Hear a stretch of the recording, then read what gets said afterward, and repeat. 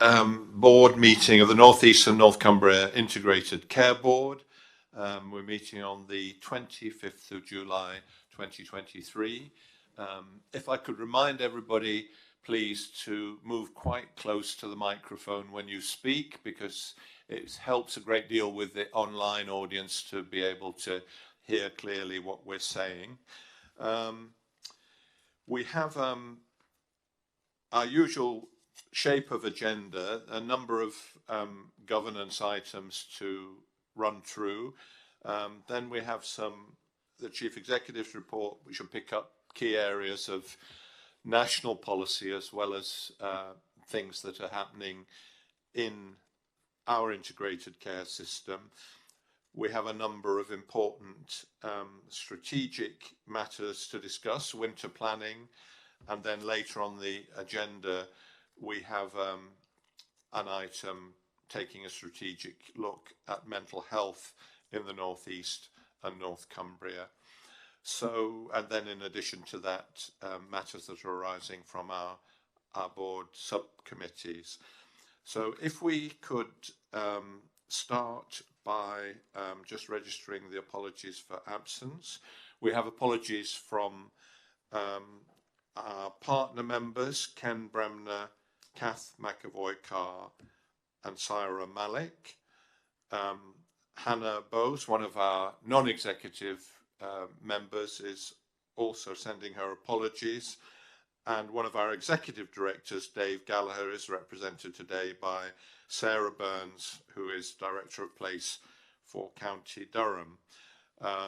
We have a number of members of the public in attendance, and I'd particularly like to welcome, although we announced his appointment at the last meeting, Christopher Ackers-Belcher, representing Health Watcher. Christopher sitting down at that end of the table.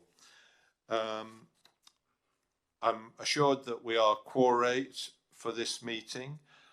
And then could I ask if there are any declarations of interest that haven't already been notified in your schedules? Christopher. Thank you, Chair. It was just to mention that under item 8.4, I am a governor of North Tees and Hartlepool NHS Trust. Thank you very much. Moving on then to the minutes of the meeting held on the 25th of July 2023. Are there any points of accuracy that anyone wants to raise? No? So those minutes are approved. And then if we could take together the items 6 and 7, the action log, and also the matters arising from the meeting on 25th of July 2023. Are there any points in those two sections that anyone would like to raise or follow up on? Thank you. So we're on to item 8, which is the Chief Executive's report. So I'll pass over to Sam Allen for that. Thank you, Salim. Good morning, everybody. So what I'd quite like to do is to just take you through my report and cover some of the key items within it. There are 4 other items that we do want to cover in some detail. One of them particularly around the work we've been doing over the last several months to prepare for what we call winter, the next few months that indeed it feels like are coming towards us quite quickly. We always look to learn from the previous year, as well as obviously scan the horizon both nationally and internationally, looking at best practice. And our Senior Responsible Officer for our urgent and emergency care work, Dr. Neil O'Brien, our Medical Director, will be covering that in some detail. And David Purdy, our Chief Nurse, will also be covering our neonatal regional position, where we've looked at something where we call embrace data. And that very much links into the section in my report where I cover the very tragic and shocking events following the trial of Lucy Letby and the Countess of Chester Hospital. And I do also just want to touch on the collaboration between our two hospital trusts down on Teesside as well, by way of giving an update. So I do want to start with the outcome of the trial of Lucy Letby. I know that this certainly was incredibly shocking, and just yesterday actually I was talking to one of our two Freedom to Speak Up guardians in the Integrated Care Board, who's a neonatal specialist nurse, worked over 25 years in neonatal services, and we were just touching on actually when you work in these services, how shocking it is to even conceive that these events could take place within that environment.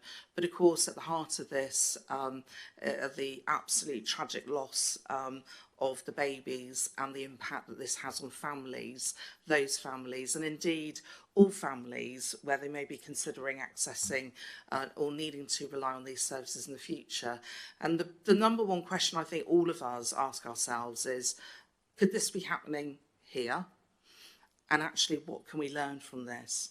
So I think in light of the events, it was positive to see the public inquiry established, but we do know when inquiries are established, they can take many months, indeed years, in order to have the lessons. And whilst I think this was very high profile in the media, always minded that obviously we have to look to the inquiry to establish the full facts and the full learning, and that will come in due course. But again, the big question is, what can we learn from this now? So we have taken a number of immediate actions and steps across our integrated care system, particularly looking at data, looking at mortality, looking at incidents right across our neonatal units, and working with our local maternity networks. So we do have, fortunately, a number of specialists working across the system who are able to look at that data, which is published nationally, but also mirror that with what we know are the experiences of families in our units and also our workforce.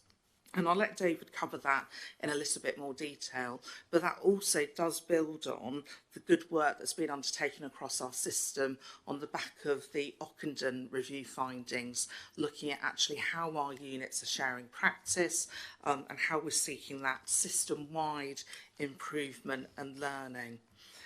I think also the other area is, how do we shape cultures in all of our services and across our health and care system where people feel able to speak up, but also that those voices, or as Bill Kirkup told us when he came to share with us the outcome of the East Kent maternity investigation report that he published, how do we read those signals? So are we really listening? Are people able to speak up safely to raise these concerns?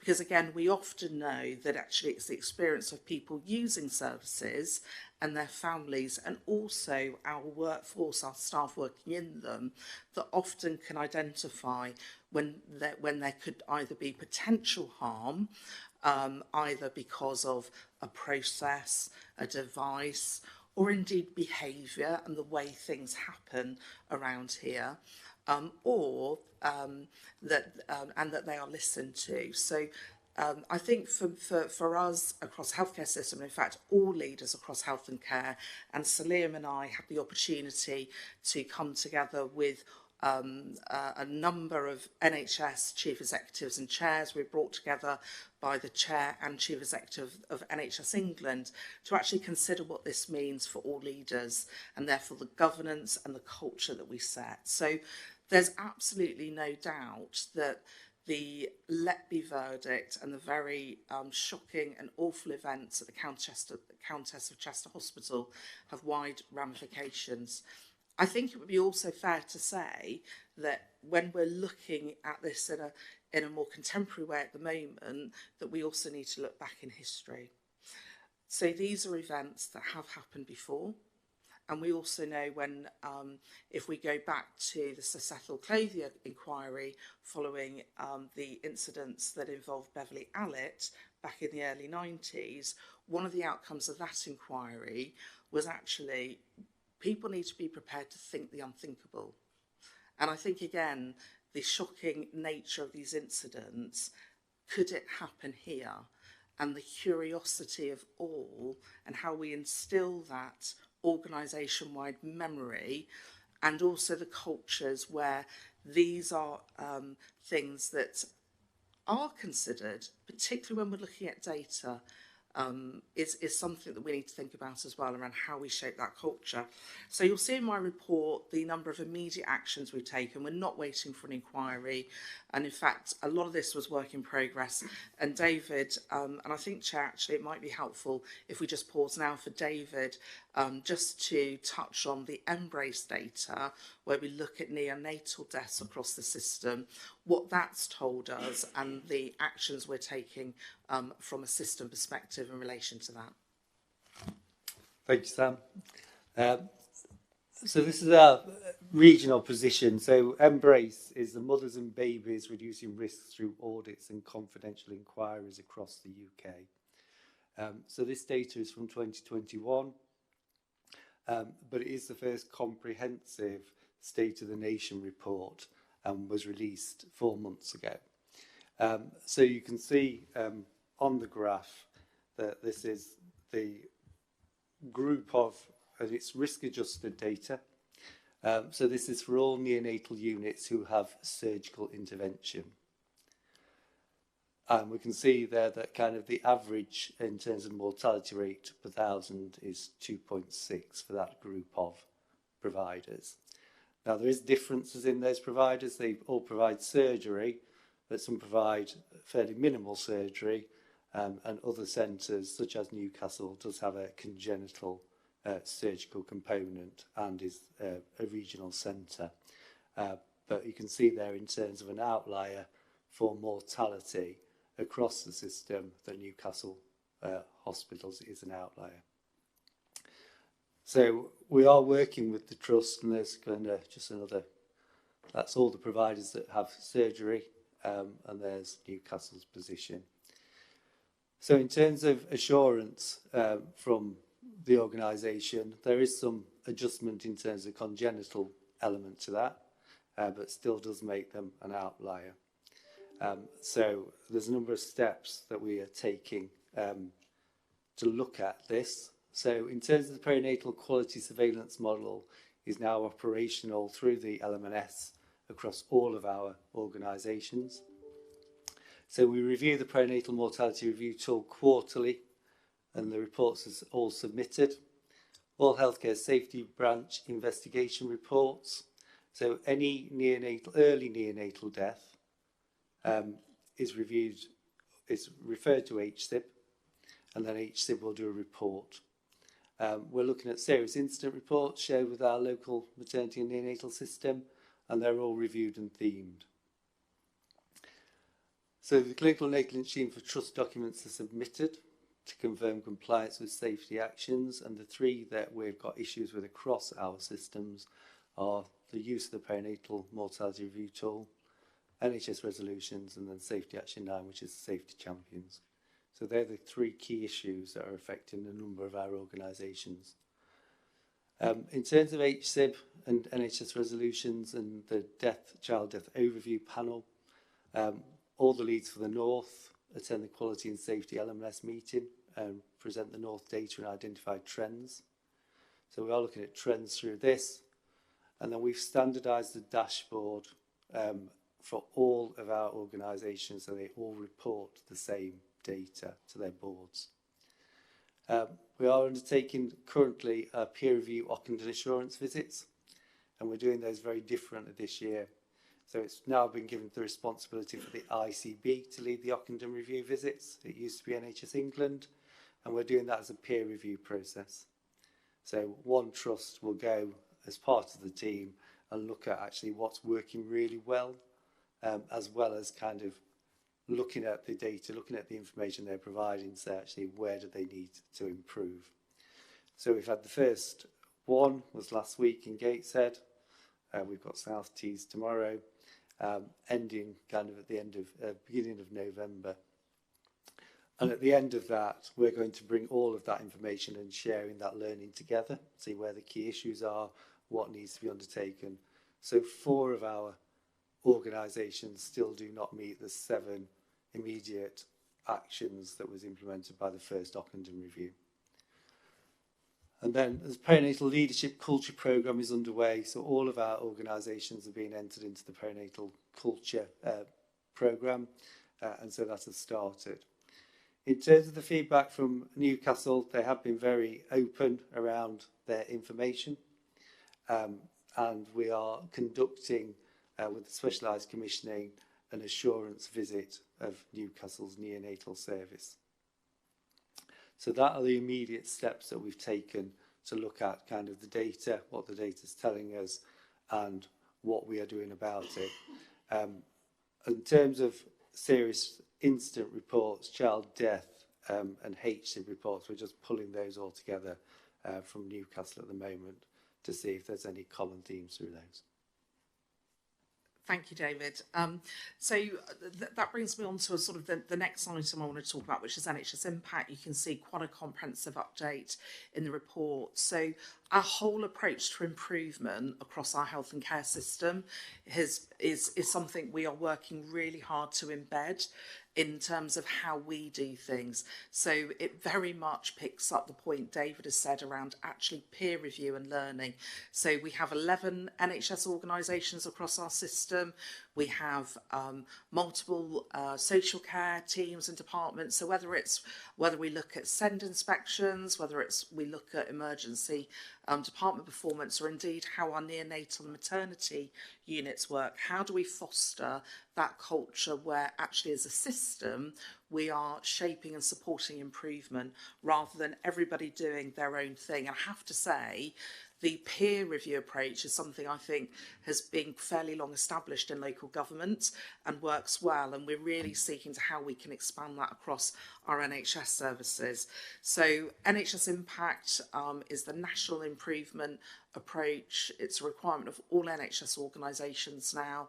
We have undertaken and convened the system, and Annie, our Exec Director of Improvement and Experience, has brought together all of the improvement leads across the NHS organisations. We've undertaken a baseline audit of where we are, and actually what we're really seeking to do is how do we build those improvement skills right across our organisations. It's not about one way of approaching improvement, because many of our organisations operate their own processes and approaches to that, but it's as a system, actually, how are we looking at improvement as a whole and shaping that together. So the individual stock take has been undertaken, and I've actually joined the NHS Improvement Board as well, so we'll be able to continue to bring that learning here into our system and have improvement approaches really at the heart of the way we do things, and that's what we're seeking to do as an integrated care board.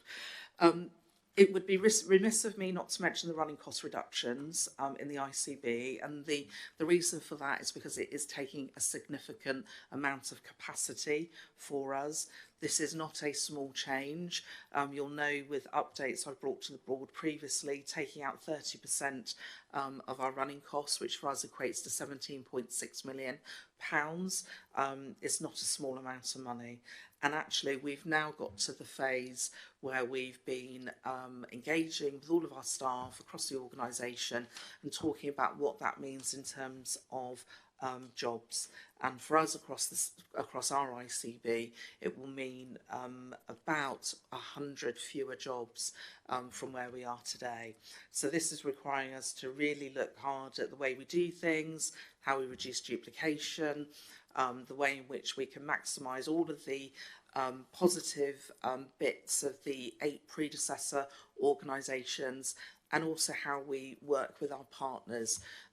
So we will be out to formal consultation with all of our staff across the ICB in November, and by March we will have concluded and implemented a new approach.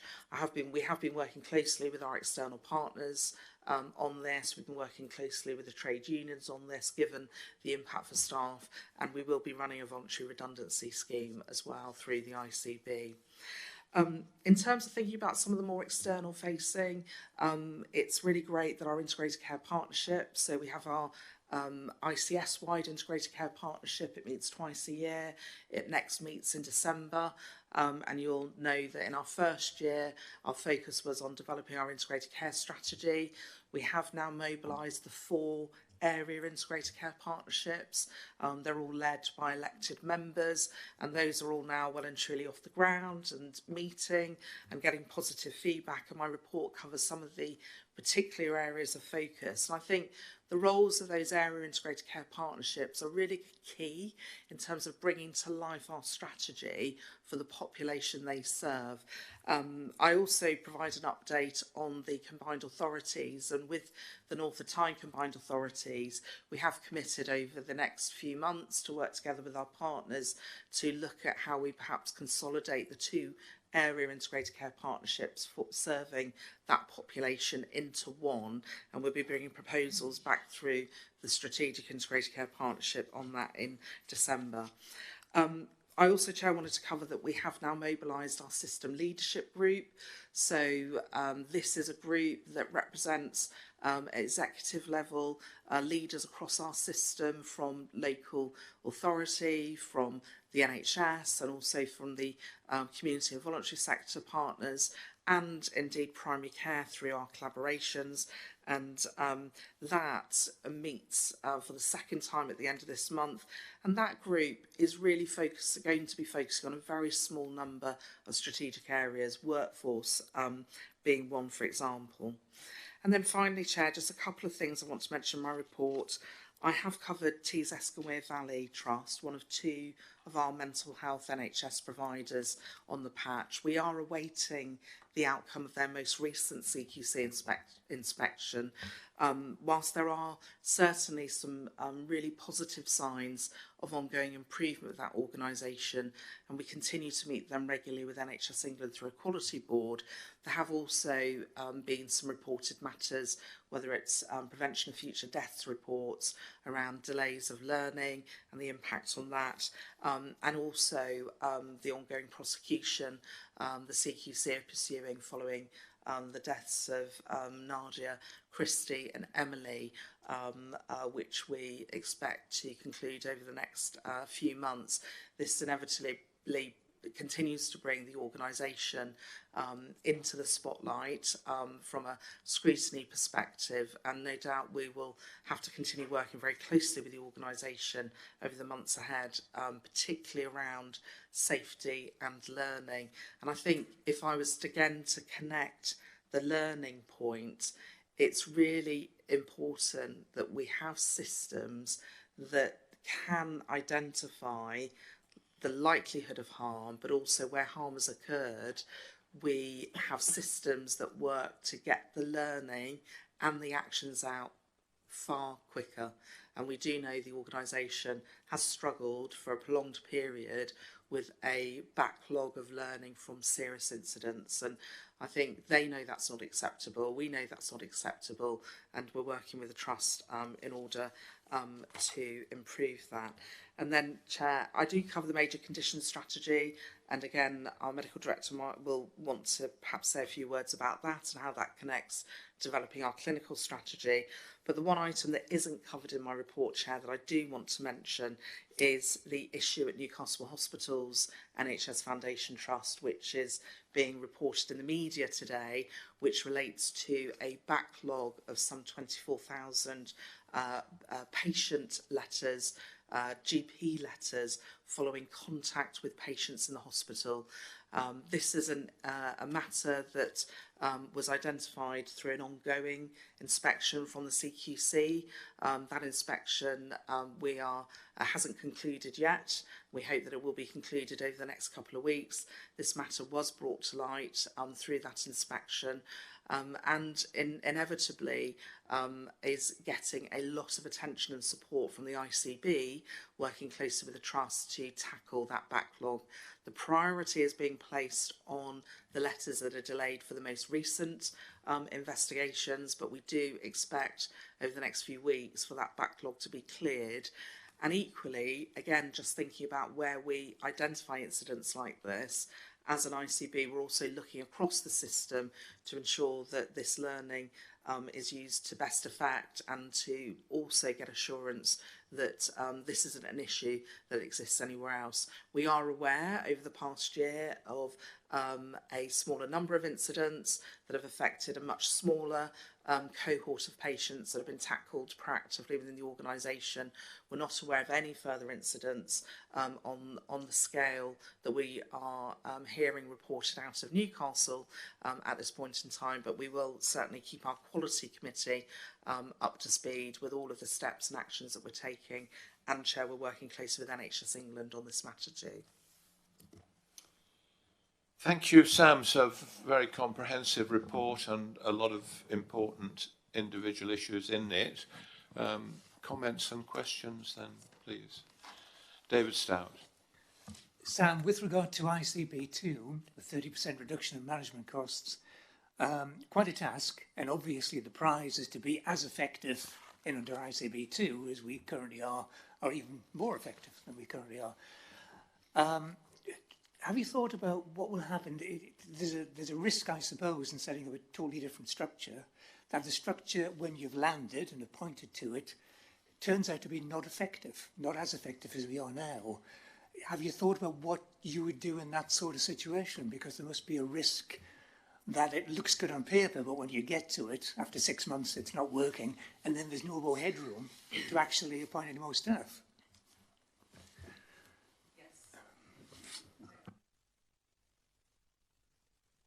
Really good point, David, thank you. I think one of the things we are being is realistic, and certainly in all my experience of any organisational restructure, again, it's about continuous improvement. So we will have to probably evaluate, I would imagine, fairly early on in terms of actually, are we able to meet all of our statutory requirements effectively? Is the structure kind of optimal and working? And one of the consistent messages we've said to when we're talking with staff is actually, if out of this we get a lovely structure that's really clear on paper but doesn't work in practice, then we would have missed the point completely. And quite often it's paying attention to how teams work together, how individuals work together, that enables the structure to be at its most effective. The concern and the risk is we won't have the capacity to deliver against our statutory requirements. I think that's something we're looking at very carefully, particularly around getting role clarity for individuals, particularly around ensuring we're meeting all of our statutory requirements within the structure. But I do think probably 6 months in we will want to evaluate to see actually are there any unintended consequences of this structure? What is the impact of it?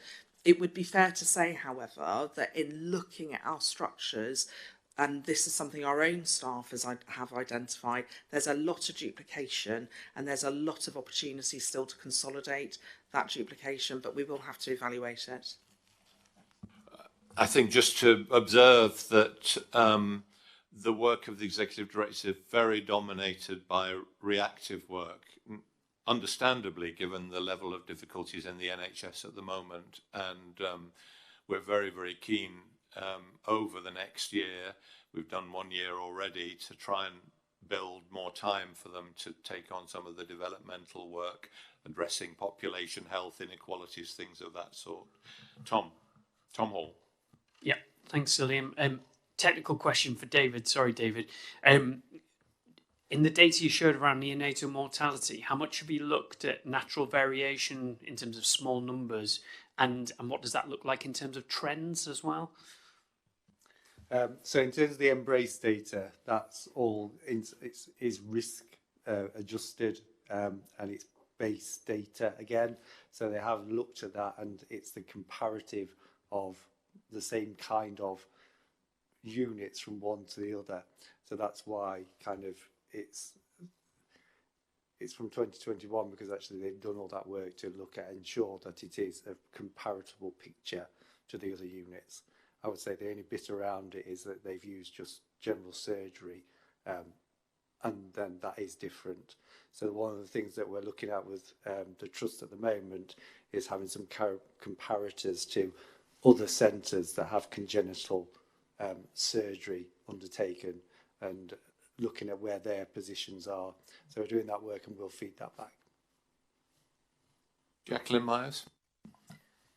Thank you, Chair. I just wanted to come back and add a little bit to what Sam had to say about our ICB 2.0 project. I think you covered it very well, Sam, but I think just in addition, I wanted to say that as a programme team, we're already looking at the risks of the transition specifically, because we know even where we may have done a great job of designing a new operating model, we've got to manage the risks of transitioning from the current to the future, and the possibilities that key issues may struggle to transition in a smooth way. So we're working those through now, and obviously we're talking about an implementation plan from next April. So we've planned, if you like, a timeline which allows space to look at those issues. And then I would just also like to echo that I think whilst it's certainly a massive challenge to take 30% out of our operating costs, we are finding through the kind of engagement and design process that we're running through opportunities for improved ways of working that not only are better value in that they take out duplication, but they are safer because they're clearer.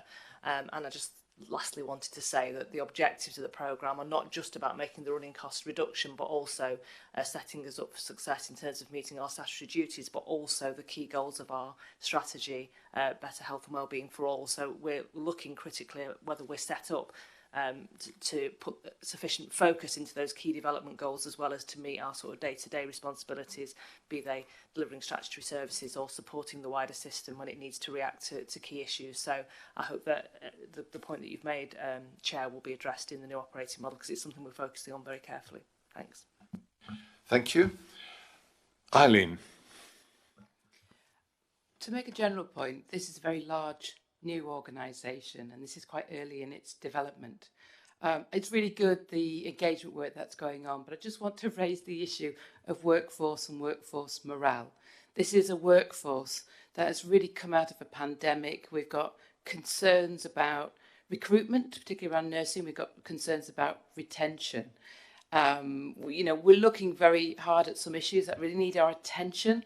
And it's been raised in quality and safety a few times that whilst we need to look really, really carefully at issues of staff attitude, we also need to think about issues of staff morale and think about how we can well support our staff, particularly after a few challenging years. So this has come quite early, I think, for this organisation, and at quite a challenging time for staff right across our health and care organisations.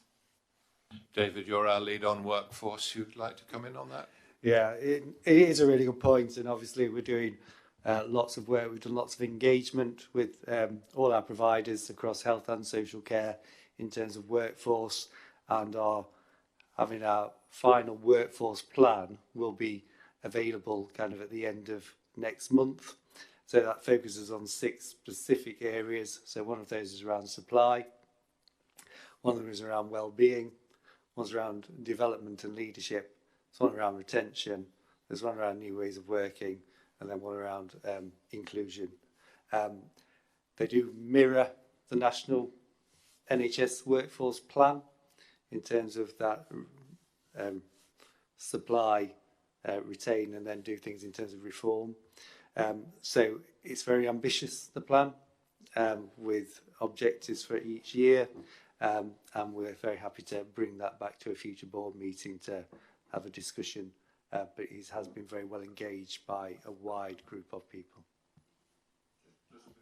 Tom comes in. Sam, did you want to add anything to? Yeah, I just wanted to pick up the point of internally also within the organisation. So in our first year, we've done regular pulse checks in terms of staff experience, and we've been drawing on the feedback from our staff on that. And through the early phase of what we've called our 2.0 programme to deliver the running costs, extensive engagement with our staff, face-to-face engagement, and the sort of the two big messages they told us through that was get on with it and tell us what's going to happen when in as much detail as possible. So the latest round of engagement we've been doing provides a timeline over the next 6 months up until March, so they can know what to expect when. And they've also asked for support with their well-being as well. So Annie's teams put together a whole package of support, which includes everything from CV writing, team development, coaching, so that we're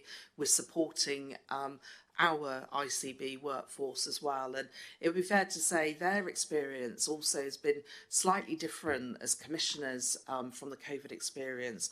A lot of remote working over a prolonged period of time. So in our first year of operation as an organisation, we've had the return of the workforce to the workplace.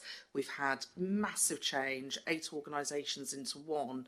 So we're also, I think it would be really important to acknowledge we've learnt a lot in our first year as well. We've learnt more about our workforce and how we need to better support them and also support them in their role working in an integrated care board. But I think the regular pulse checks we've undertaken have been really helpful, and we'll also this year be doing the NHS staff survey for the first time, so finding ways we can get their feedback being really crucial. Thank you. Tom Hall. Thanks. And just on 2.0, I get it's already a wildly complex picture, Sam, but how much have you been able to look at system running costs outside of the ICB as well? So just trying to reduce any headcount loss as well and make sure that we retain excellent existing staff. We know that the NHS isn't an overmanaged institution in national comparison, so it's just about making sure we keep the skills in the system. Thank you. John Rush. Sam, I note your reference in the report to women's health issues and the women's health strategy, which is great, and the conference that's coming up in October. So just 2 questions in relation to the whole thing and in relation to the hubs as well, because we've obviously received nearly £600,000 in terms of hubs. Is there going to be a hub in each, when you say each area and localities, what does that actually mean? And secondly, what's in a woman's hub? I'm trying to, I know what it explains what it's trying to achieve, but I'm just really a bit more interested in what it actually does and what partners are involved in that and how it's going to be structured.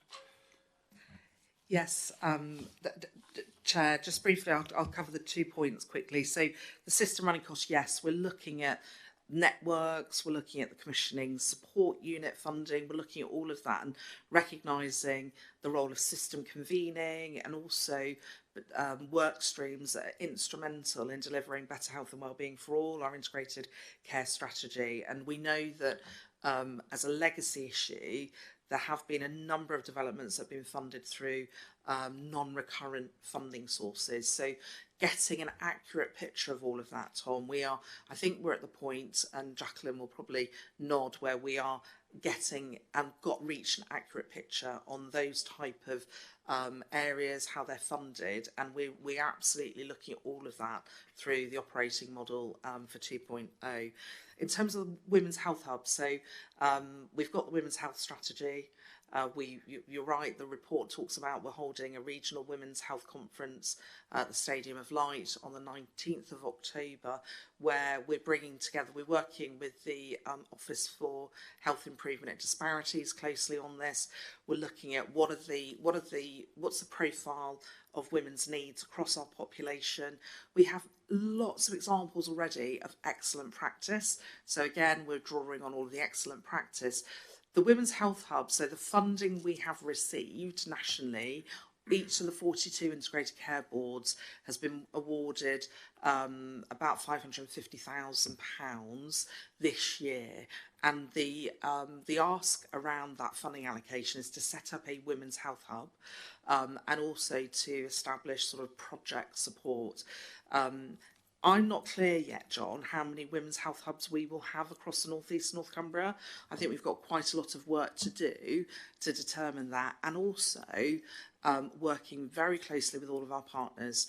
Women's Health Hub, we will have got this wrong if this just is about reorganising the way NHS services are delivered to women. Actually, the Women's Health Hubs, there's a massive role for the community and voluntary sector, for our social care, local authority partners. We think about sexual health services where they are.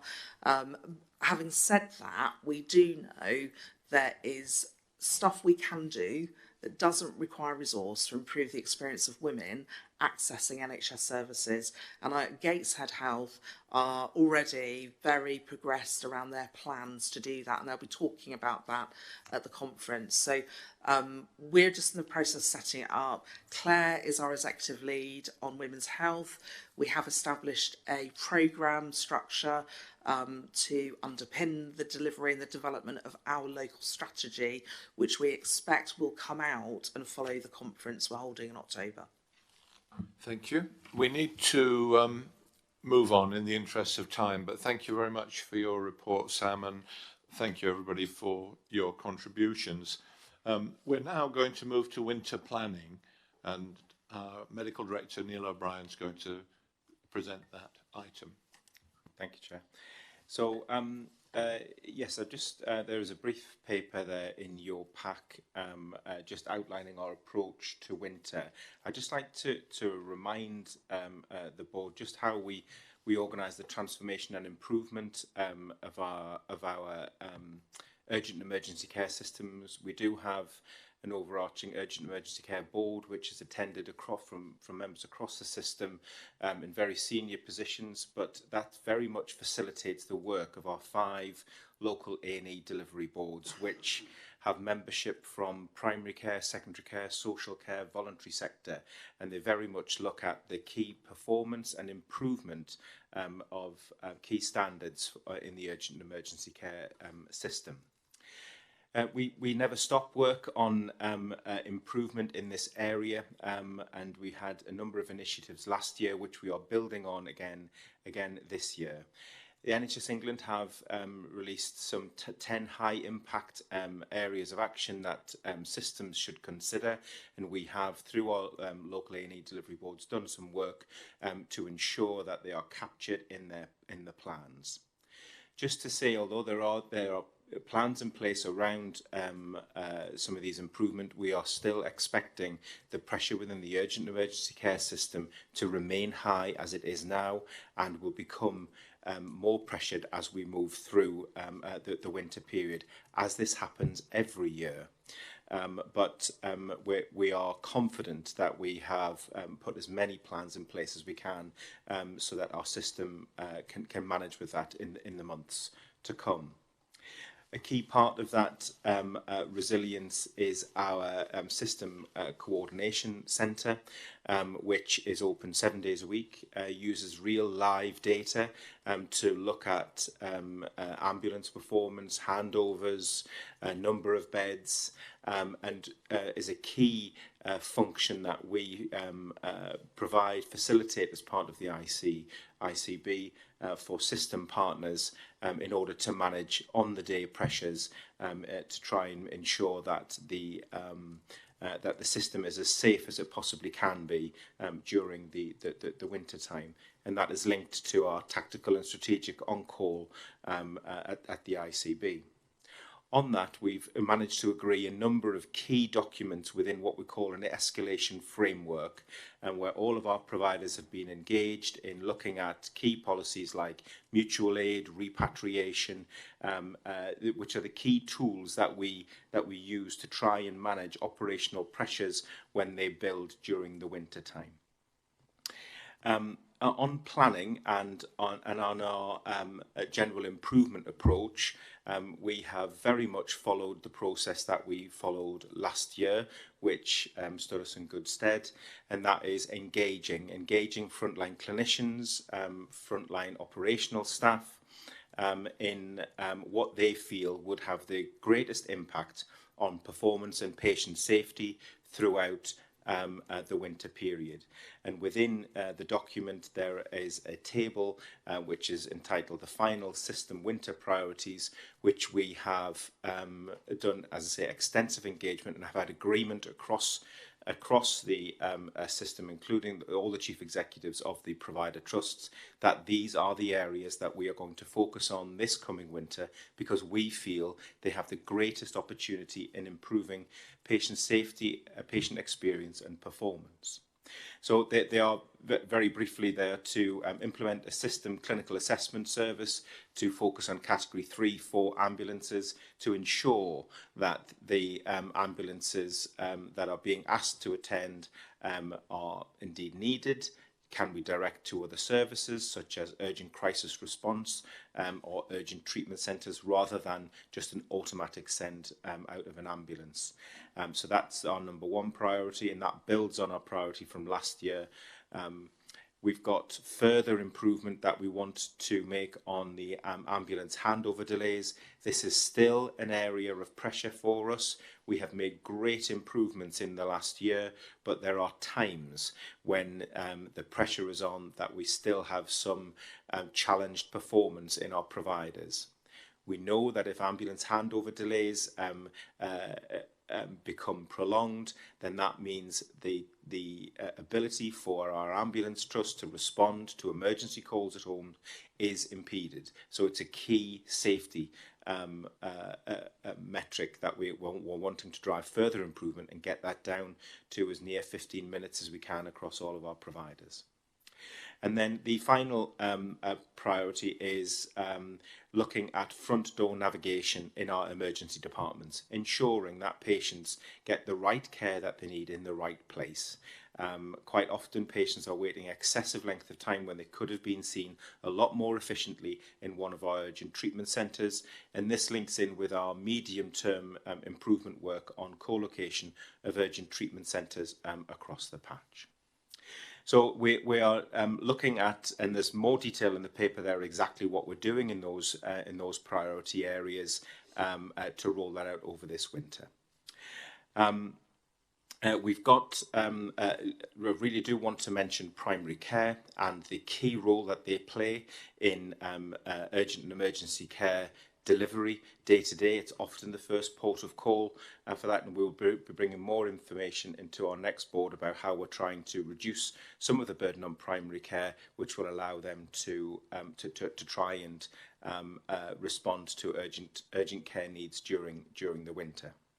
And the last thing that I would like to remind everyone is a key piece of preparatory work for winter is our vaccination programme. Again, big thanks to community pharmacy and primary care. They are the ones who are delivering this. We've made a very good start. We've got 105 more providers than we had last year. Vaccine delivery is always the key issue, but we have, just as of this morning, given just short of 100,000 COVID vaccines already, and we've vaccinated nearly a third of our care home residents for this time in the year. That is really very good, and we've got a real push, and I thank the support of all ICB colleagues in supporting local systems to push the accelerated vaccination programme, and with the intention that we get the vast majority of the eligible population vaccinated by the end of October, in line with the JCVI guidance. So I'm happy to take any questions. Thank you. Thank you very much, Neil. So a lot of work gone into the planning, and that's happening right across the whole country at the moment. Comments and questions, Rajesh? Yeah, thanks, Neil. Quite a comprehensive plan. Just two questions. I mean, firstly, within the priorities within the table, with regards to the emergency departments, I think we had some discussion about making sure that we relook at the integration of psychiatric liaison teams and how we prioritize their work to actually deal with the winter pressures. So any feedback on that? Excuse me. And the second question was, there is some reflection in the paper about 111, and with the new developments which are coming on board with the 111 and the mental health element of that, has any thought been given to see how that could be also looked at in relation to the winter pressures? So the short answer to both of those questions is yes. We're working with Levi, who heads up the mental health and learning disability workstream, who might want to comment on some of the specifics.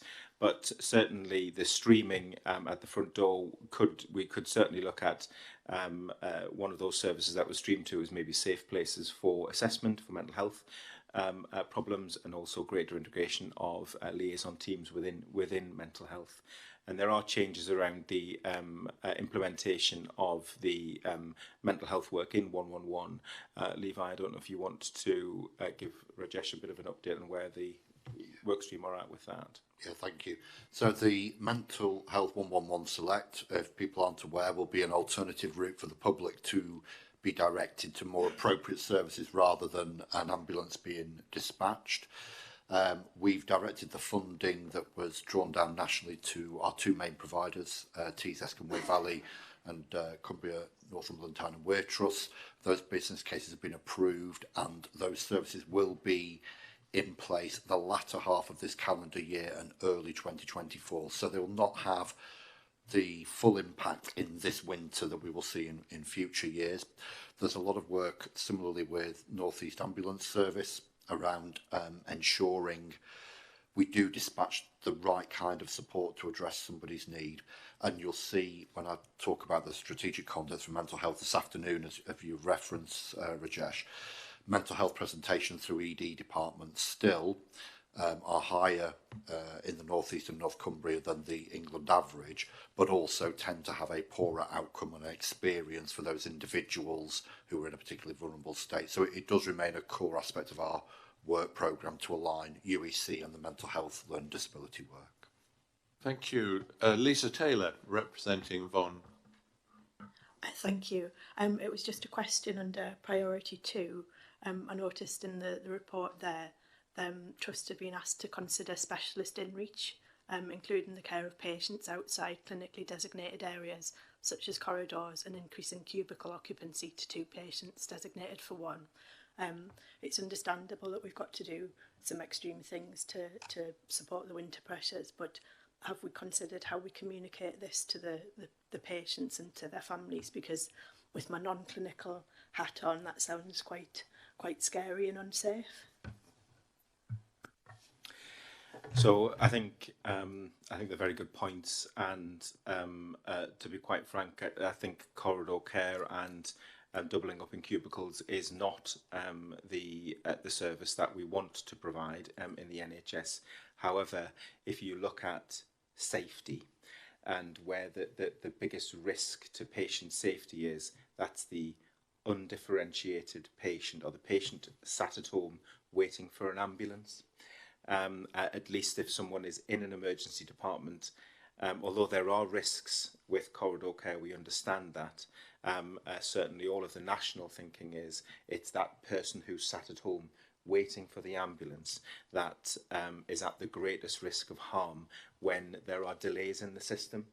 I share your concerns about that risk. How that is communicated to patients, a lot of that is done at the point of care. Also, I mean, our plans are published, and we do have involvement in our urgent emergency care network of patients as well. But I agree with your comments, and with our process of continuous improvement, we hope to get the urgent emergency care system recovered back to a level where we don't need to make some of these compromises. Sam. Thank you, Chair. I think it's important just to clarify that certainly is not care we would be advocating in terms of corridor care. And in fact, our system 3 core priorities are about getting people to the right place first time. But as Neil said, clearly all of the focus, particularly around enabling the appropriate and timely response to requests for ambulance, it is absolutely critical. We want to make sure that we've got a system that is able to function effectively for people in our population. I was therefore really pleased to see that our focus on improving discharges absolutely continues. But I think alongside that, it's also worth really emphasising the importance around the frailty pathways. And of course, once somebody has reached the point of hospital, for some people, it's difficult to avoid admission. So anything we can do around prevention, working really closely with our local authority partners, we'll continue to do this year. Chair, I was absolutely delighted, though, that we were able to secure the capital resource for the urgent treatment centre down on Teesside this year. And I think it's as a result of the really good performance and focus around our system priorities that enabled us to deliver that. To have an urgent treatment centre in Middlesbrough for the population of Middlesbrough, and they're able to access that, will make a significant difference to how our health urgent emergency treatment system functions down on Teesside, and indeed in North Yorkshire as well. And then equally, the SDEC environments and County Durham and Darlington, when I'm sure we come onto the integrated delivery report, if we're looking at where we've got variation in performance across the system, some of that is concentrated down in the south of the patch and in County Durham and Darlington. I think the work the Hospital Trust has done there to develop an environment for same-day emergency care and increase capacity, which will help us support people to move through the system in a more timely way, is a really positive development too. Thank you.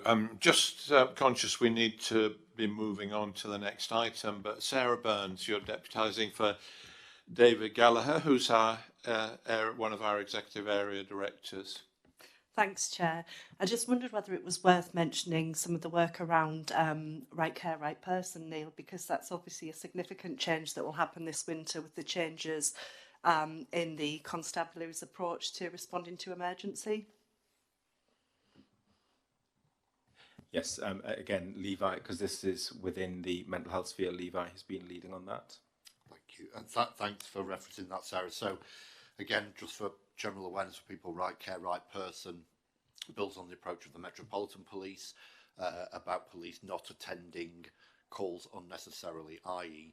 they need to be attending where there is serious risk of harm to self or others for a mental health presentation, not for what they deem as unnecessary activity. So that might include people who we describe as absent without leave from services, people where there are concerns that they are missing, and sometimes for our local authorities.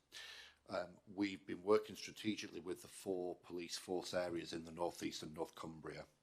I think it's fair to say they are at slightly different places and ambition against the national intended timeline.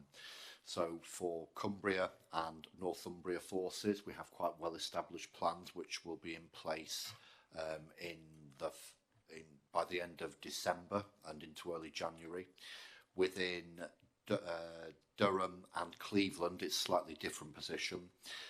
Durham are looking to have an implementation plan that goes into the next calendar year, and Cleveland, our colleagues at TZESC and Waverley, are still negotiating the timeline.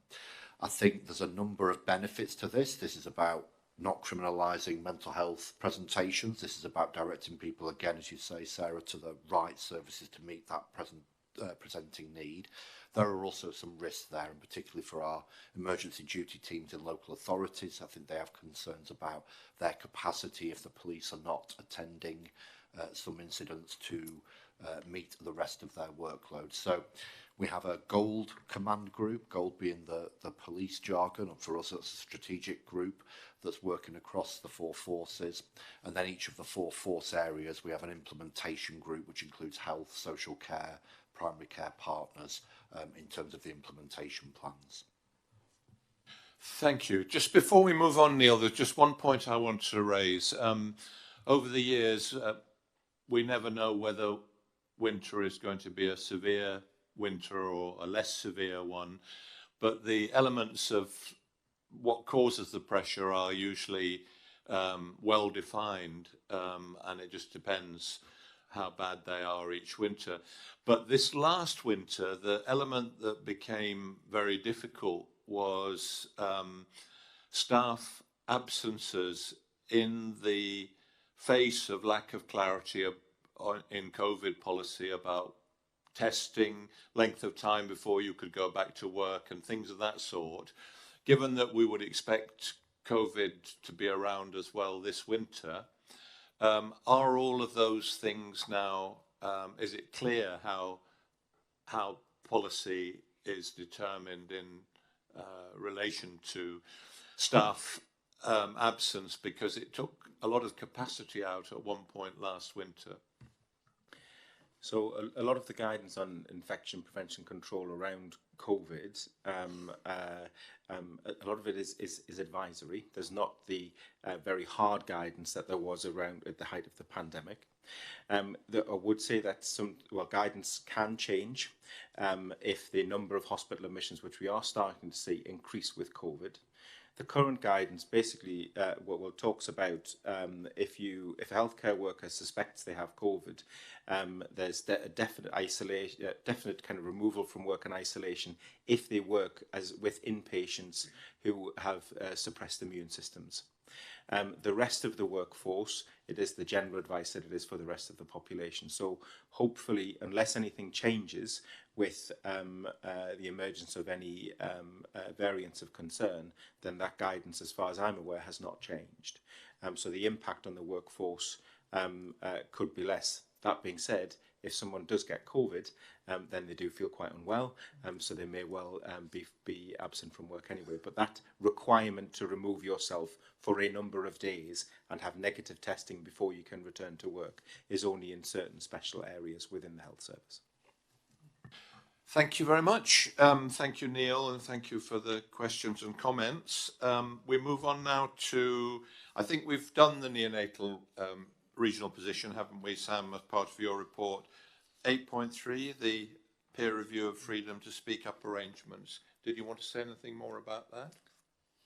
I think, Chair, just to say that instead of, just to emphasise the point I made earlier, that instead of taking an approach which is just assurance from each organisation, building on the work that we've done on NHS impact and looking at improvement methodologies, we've designed a process whereby each of the organisations will undertake a baseline assessment against national requirements.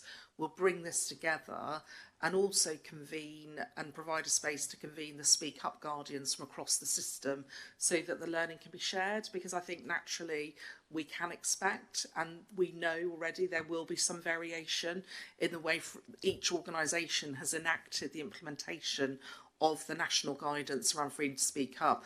We are also asking each of the organisations to look at 2 cases of speaking up specifically through their board and follow them all the way through to ensure that all of the steps have been taken, both hearing the concerns raised, the follow-up of the action, but also working to ensure that there's no detriment suffered from the individuals who speak up as well. And David Purdue, our chief nurse, is our executive lead for speaking up, working across the system, but also as an integrated care board, we also have our own freedom to speak up arrangements. So we will also be participating in this approach which we've set up.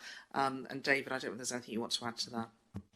No, thank you, Sam. And kind of it's up on the screen in terms of the approach we're taking. I think the really important thing is that kind of encouraging all our staff in terms of the 3 elements of speaking up. So that every single member of the ICB does the online training around Speak Up, which explains the process, kind of where you need to speak up to. And then there's 2 extra bits. So one is around listening, which is all for kind of managers in terms of following that process. And then for all our senior managers is following up. So there's 3 elements of freedom to speak up. And so we are making that mandated for all of our board members that they do all 3 elements of that, and we'll capture that on our electronic record. So we are aware that everybody knows how to do this, and we're also asking all of our provider organisations that they follow the same practice in terms of everybody does the 3 elements of freedom to speak up.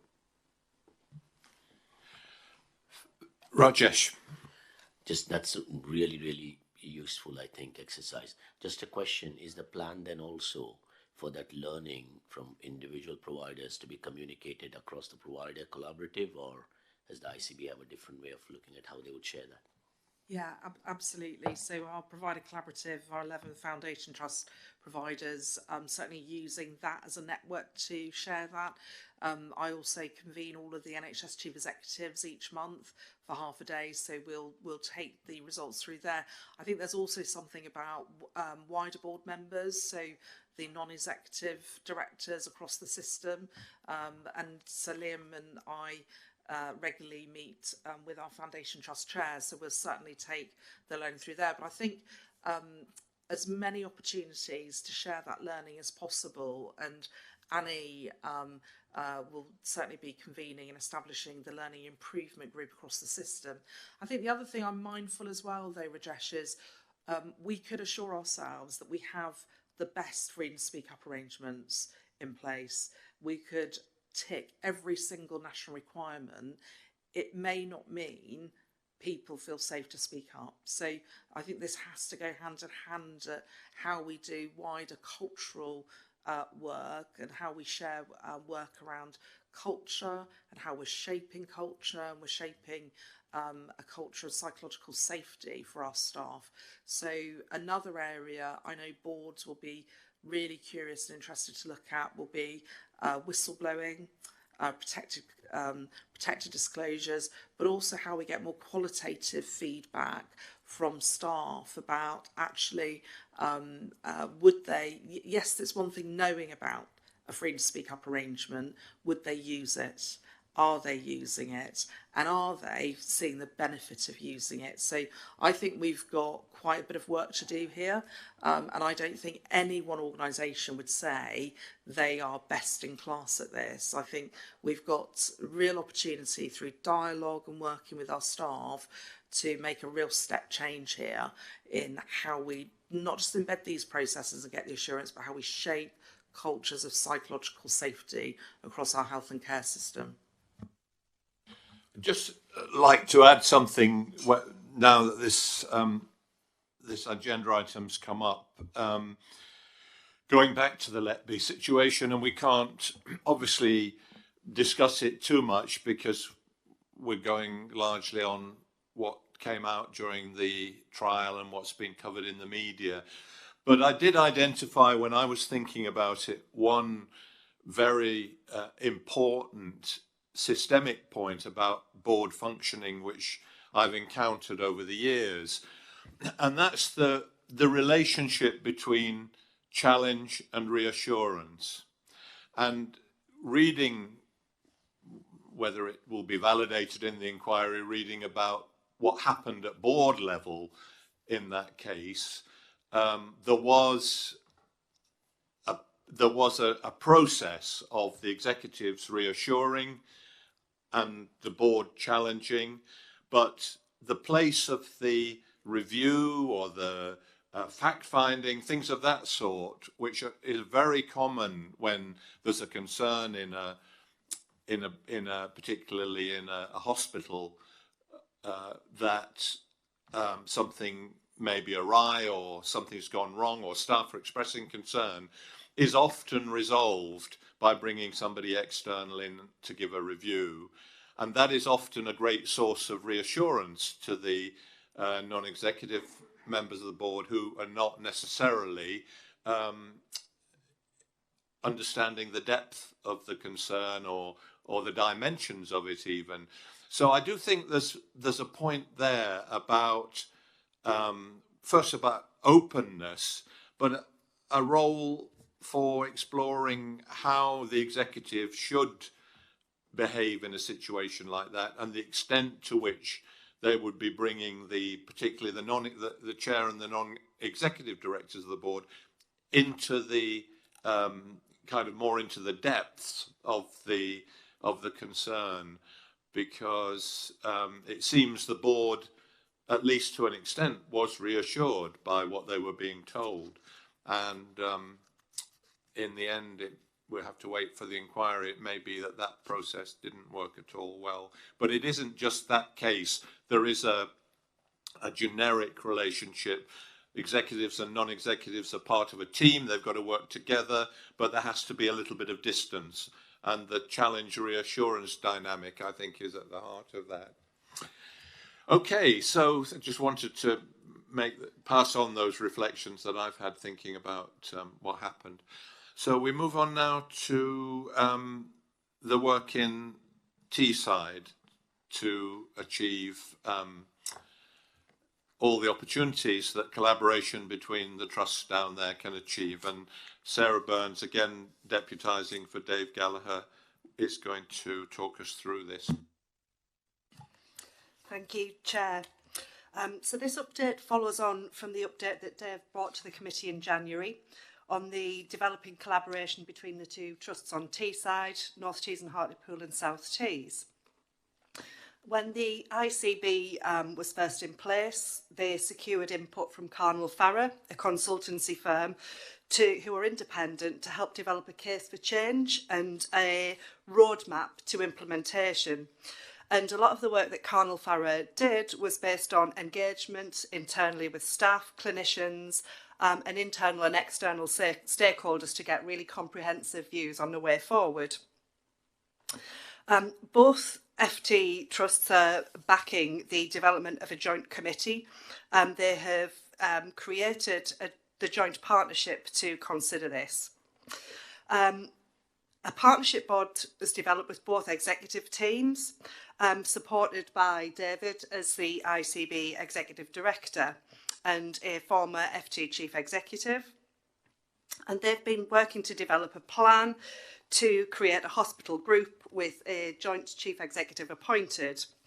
The report itself sets out the 3 phases to that work. So initially there's a design stage between now and into October, followed by the second stage, which is from October through to March, which is around implementation.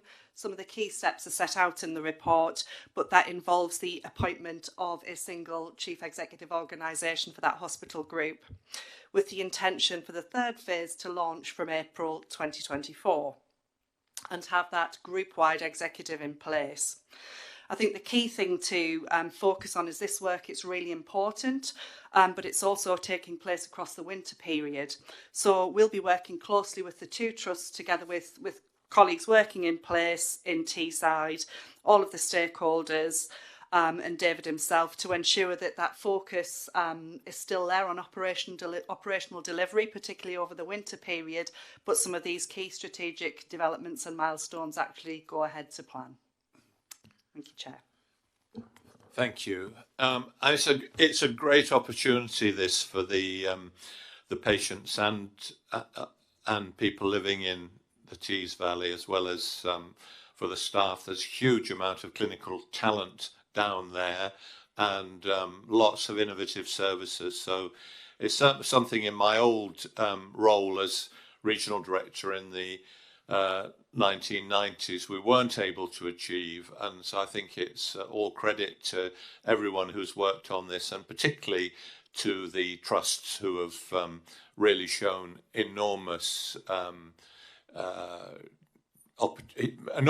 enthusiasm for taking this all forward. So we regard this as a big success. Sam, is there anything you wanted to add? I think absolutely you've covered it, Salim. I think the enthusiasm from clinicians to use their combined expertise and to look at actually how they can work together across both North and South Tees to make a real difference for the communities they serve, which we know have some of the most significant health inequalities within them, I think is to be commended. They've been engaged throughout all of this. I think it's not without its challenges in terms of organisations coming together, but I can absolutely say from my involvement in this, colleagues down on Teesside have absolutely put the people they're in service to first. And of course, as an NHS, how do we use our overall assets in order to better meet the needs of those populations? So I think it's a really positive development and really welcome it.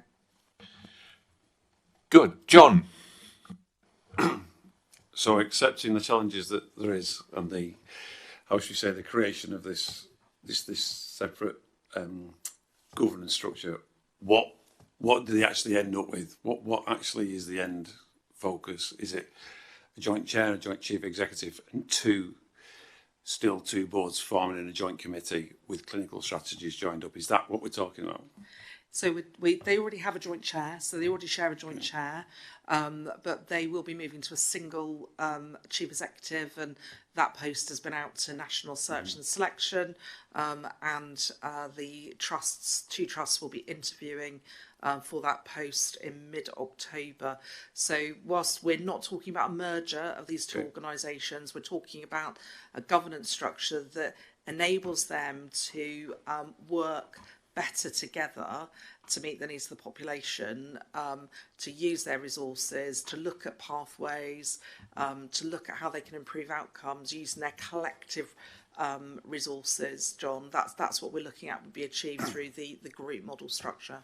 So there will be two separate organisations still. That's okay. I just wanted to be really clear and understand what that meant, but with a joint. Thank you. Tom Hall. So we've been through a relatively similar process with South Tyneside and Sunderland of recent history, which started with a joint group arrangement but then moved to a formal merger of the trusts.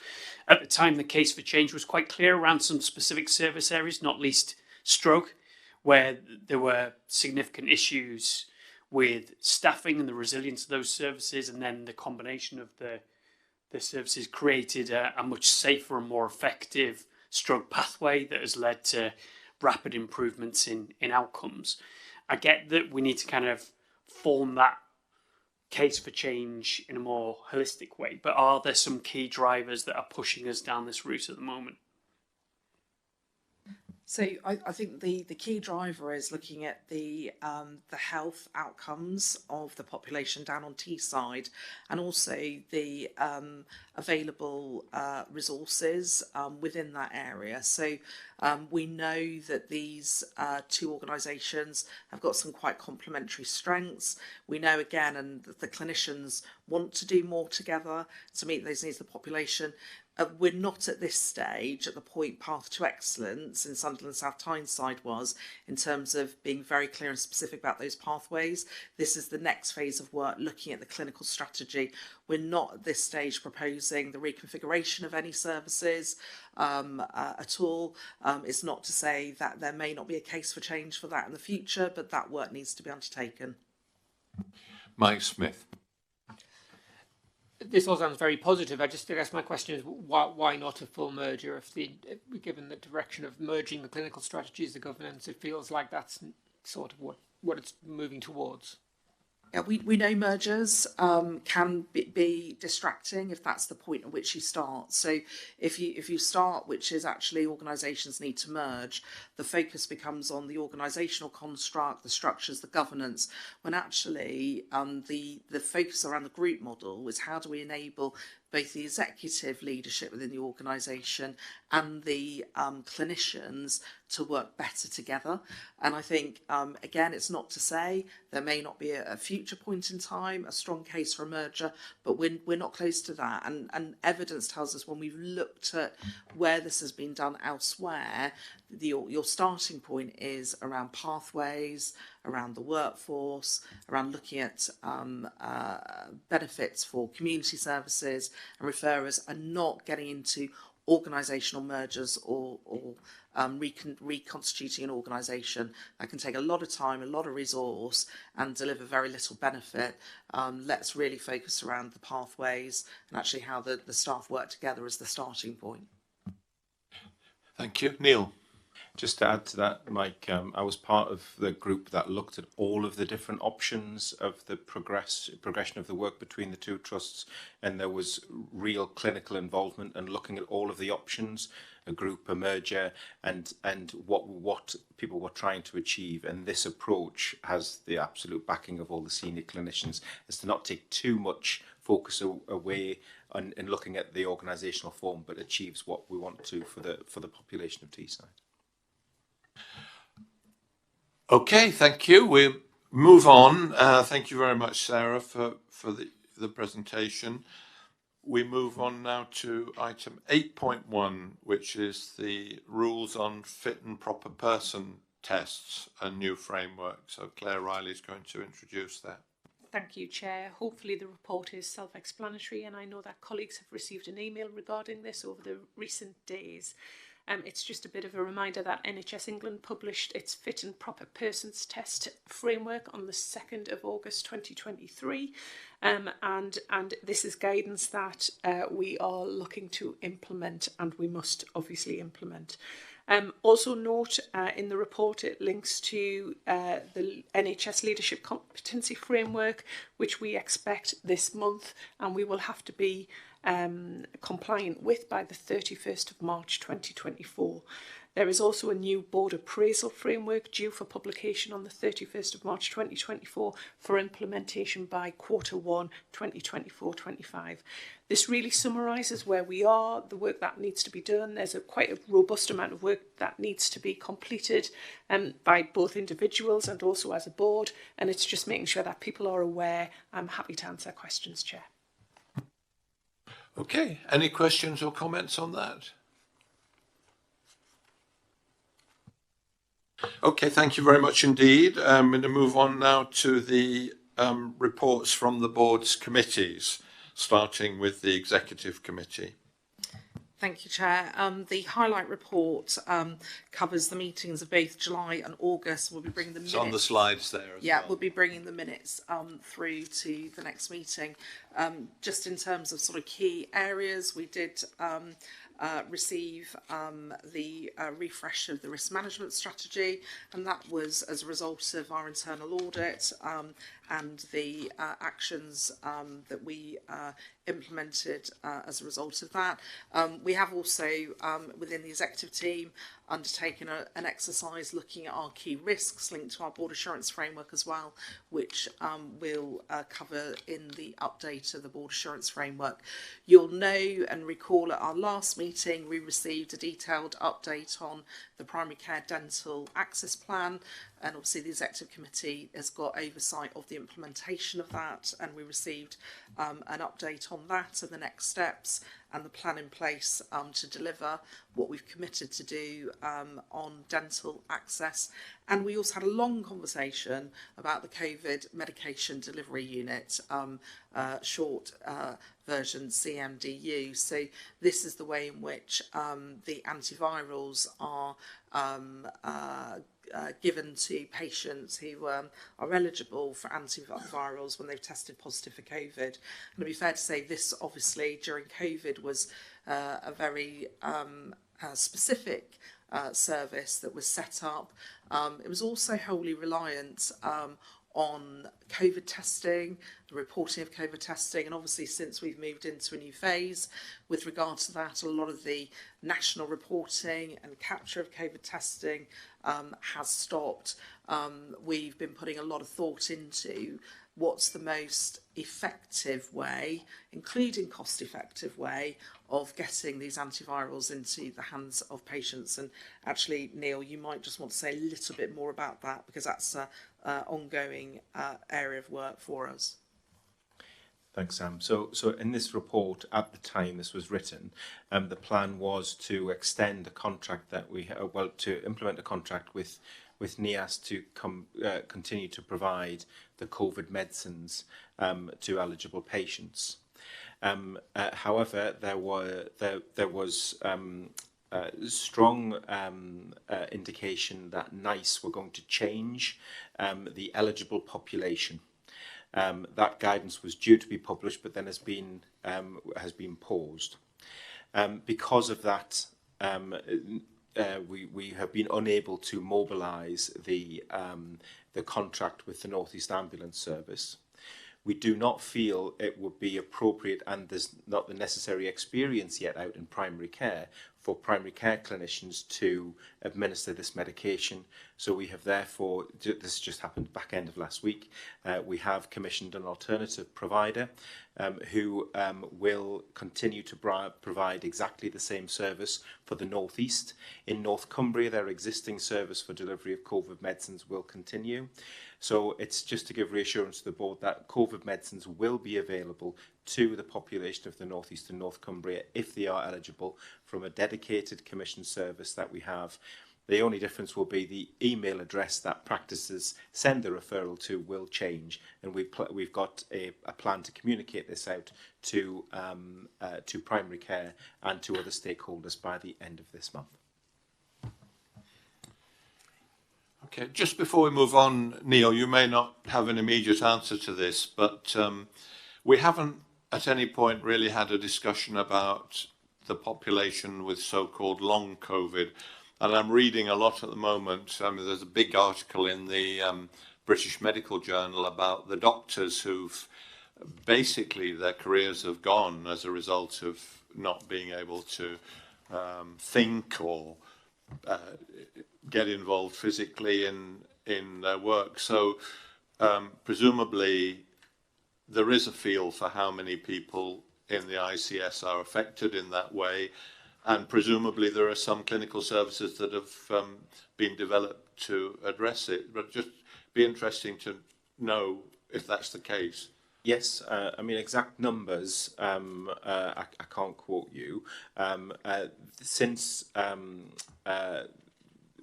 pretty much the middle of the COVID pandemic, there were centrally funded long COVID services, and they have continued to be funded for both adults and children. There are problems with access of provision across the northeast and North Cumbria, and that's something we can work on. It's important to say long COVID is not just one condition, though. No. If you like, I can bring a more detailed update of the numbers and the kinds of issues, and we've got certainly a couple of clinicians who are UK leaders in this field. In fact, a lot of the modelling of the long COVID clinics were based on models that were originally set up in Newcastle. So we can bring further update to the board if it's of interest. Okay, maybe just as a matter arising from the next meeting, Christopher. Chair, can I just ask something on the primary care dental access and crisis plan? It's just that whether or not the executive had considered the approach that was taken by Suffolk and North East Essex ICB, the commissioning and supporting of a dental practice which was 100% NHS patients, which may have alleviated some of the problems we were encountering. I'm not familiar with that particular example, Christopher, but really happy to pick that up. We are taking a number of steps around the contract and how we support dental activity, but really happy to follow that up. Thank you. Thank you very much, Sam. Eileen, the Quality and Safety Committee.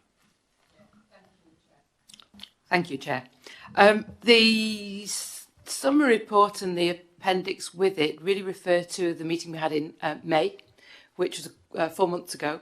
So I'll look a little bit back, but mainly look here and now, actually. So we are looking at trying to, we skipped a meeting to get into sync with the Finance, Performance and Investment Committee because we receive the same integrated performance and quality report. So we are at the point now of our 6th meeting.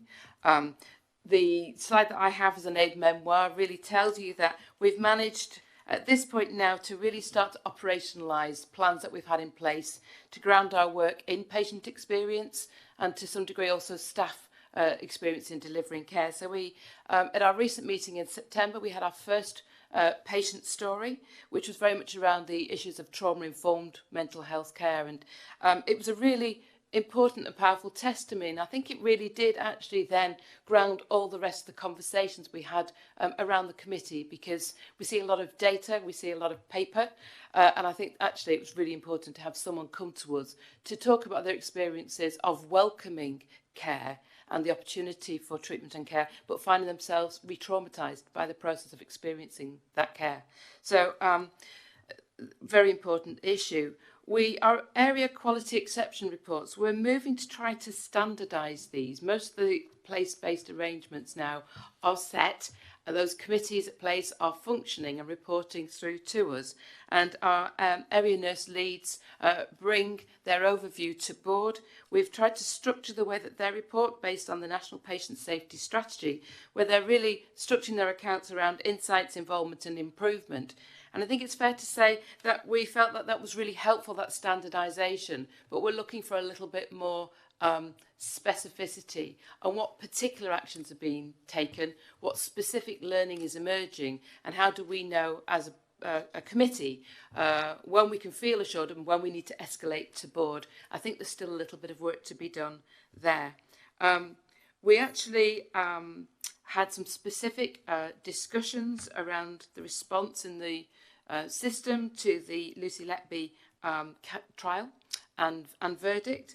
And I think one of the major pieces of work going forward, and we've discussed this already actually, is to really look at our freedom to speak up policies across the system and in all of our providers.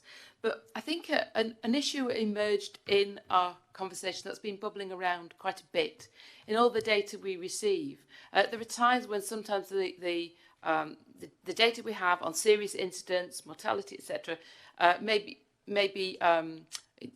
the data are low or they are high, and we need to understand when it's too low or too high so we can become alerted to direct our gaze there. So I think there's something really quite important about benchmarking things. We have a lot of incidents data and complaints data, and more to come because of the delegation of primary care optometry and dentistry to the ICB. So we need to just give some close attention to benchmarking in our system and also peer-to-peer in some of our provider organisations.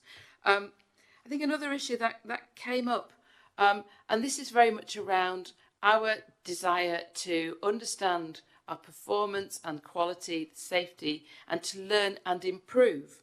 But at the same time that we need to take those steps for learning improvement, we need to understand that our workforce is a workforce that's had really quite a challenging few years. And one of our provider leads on the committee, brought the issue up to our attention of staff morale.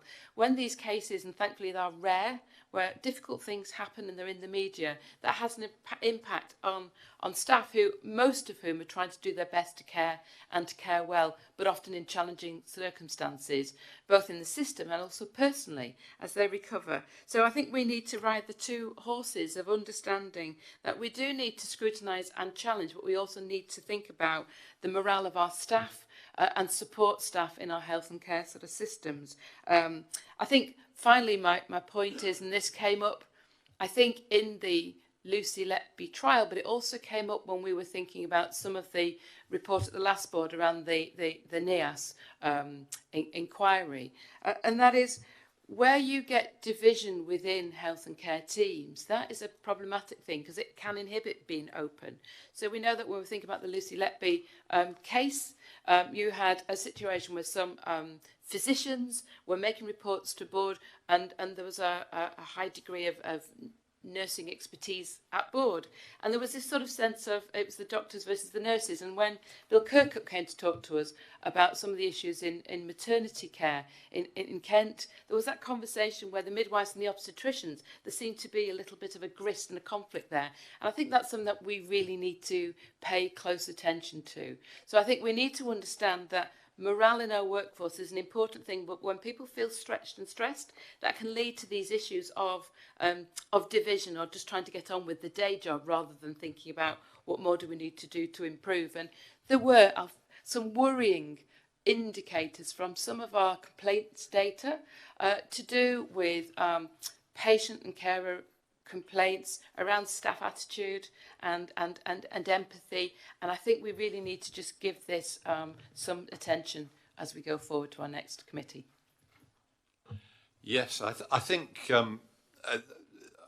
you're covering a huge span of issues, and we've discussed many of them already this morning under other agenda items, but the point you're picking up at the end, which is very, very important, is this question of how to deal with the more deep-seated cultural and behavioural problems that are often at the heart of things when they go wrong. And as you know, I've had a fair amount of experience of looking at this, but on the whole, the root causes of serious harm, action on them tends to end up in the too difficult box. So if you just take two examples, which in my view are common to the Letby case and what we know about it, to the East Kent maternity, probably Mid Staffordshire as well, are professional silos. Some people rather unkindly call it tribalism, whereby we at the moment educate in silos and practice in teams. And then the other one is hierarchy, which across all fields of safety is an extremely dangerous organizational cultural characteristic. So to some extent, we're in the hands of national professional training bodies, royal colleges and the like, to try and address some of these things. But I think when it comes to our workforce plan, whether we have the freedom to try and tackle some of these things ourselves, because they're systemic within the whole of healthcare, not just in this country, but internationally as well. And without going to those root causes or influences, then things will not fundamentally change.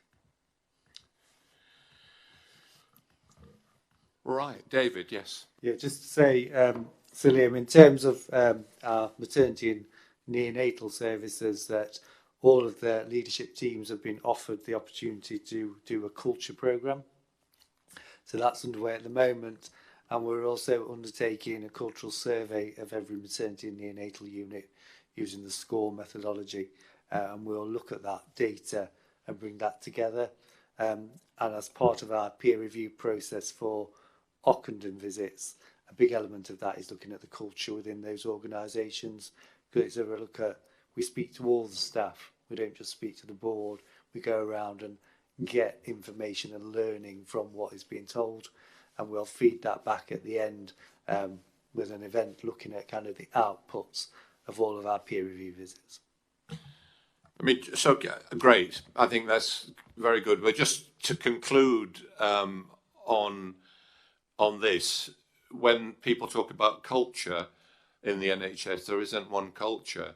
There are professional cultures in the plural. There's an organisational culture and there's an NHS management culture.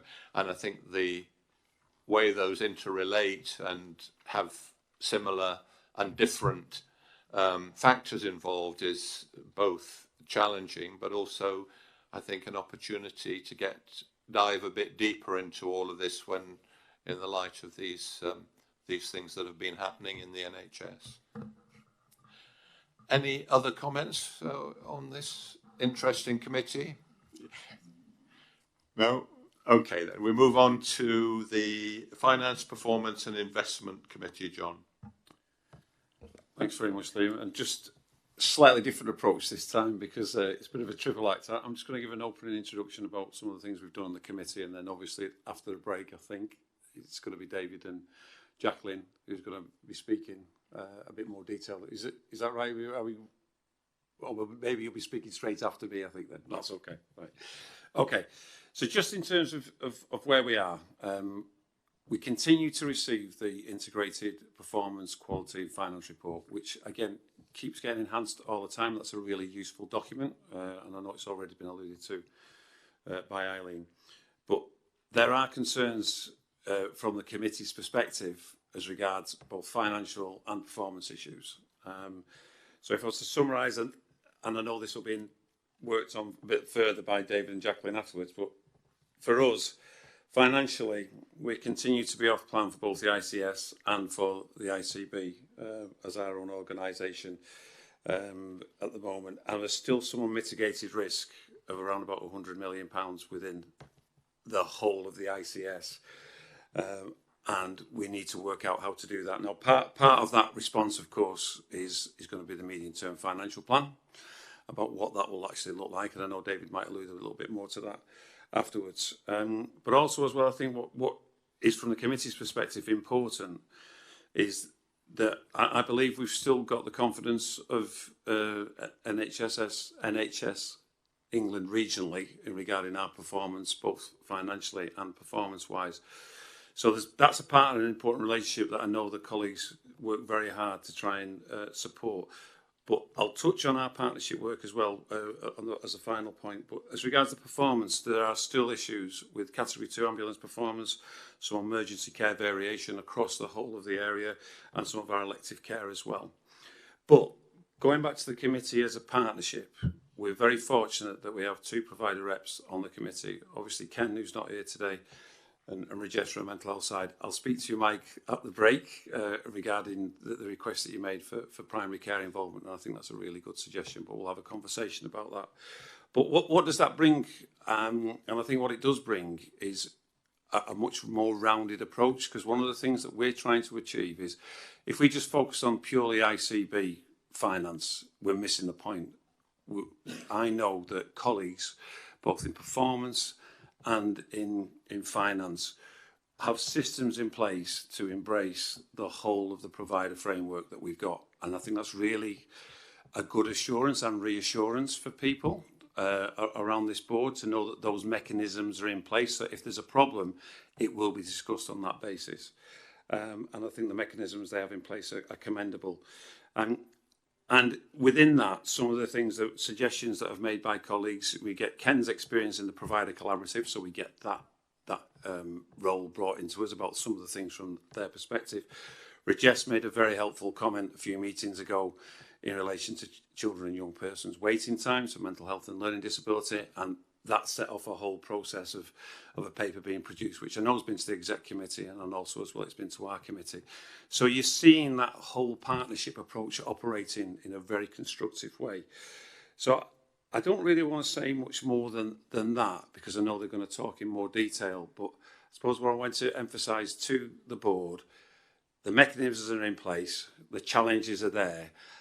I have to say, am I 100% confident that we're going to hit our financial figures? I'm not, without any support, because it's very, very difficult. But at least we're being open about it, at least we're engaging with NHS England, and at least we're engaging with our local providers about the whole issue and treating it as a North East and North Cumbria ICS rather than just as a single organisation. So I'll leave it there from my perspective as the chair of that group. Thank you very much, John. Are there any points that you wanted to raise on John's committee? That we will be covering some of these things in the next 2 agenda items, but no. Okay, thank you very much indeed. Well, we'll move on to the integrated delivery report, and Jacqueline Myers is going to take us through that. Thank you, Chair. As ever, this is a very broad report that covers a vast array of issues, so I will attempt to pull out some key issues, and of course happy to take any questions on the content of the report after that. So just looking at the highlights in the exec summary and following on from the comments that John made, we did initiate a piece of work to look at waiting times for children and young people in mental health services, and decided as an organisation, with the support of the committee, to apply the sort of waiting time lens that we use in acute services with the 18-week target. Now, those standards don't apply in this arena, but they're a helpful way of looking at length of waits. And through that process, we've been able to gather some data that shows that we have got some really significant waits for children and young people, particularly on the autism and ADHD pathways. And we're also starting to dive into that detail and see that there is some significant variation across the patch in terms of waiting times. I don't propose, Chair, to go into a lot of detail about the response to that, not least because we're going to have a focused conversation later on around our mental health transformation programme. But suffice to say, there is a lot of detailed work going on in this area, and some of the learning from the acute sector around waiting list validation, around looking at opportunities for mutual aid so that some of the longest waits can have access to services in other parts of the patch in order to bring those longest waits down, are already being initiated, and we'll bring further information around the work that we're doing here in future meetings. Secondly, I wanted to highlight another new area of data that has come into the report, and that's around primary care dentistry.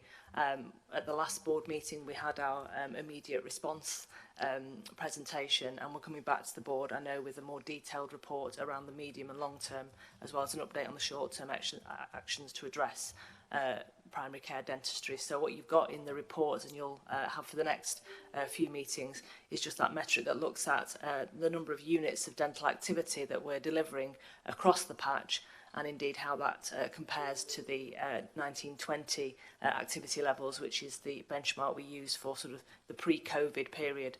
And you can see there that it's an area of concern. Whilst it has been improving in recent months, and as you know, all of these metrics we put through a statistical control process to see whether there is a significant improvement. We're at 74.4% compared to 1920. Worse than the national position, which is 76.8%, but clearly this is a national and local problem, and is no doubt a key part of why we're having such concern around dental access. As we develop the plan, we'll pull through some wider metrics that reflect the improvement plans that we develop. And then lastly, just to point up that there are some additional metrics coming through now in relation to our Healthier and Fairer programme. That's still work in progress. There's a bit of information in the report about what we're doing there, but I'm pleased to be able to share with board some metrics there in the dashboard. So for example, now you're able to see how we're doing against the plans that we've set around things like secondary prevention. So how we're doing in terms of identifying and managing, say, hypertension and cholesterol. And again, we're working very closely with the Healthier and Fairer programme that Neil heads up to make sure that as we set plans and trajectories, we're getting good oversight of those and supporting both the Healthier and Fairer Committee, but also this board's ability to have oversight of the work we're doing in that regard. Moving then on to the national constitutional standards, and again just picking up some key issues and linking to some of the earlier conversations we've had, Chair. In terms of the accident and emergency 4-hour standard, we continue to do relatively well compared to the rest of the country in relation to this. For the data in the pack in July, we achieved 78.3% of patients being either seen and discharged or seen and admitted within 4 hours, and that's some considerable distance, nearly 5% better than the national position. But we by no means rest on our laurels here, because we still recognise that that means that significant numbers of people, over a fifth of people, are waiting over 4 hours. And as mentioned earlier, we're getting into the detail about the variation amongst not just our provider trusts, but actually every individual A&E site and how they're doing. There's a 12% difference point between our best performers and our worst performers, and so where we've got organisations or sites that are struggling to achieve both their plan and acceptable levels, we're doing detailed recovery work with them. So for example, just yesterday we were sitting with County Durham and Darlington Trust, who are one of the trusts we're concerned about, particularly in relation to their North Durham site, and working through with them their actions for winter and getting some evidence and some assurance about the measures they'll be taking to meet their plan. So they're telling us that they believe they can make some significant improvements in the next few weeks ready for winter, particularly around some changes they're making to their streaming at the front door, which obviously is in line with the 3 priorities that we've set as a system, and also in terms of closer working with their primary care clinicians. So we'll watch that with interest and support them to make sure that makes the difference we hope to see. In relation to ambulance response times, and board will know that we take a particular interest in the category 2 response time because those are the majority of patients, about 70% of our ambulance journeys, and also a particular category of risk. Although, as you'll see in the report, the North East Ambulance Service met its plan in July, we are concerned about the overall performance. We did see actually in August, as you'll see in a future board meeting, that they were 3 minutes behind their plan, so at 36 minutes against a plan of 33. So we've been doing some work with the North East Ambulance Service to understand what their recovery actions will be, and we've received a detailed and comprehensive recovery plan from them. That's complementary work to the wider system work we're doing. Obviously there's an interrelationship between things like ambulance handover delays and the ability of the ambulance service to respond, but there are also measures that they can take internally, some of which is pointed up in the winter plan, particularly around more use of clinical triage in order to identify which patients are most in need of a category 2 ambulance, also looking at the opportunity to use pathways other than taking a patient to an accident emergency department, and indeed some work that they're doing to increase their overall capacity through working with third-party providers. So we're monitoring all of those actions, and we have a revised plan and performance trajectory from the North East Ambulance Service that will be working to support them to deliver. Just moving on down through the report then, just to note reasonable performance in terms of the urgent community response service. That's something that again links closely to our winter plan, and we're keeping a close eye on that, not just in terms of the top line performance, but how it looks across all of our places. I think we've got a number of metrics there in that section that will help us keep an eye on whether our winter plan's having the impact that we intend it to have. Moving on then to elective care, and this is another area that we keep a close eye on. As you'll see in the report, we're now starting to see some concerning divergence from our 78-week plan. The board will record that there was a national requirement to eliminate 78-week waits, but this was something we were not able to fully achieve, mainly as a result of some waits in the complex spinal service at Newcastle Pontine hospitals. This is a national and also local issue. This has also been exacerbated by the industrial action. We're still working very closely with that trust through the national tiering system to see delivery of their trajectory, and we've got some remedial actions going on there, as well as some work on the front end of the pathway. More recently, we've seen some issues with the pain management service in South Tees, and again, we've done some work with that trust to understand their recovery plan, and they expect to eliminate those waits by the end of November. Slightly better news in terms of the 65-week standard, which is the one that we've got trajectories to get to all but zero again, with the exception of some of the spinal waits.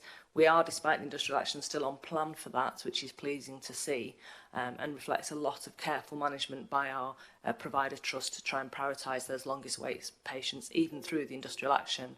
But I will say that all of that's leavened by a bit of concern about the growth in the overall waiting list size and the numbers of patients waiting over a year, which is growing at a more rapid rate than we planned for, and obviously a matter of concern. So we're having an elective recovery event in the system later on this month, and just trying to make sure that we're looking at all possible actions in terms of things like optimal productivity of our theatres, use of day cases where possible, understanding which pathways have got we've got most pressures in. There's an active programme of mutual aid where patients are given the opportunity to move to sites other than those that they're currently waiting at if there is a shorter wait available to them, and there's some national work going on that we're part of to try and make that more available and more visible to patients in terms of the opportunities there. So we'll watch that very carefully. Moving on to cancer, just a couple of things to note in that regard.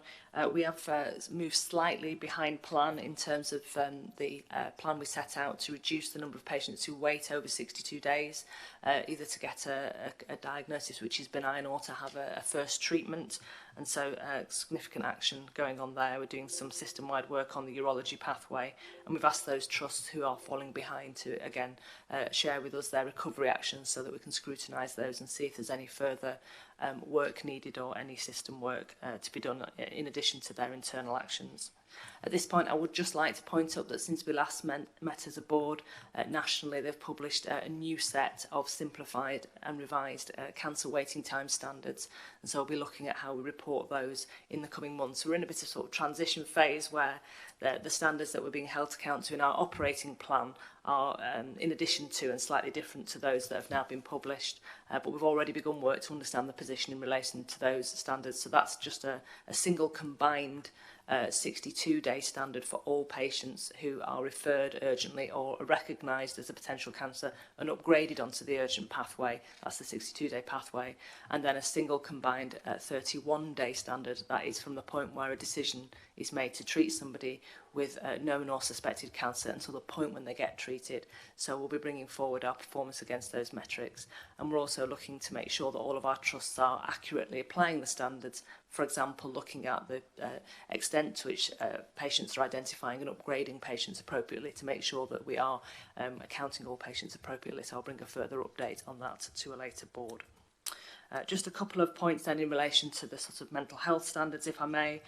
We continue to be concerned about the degree to which we're able to meet demand in relation to NHS talking therapies for anxiety and depression, and you can see the position there.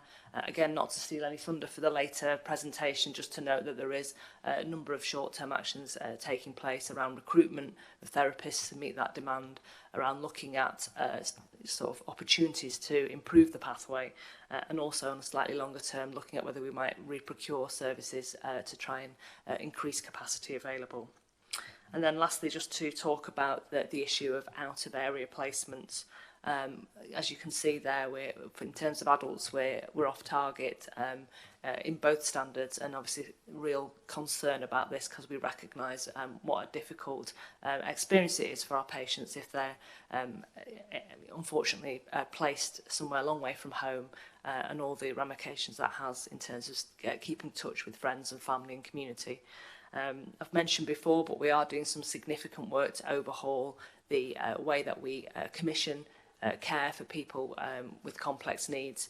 We're also doing some work which I think we're bringing to a future development board around housing and health and care, and one of the 3 areas of focus in that plan is around people with complex needs, because we know that housing is one of the major constraints when it comes to discharging people, and then we'll hear more later on around some of the other initiatives such as the inpatient transformation work that's going on to tackle the pressures in our own inpatient bed base, which obviously has a knock-on in terms of placing people out of area. Finally, we're doing some work to try and make sure that we've got ICB oversight of more live data in relation to these out-of-area placements. As you can see in the report, that's quite old data dating back to May. But the team are working to set out both trajectories and kind of more live oversight of the position on a weekly basis. So we'll bring an update that to a future meeting. So those are the areas I propose to point up, Chair, and as ever, happy to take any questions. Thank you. Thank you. Any comments and questions? Mike. Thanks, Jacqueline, for that comprehensive report. Just one of the issues I raised in the last board meeting was regarding gender dysphoria services, and I can see that there's been that we've sought some data from NHS England. Since then, I understand the only local provider has stopped accepting referrals. I wonder if you've got any updates on that. Thanks, Mike. Yeah, we are in the process of trying to get a deep understanding of what's going on with this service. This is a service that's nationally commissioned by specialist commissioners. And as you comment, within our footprint of North East North Cumbria for adults, there's just one provider, and that's Cumbria, Northumberland and Tyne, I always get the T wrong, Trust, and we've seen since the last board meeting that they've actually temporarily closed their service to new referrals because of the very large number of people waiting a long time to access the service. And this is a matter of concern because from a kind of distance point of view, the next nearest service providers are in York and Sheffield, and we know that they are also experiencing long waits. So we have received some data just in the last couple of days showing us how many people are waiting. We need to get underneath that data because we're not sure whether that's for the whole trust, not just for North East and North Cumbria. So we just agreed last week with our SpecCom colleagues that we'll undertake a deep dive into this pathway and understand the waits. Also, what stage of pathway people are waiting for. Is it even to be seen, or are they waiting further down the pathway? And is the blockage around access to, say, surgical treatment, so that we can get a clear picture of what's going on, and we'll bring a further update on that to a future board. But still working on it, I'm afraid, at this point, Mike, but we'll share the information we get back as we go along. Thanks. Thank you. Sam. Thank you, Chair. Just a couple of comments and ask really for Levi to come in on, particularly around autism, learning disability and autism placements. So just in terms of the waiting list, so the fact that our waiting list for elective procedures is growing, we're getting what we call a bulge in the waiting list coming through. And there's absolutely no doubt, as Jacqueline has said, the impact in the industrial action is really significant here. And certainly every opportunity that we have, whilst clearly this is a matter in terms of the pay issues for government, seeing a resolution on this will help us better tackle those waiting times. And I think the longer this goes on, obviously the greater impact that we will see on that. And I'm just conscious that we've just concluded the longest period of action of both our junior doctors and consultants striking during that period as well.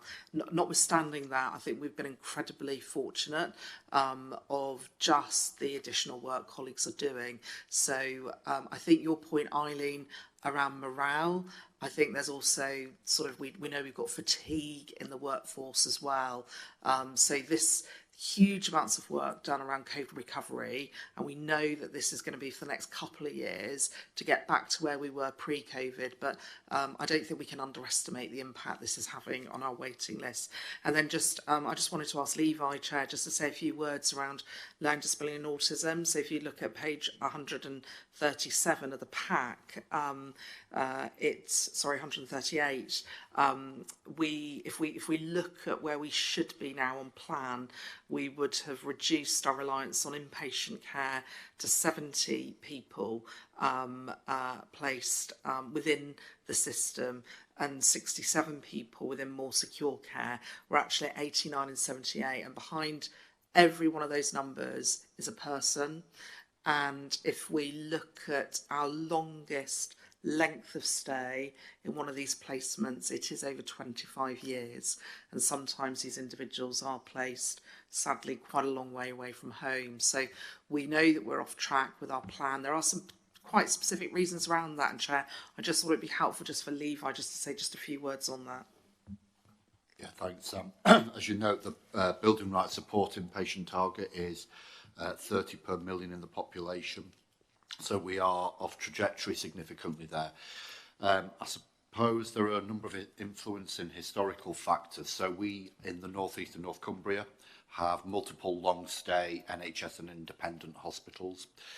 We have a bit of a legacy that over the last probably 15 years, we were supported by NHS England specialised commissioning to create additional secure services, particularly low and medium secure, and within that some very specialist elements, so some of the first national autism secure services and women's secure services.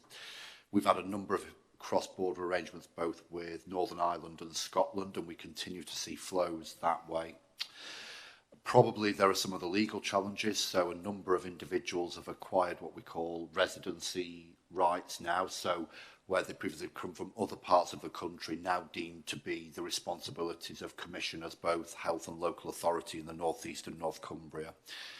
And the step-down packages of community care, which is obviously our prime concern, people living as independently as possible, are both highly complex, highly expensive, and we often find some level of dispute about who pays for the ongoing care.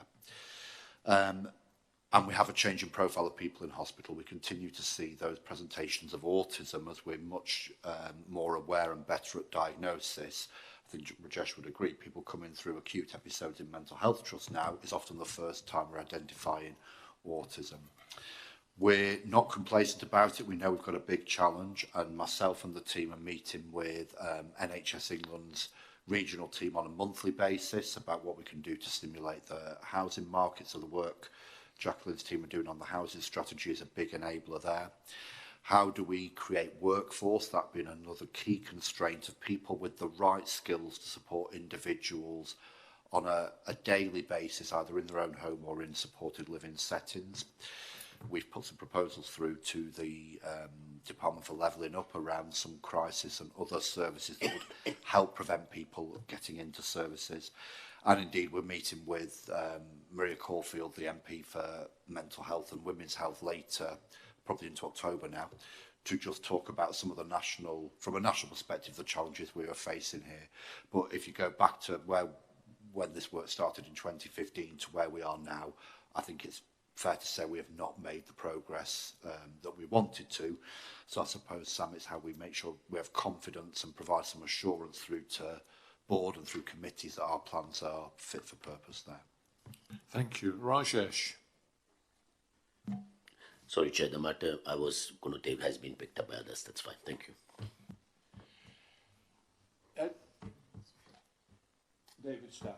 David Stout. Thanks, Liam. Jacqueline, just going through the very helpful presentation and the charts, which are very easy to follow. Under serious incidents, what jumped out for me was a proportion of serious incidents reported within 2 days, which varies from 36% to 100%. And a number of things occurred to me. Is there a national expectation for 2 days? And if some can do it at 100%, why don't we just make certain everybody does it at 100%? Or is there a risk that if we force it to be reported within 2 days, it may reduce the reporting? And of course, if they're not reported within 2 days, then what's the tail? Is it sometime never at the end? So I just wonder what your view is around that particular item. So in terms of the current SI process, what should happen is all organisations, as soon as they discover an issue, should report it. Right. So some organisations want to do more understanding of kind of, is this an issue, is it not an issue, and do some level of reporting prior to uploading it as a serious incident. That isn't the process. The process should be, as soon as you're aware, you report it, and then actually you then investigate, and if it's not classed as an amount of harm, then we can delog it from the system. And that's the kind of information we want to ensure happens. So that's why there's a variation. And again, that's some of the cultural work in terms of openness and transparency that we need to deal with. Obviously, that will change with the introduction of PSERF, so we need to look at that much more closely. But what should happen with PSERF is that we should have a much more open and transparent view of all incidents, and then just a small amount of thematic reviews undertaken. So, but we need to ensure that all of our organisations are reporting any incident straight away. So are you working, David, to getting that range narrowing down over time? It's however you do it. Yeah, absolutely. Okay. So I think it's kind of ensuring that kind of our mechanisms within kind of the quality teams allow people to delog much more simply. Yeah. And we've had that issue raised in a couple of places, so we've done some work around that, so it's much easier to delog. Okay, thank you very much, David. Good, thank you. I can't see any more comments or questions, so thank you very much, Jacqueline. We'll move on to the finance report. David Chandler. Thank you, Chair. So you have in front of you on the agenda the month 4 finance report, and what I thought I would do is take you through the key points there, but also give an update on the month 5 position for the benefit of members. So if we remind ourselves, we always said at the start of the year that this was going to be a challenging financial year, both for the ICB, the ICS, and the country, indeed, from an NHS perspective. If I start with the duties that we have, is that still coming through okay? Yeah. With the duties that we have around revenue, from both an ICS and an ICB perspective. Remember, the ICS includes the ICB plus foundation trusts. So we agreed a financial plan that we would achieve a financial deficit this year of just less than £50 million, with the ICB having a surplus of £30 million within that. As at month 4, we reported a year-to-date variance for the ICS being just over £6 million off plan. Now, we'll just caveat, just to remind everybody that collectively we're responsible for combined resources of almost £10 billion these days. But off plan at month 4 by £6 million, 2 million of that related to the ICB and £4 million of that related to providers. The ICB element related to areas such as in prescribing and CHC. The provider side was more of a mix which related to elective activity, which providers are now on PBR, or back on PBR, I should say, and the cost of industrial action, which we were just talking about.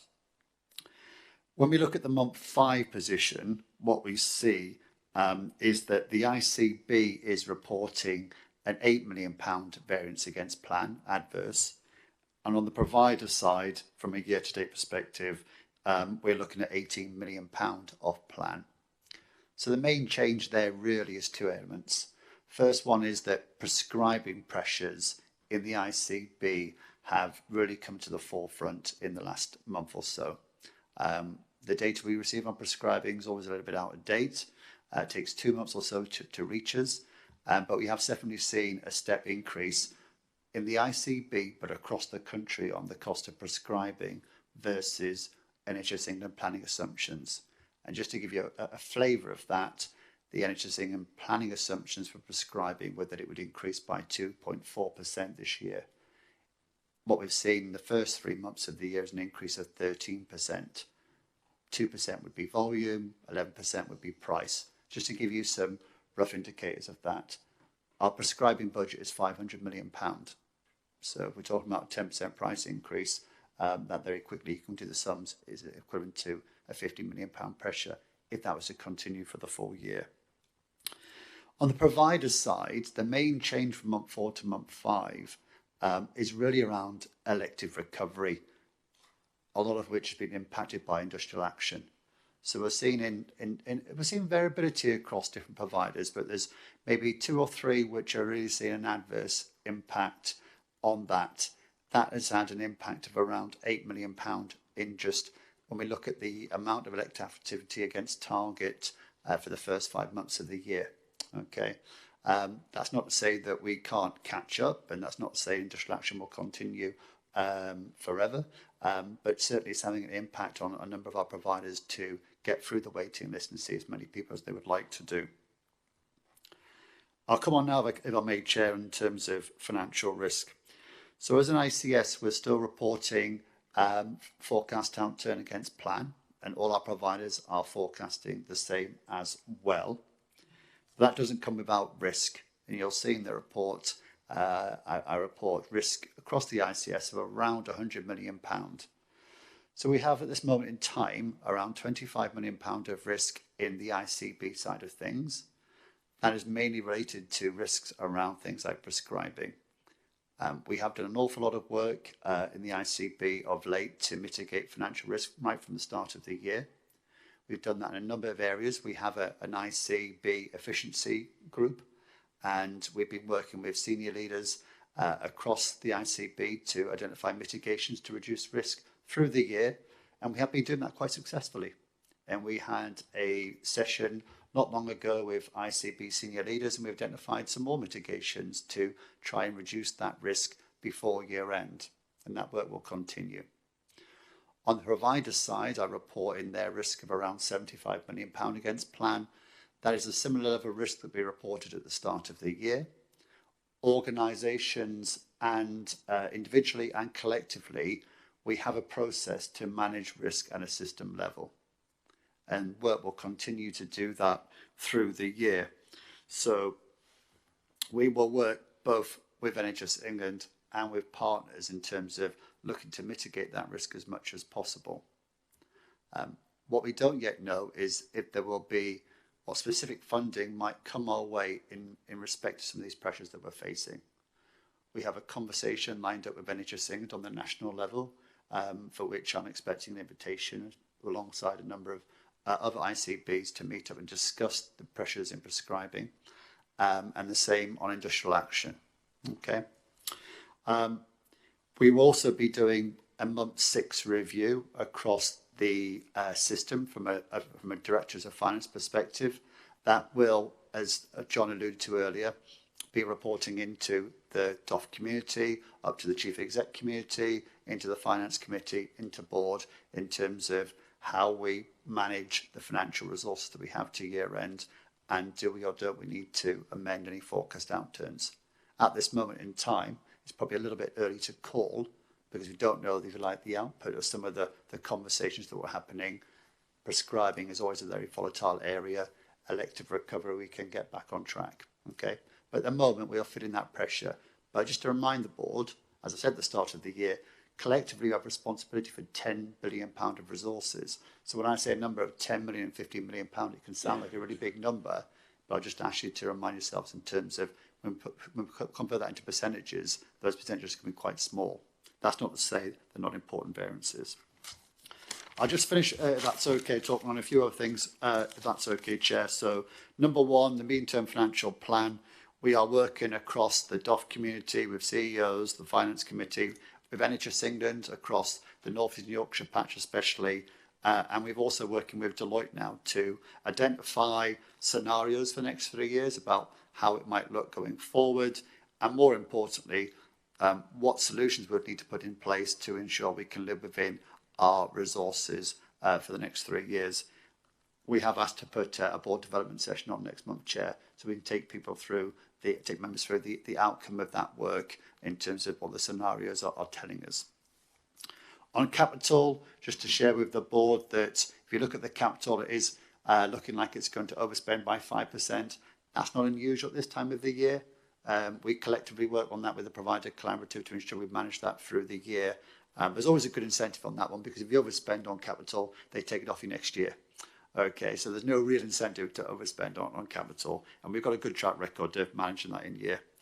And then the last one is just say, yes, we're continuing to work on the running costs, and with Jacqueline, I'm sure we'll be able to bring something back to board fairly soon in terms of our overall financial plan in that regard, and what that would mean for this year and next year in terms of change costs as well as savings. And I'll leave it there, Chair, and haven't taken any questions. Thank you, David. Well, we're asked to note the current position, the forecast financial position, and the financial risks across the system still to be managed. So are there any points anyone wants to raise? Any questions? No. Well, thank you, and we look forward to the board development session, David. Thank you very much indeed. And the final item before we break for lunch is the joint forward plan. Jacqueline, that's you. It is, thank you, Chair. So I'm really pleased to propose this joint forward plan for approval by the board for publication. I think it's been long trailed, so we started, didn't we, with our integrated care strategy, and then responding to NHS guidance. This is our 5-year implementation plan, effectively, for our integrated care strategy. And whilst the guidance is very much NHS focused, we've continued to work with a broad array of partners through our places and through our strategic programmes and our enabling programmes to make sure that we've got a comprehensive plan. This document is by nature a summary document, and it's underpinned by detailed action plans for each of the key areas that it addresses in the summary document. And I'd just like to make a few remarks about the process we've been through and what happens next before proposing it for approval, Chair, if that's okay. So you'll note from the covering summary in the report that the national ask was for us to publish this report back in June, and I think we advised that we felt we just needed a little bit longer to make sure that we'd engage with all the key stakeholders. We did publish our draft back in June, and we've had very wide engagement with all our NHS and wider system partners on the draft. And as you can see from the final document, it's resulted in some quite significant changes, and I think it was very much worth us taking that time on this first production of a joint forward plan to make sure that it reflected the views and concerns of all of those that will rely on to deliver it. So as part of the early part of the report, you can see some significant changes that we've made from the first draft. But just to note what the kind of biggest areas were in relation to the feedback, and we did receive really significant volume of feedback. There was quite a lot of questions about ways of working, so what is for local determination and what forms part of a, if you like, North East North Cumbria wide strategic plan, and how do those things interact. And I think there's more work to do on that, but we've certainly in the back end of the plan articulated how that will work, and how our strategic programmes will interconnect with local delivery, and focus very much perhaps on the what and less on the how. So that's something that will continue to develop, but I think we've brought some clarity to those arrangements. Clearly the work that we're doing on our operating model will be complementary to that. We've also talked in the plan about some of the sort of key service areas that people who gave us feedback felt needed more clarity or amplification in the report. So there are a couple of new sections, one around women's health and one around trauma-informed care. And we've also got expanded information around dentistry and general practice access. As we know from other parts of the agenda, those are plans that are still evolving. I think that's the very nature of our first joint forward plan. It gives you a real sense of the breadth and detail of plans that we've got in place, but also that there's further to go in terms of developing those plans to a level of maturity that will give us all of the actions and impacts we need to achieve our strategy in the long term. But this is a really good exposition, I think, of the array of things we've got in train, if you like, at this position 1 year in.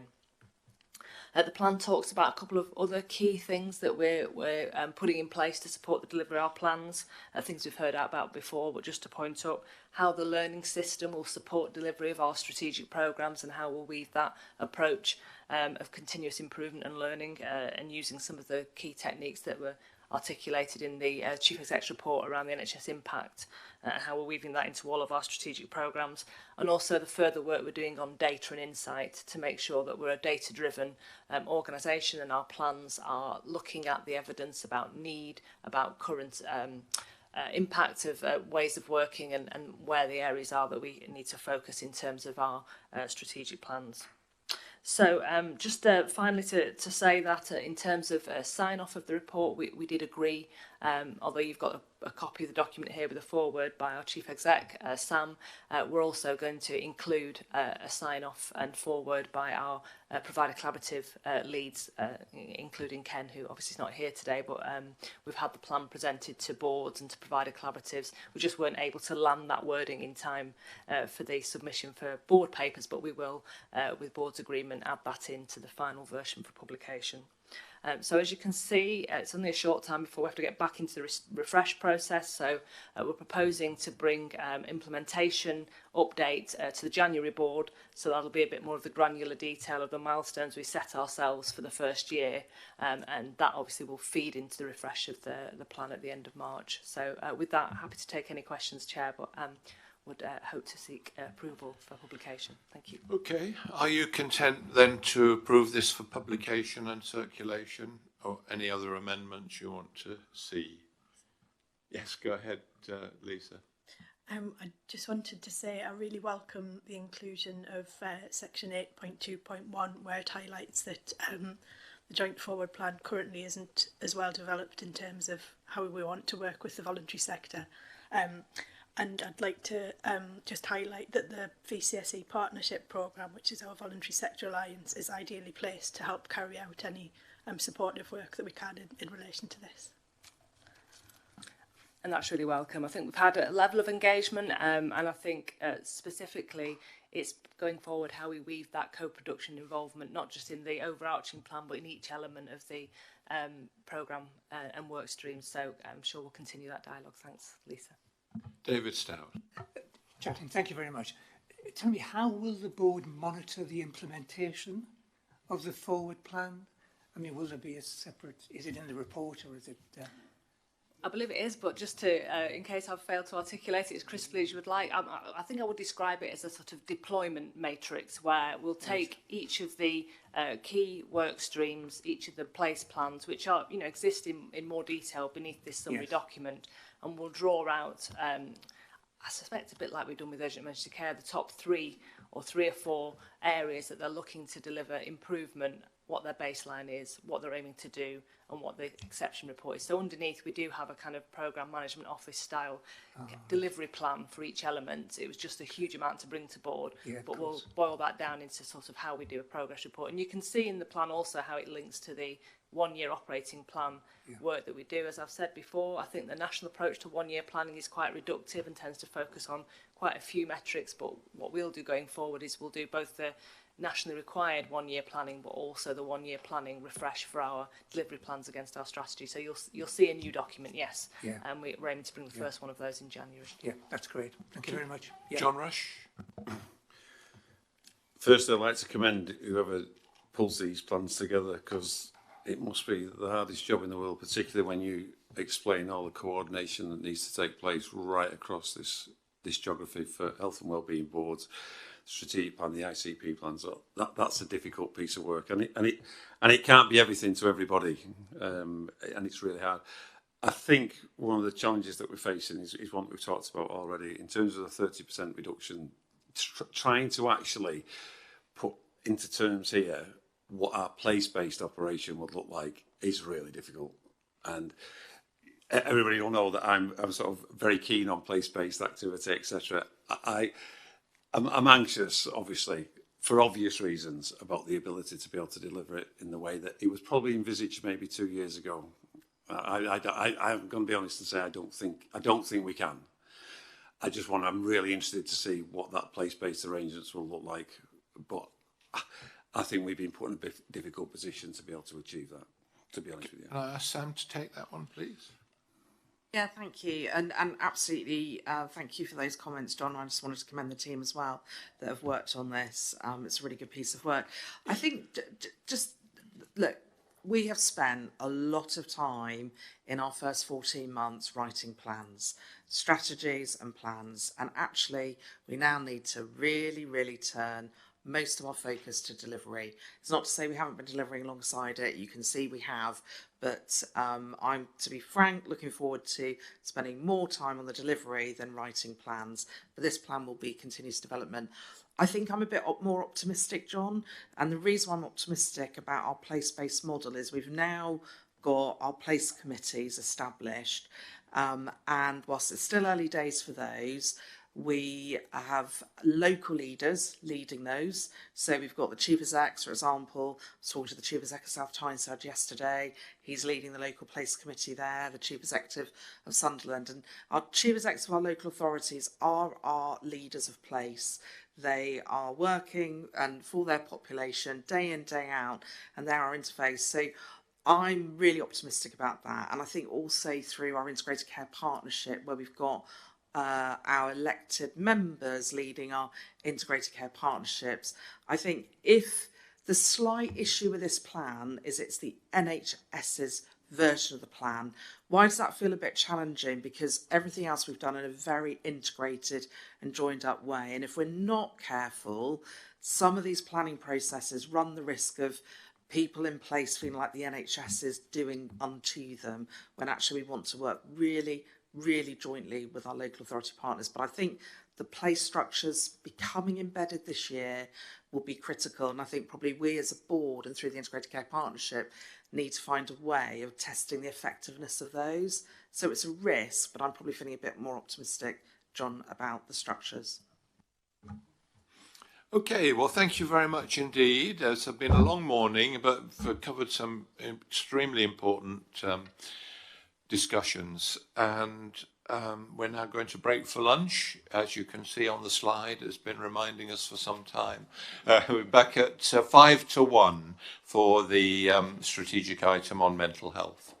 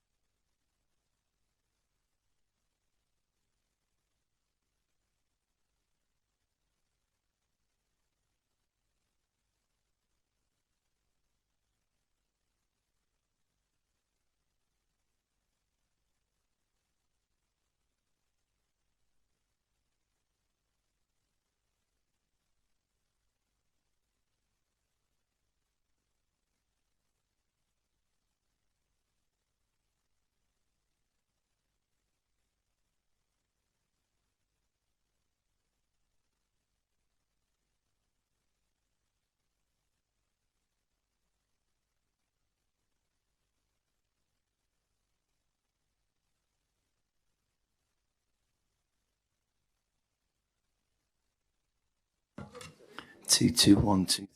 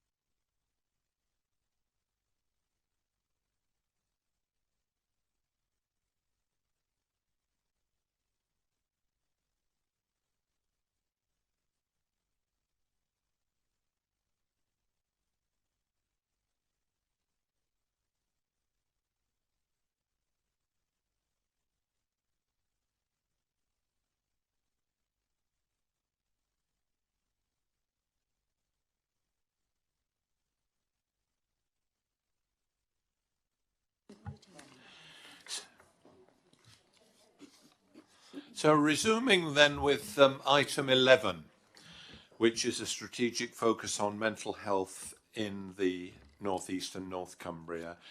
And Levi Buckley is going to present, Executive Director for North and North Cumbria. Thank you, Chairman, and good afternoon, everybody.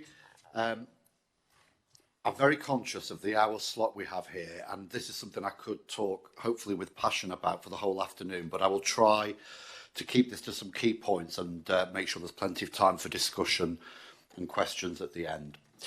So I think my first reflection is I think it's quite striking how many occasions we've referenced mental health in our board sessions today, whether we were talking about urgent and emergency care, interactions in emergency departments, the children and young people's waiting times, which I will touch on at some point, freedom to speak up, patient stories. Eileen, you talked about the trauma-informed care coming to the quality board, but also those wider issues of health and well-being for our staff and our populations. And then just before lunch, when we received the joint forward plan, if you'll have had time to read the papers, there's some quite detailed sections there, mental health, learning disability and autism. So it would be impossible for me to cover all aspects of this work today. And we have taken the decision to focus primarily on mental health this afternoon and look to a future session to go into more detail around some of the learning disability, autism, ADHD on that broader neurodiversity umbrella, as I don't think I could do it all justice this afternoon. I'll probably just start by reflecting that when the ICP launched the Better Health and Wellbeing for All strategy earlier in the year, it did include a number of goals related to mental health and mental well-being.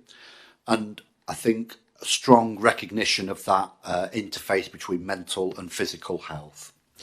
And you'll know then some of our strategic goals in our plan by 2030 include reducing the gap in life expectancy for people with severe and enduring mental illness, improving the percentage of our patients who receive their annual health checks, but also halving the difference in suicide rates between the region and England. And I will touch on some of those themes as I go through the slides.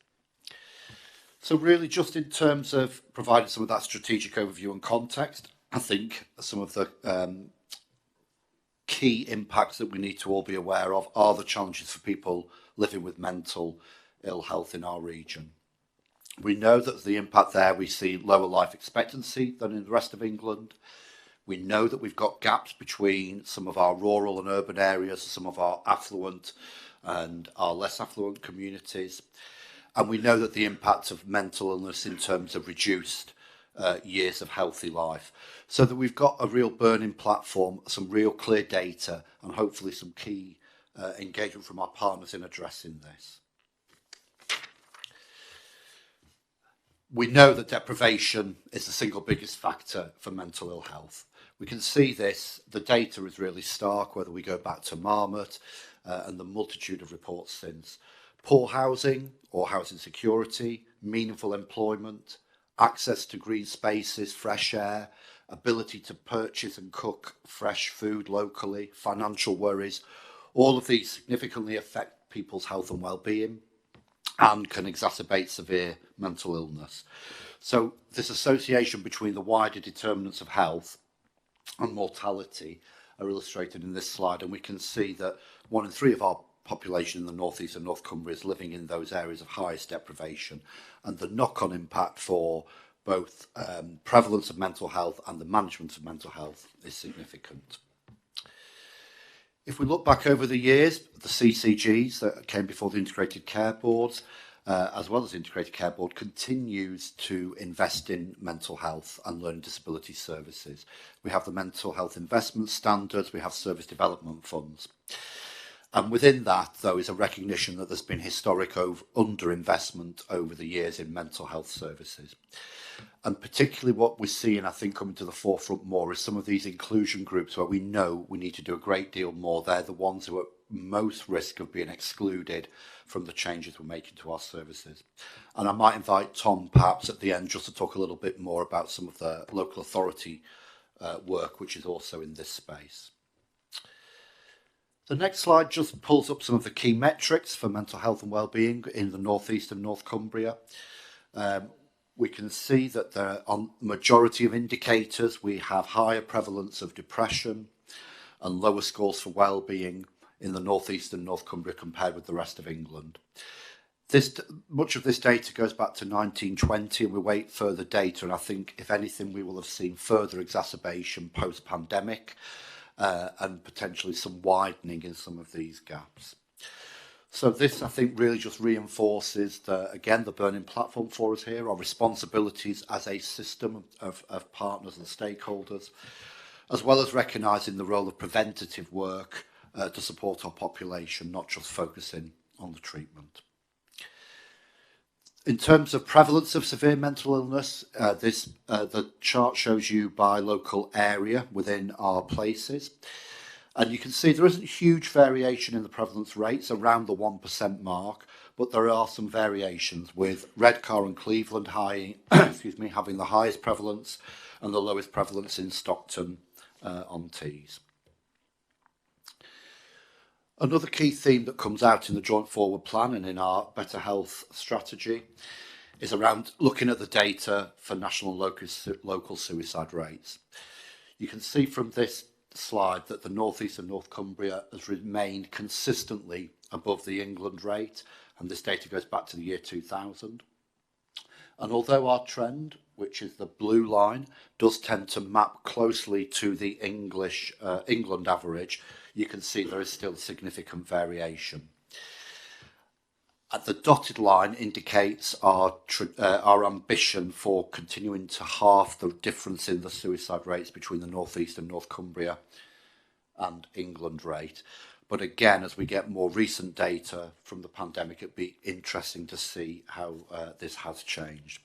There is a new national strategy in development for suicide prevention, which will continue to inform our work plan.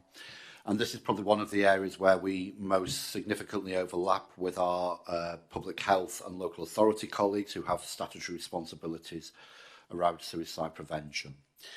When we look at some of the factors that lead to suicide, we again know that there are things around housing, employment, education. So some of our supporting strategies, I hope, will assist us there.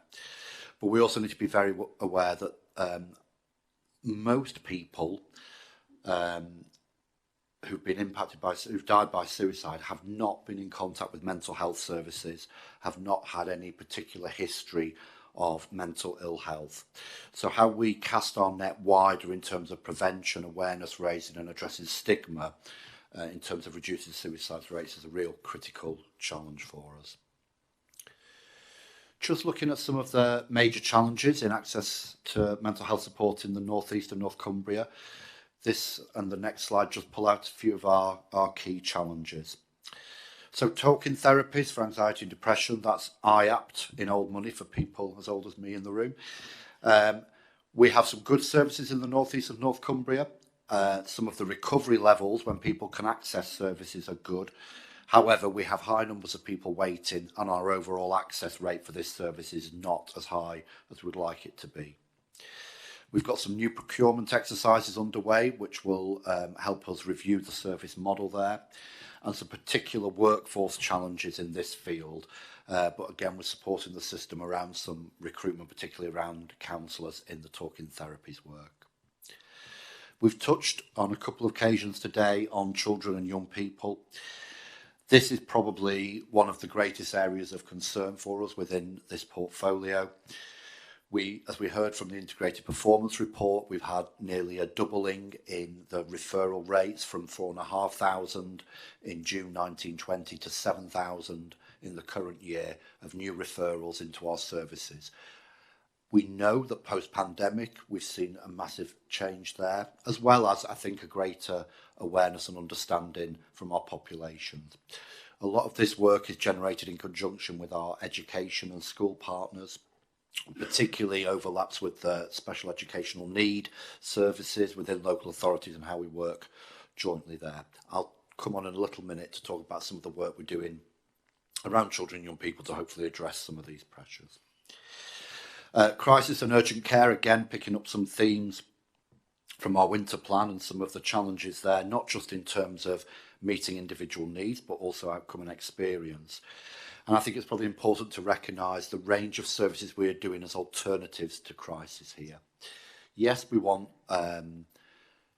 well-resourced crisis teams that can support people when they're having an acute episode of illness and need some direct support. But our alternatives at lower levels, including our safe havens, our crisis cafes, and the huge role that we're doing with the voluntary community sector around providing alternatives for that wider health and well-being are critical here. Also within crisis and urgent care, I think one of the great shifts we've seen in the last 2 to 3 years, on the back of the fuller stock take, we've seen some really good integration of our mental health teams within with primary care and partners. So particularly if we look in the Tees Valley, some of the models there of the specialist mental health teams being embedded in primary care has had a real significant impact, both in terms of early identification and getting people onto the right treatment pathways, but also significantly reducing waiting times for other services. Within our hospital and inpatient care, this continues to be an area of focus for us. I think we should remind ourselves that hospitals are the place of last resort. They are where people go in the most acute presentation that needs the most intense support. Our approach is always to try and provide services within a community setting, ideally within people's own homes and close to the family, friends and people who are important to them.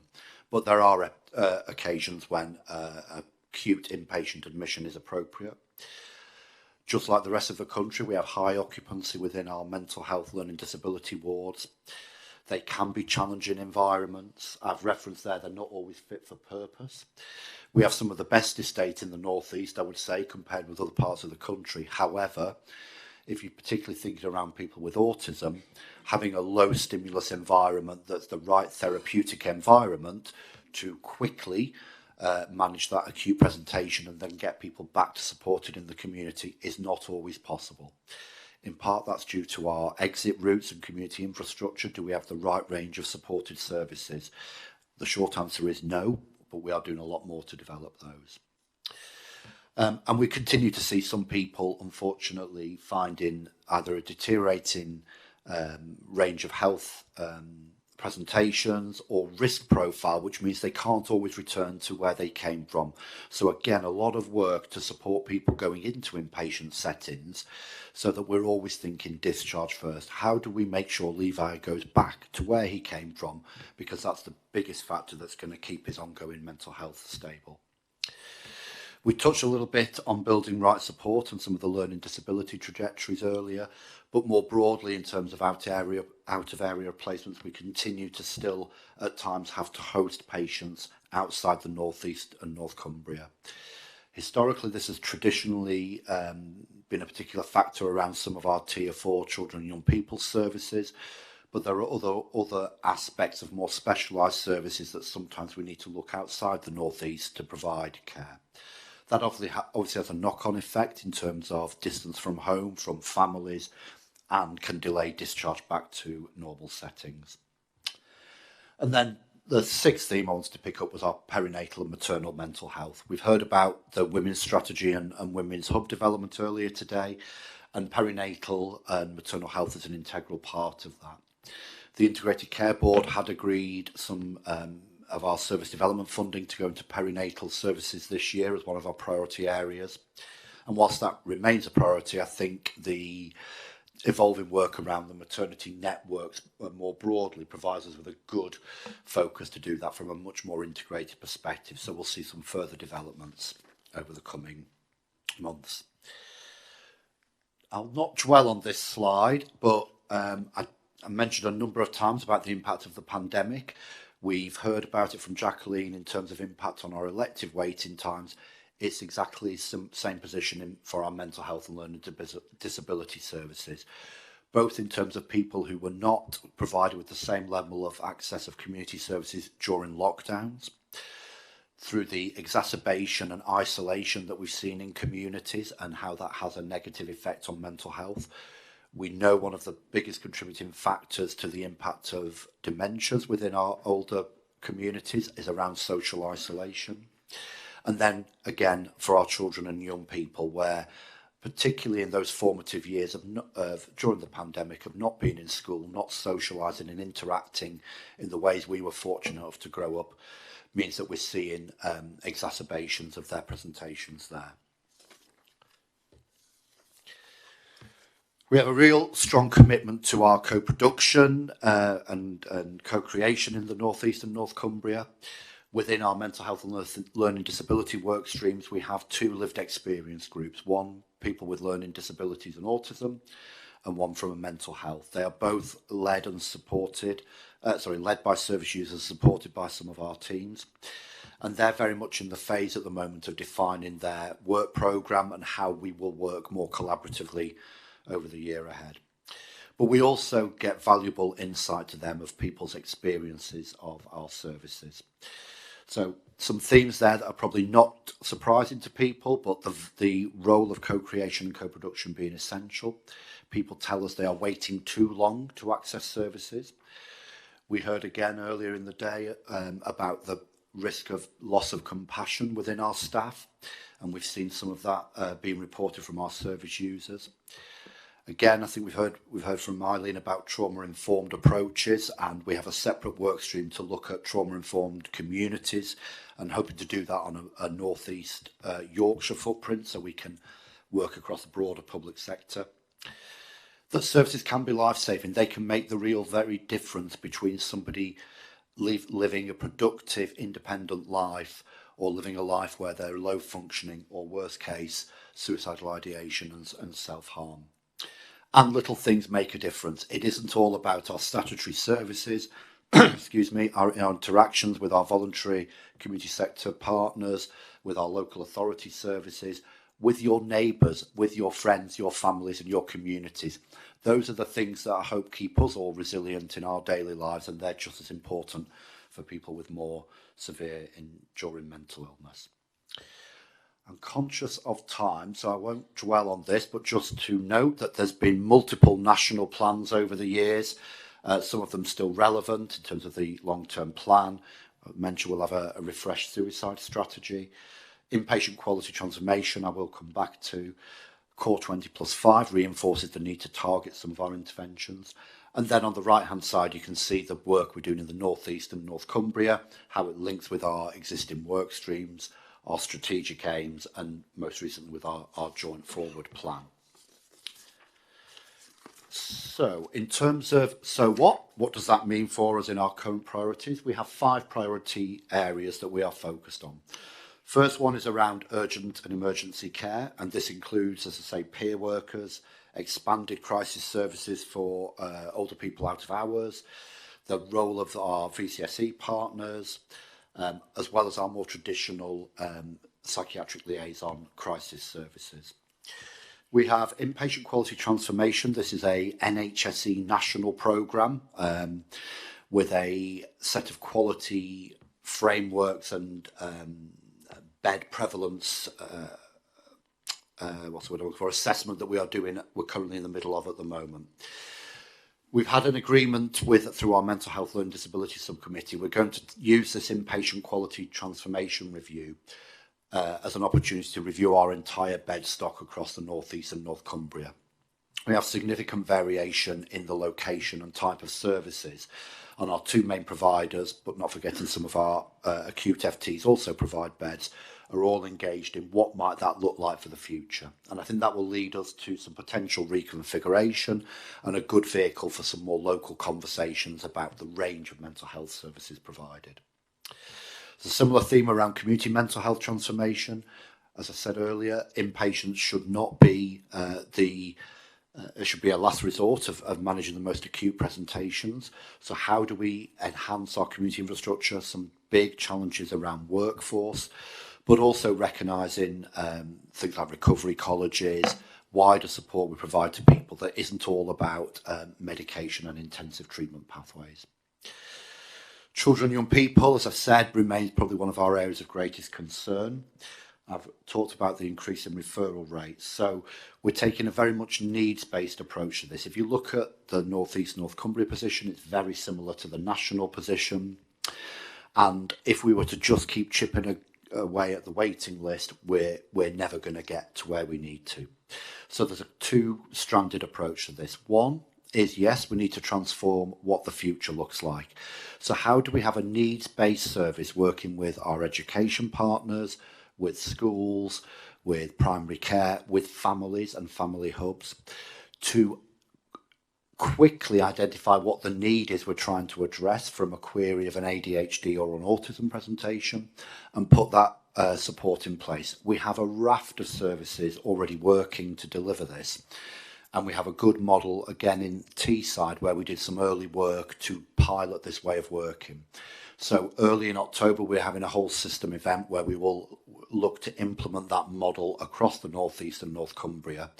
So for new people accessing services, we will be very much needs focused, and the diagnosis pathway will continue, but will not be the driver. And then secondly is, where can we create some additional capacity here and now to tackle some of that backlog? I have some high hopes and some confidence in our ability to achieve this, but it's going to take a lot of intensive work by a lot of people and our partners. And then finally, build and right support, as we referenced earlier, and we will come back later in the year to talking to the board about this in more detail. We've made some great work in terms of reducing people in inpatient settings with a learning disability. Autism is where we've seen the increase in numbers and where we have a lot more work to do. And as I said, we work regularly with our regional North East Yorkshire team, and we will be working with the national team on that as well. And then finally, just a couple of points around how we do some of this. So our enablers, that co-creation and personalisation, really underpinning how we do this. Just as we see for any health service people access, you want to feel that it's person-centred, you're at the heart, you're not just a individual or a number on a pathway.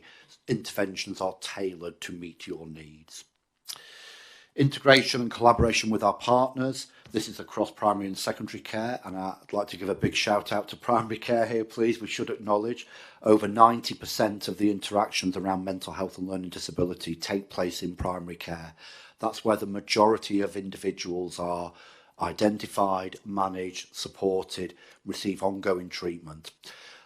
So they are absolutely critical part of how we continue to improve our services. Our local authority partners, and again I'll invite Tom in a moment to talk a little bit about the work with our DPH colleagues. Making sure that our our transformation priorities are impactful. So by that, how do we evidence that what we do makes a difference? So we have some very clear metrics that we can use to track that what we're doing and investing makes a difference for our people. Always being clinically led, following the evidence base. That doesn't mean we don't take some risks, we don't try something innovative, we don't work with, particularly VCSE, to try some smaller level interventions or services and see what benefit they can have, but look where the evidence is.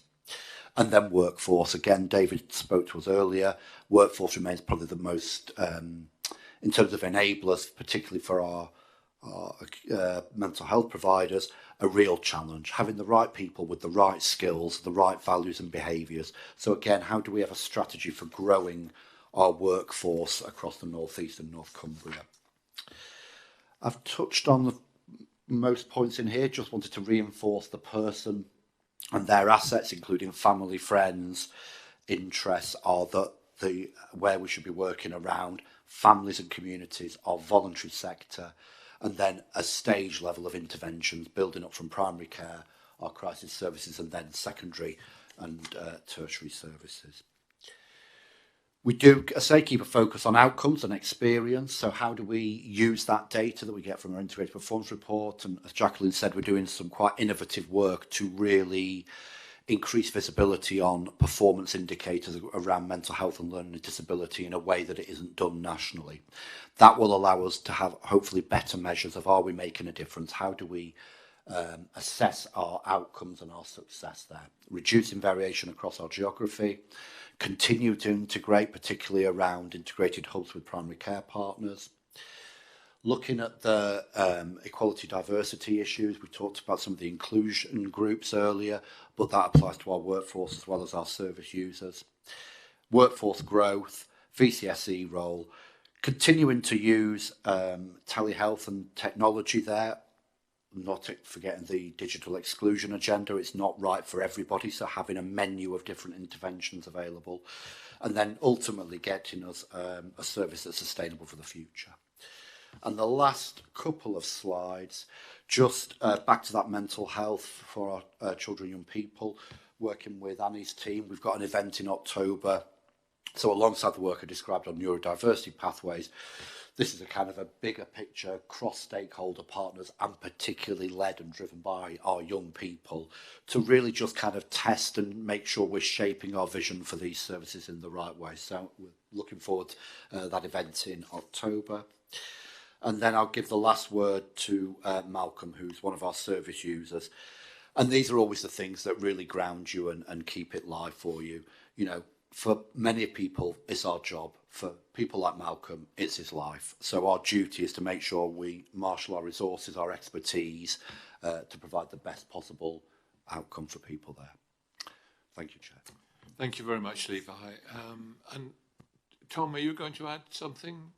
Yeah, I'm very happy to. Sorry, Levi's. I should have mentioned. I'd asked Tom just to perhaps reflect a little bit on the suicide prevention with DPH partners, and perhaps Rajesh maybe bring a minute or two on the provider perspective as well. Okay, thank you. Yeah, just wanted to add a little bit of a kind of local flavour to what Levi's described and talk a little bit about our approach in South Tyneside around our health and wellbeing strategy.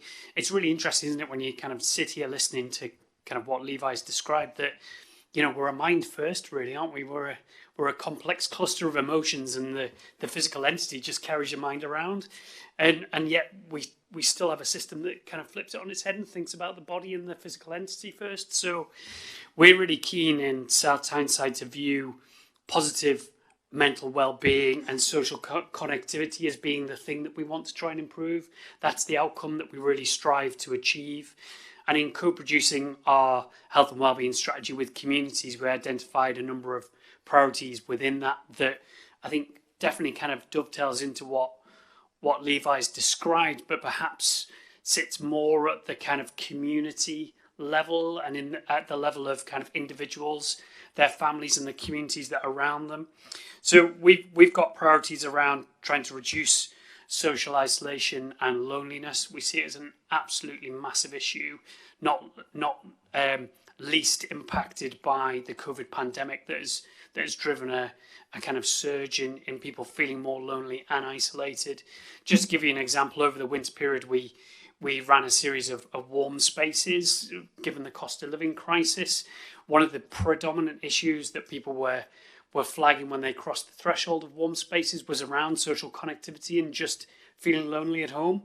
It wasn't necessarily about heating or eating. It was actually about having a place where they could connect with other people. So that continues to be one of our top priorities. We also want to support people with long-term physical and mental health conditions through social prescribing. Levi mentioned the incredibly important role that the community and voluntary sector play in terms of supporting people's health and well-being and their social connectivity. So our social prescribing network is a cornerstone of our local health and wellbeing approach, and we seek to work really closely with the community and voluntary sector on opportunities that do exist within communities, and also how we flow people through from support into things like volunteering and perhaps even back into the workforce if they are outside the workforce. So we start to create pathways that give people purposeful activity that helps improve their overall health and wellbeing, funnily enough. Levi's mentioned the priority around reducing suicide, and I guess wider than that, it's self-harm. Suicide's the tip of the iceberg. Actually, there's a big issue with growing rates of self-harm, particularly in our South Tyneside population. So actually, where do we put our help, support, resources to help reduce stigma, say it's okay not to be okay, and start to widen the net in terms of help and support? When you think about children and young people, actually access to what was kind of tier 3 community services for children and young people, again, it's quite a complex intervention. I think the birth of things like the Healthy Minds teams that we've got in South Tyneside, which are mental health workers attached to every school, really starts to widen the net and starts to broaden access to good quality help, support and intervention if children and young people are starting to face difficulties in their lives. So it's important that we think about lower level intervention, not just the higher tiers of intervention. And then finally, it is about promoting the 5 ways to well-being and that wider mental health promotion message. That's our 4th priority in South Tyneside. How we start to reduce stigma, say it's okay not to be okay, and also give people the tools to help self-care around your mental health, whether that's about learning something new, whether that's about being physically active, whether that's about connecting with friends, families, neighbours. It's about creating that wider well-being model, and that is a key priority for us. Thanks, Tom. Rajesh? Thanks, Chair, and thanks, Levi and Tom.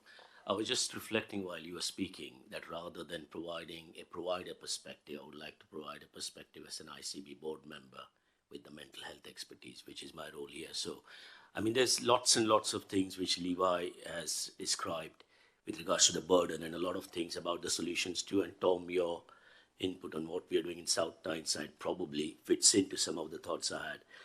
But I thought probably what I've always struggled in this area for the last, 25 years is we all know it's the right thing to do. It's been a huge burden. The difficulty has always been as to where to focus. Because it's so wide, it's so complex, and it touches every aspect of an individual or community's existence in some way. So I just thought I'll pick out sort of 5 things which I thought were relevant, and it came through while you were sort of presenting, Levi. I mean, the first thing is we have got, from a service provision perspective, never ever an opportunity nationally where policy thinking, political thinking is all about integration, and that's reflected in where we're sitting today. And within that context, we have got community transformation for mental health services. We've talked about that for 10 years, but we never had the energy behind it. And we have to, take that and make it happen. And I think it will. It will have different pace across the country, but that's the only way mental health services will work in the next 10 years.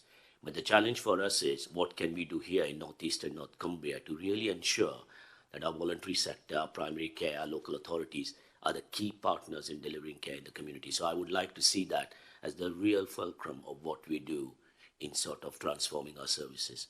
And then when people need specialist inpatient services, they only use them for the shortest period of time, have evidence-based treatments, and they're quickly back in the community. So that's all within Levi's plan. The second thing is, I know children and young people and all the stuff we're talking about is great, but I would like to look at us to really see what we could do with our local authority partners to make sure that children and families get the best start in life.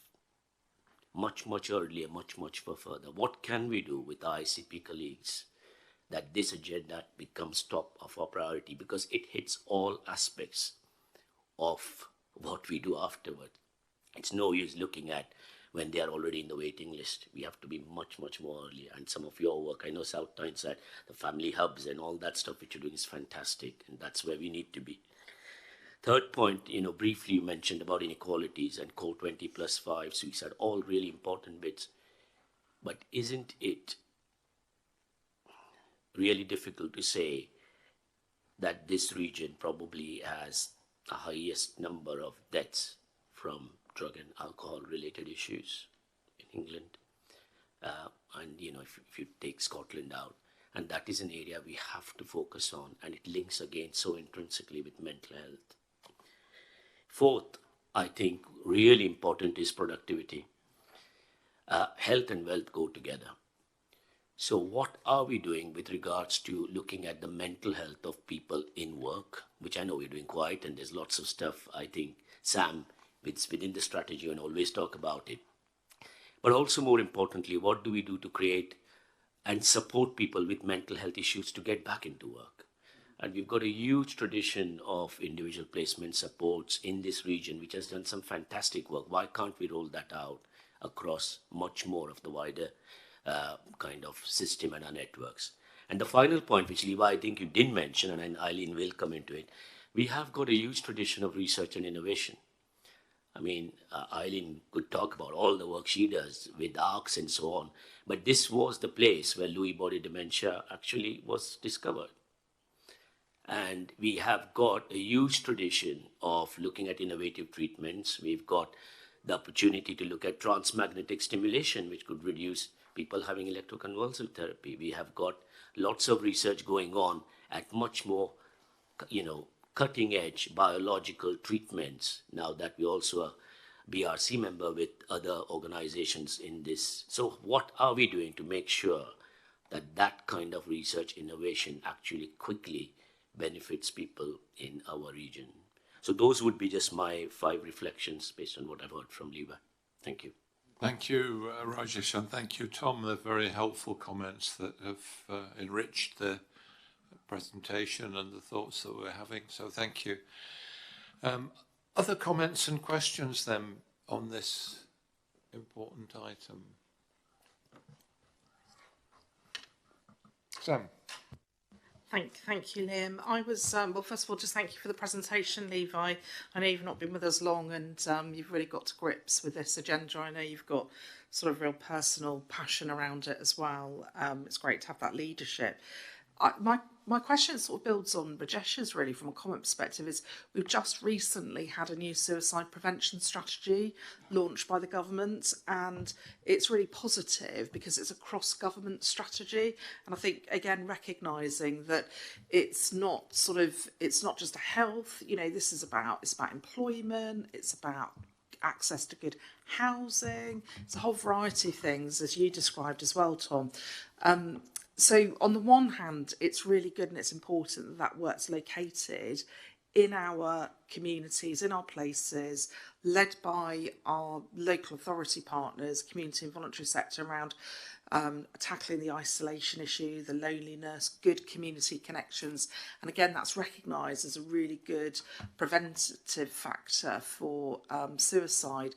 One of the other things, though, is we need to get, I think, more targeted and focused around priority groups. And I think one of our challenges is actually when you look at the scale of it for North East North Cumbria, it's if we were to compare ourselves to other parts of England, they would be looking at a much smaller part of their population. You think our suicide rate at the moment is twice that of London.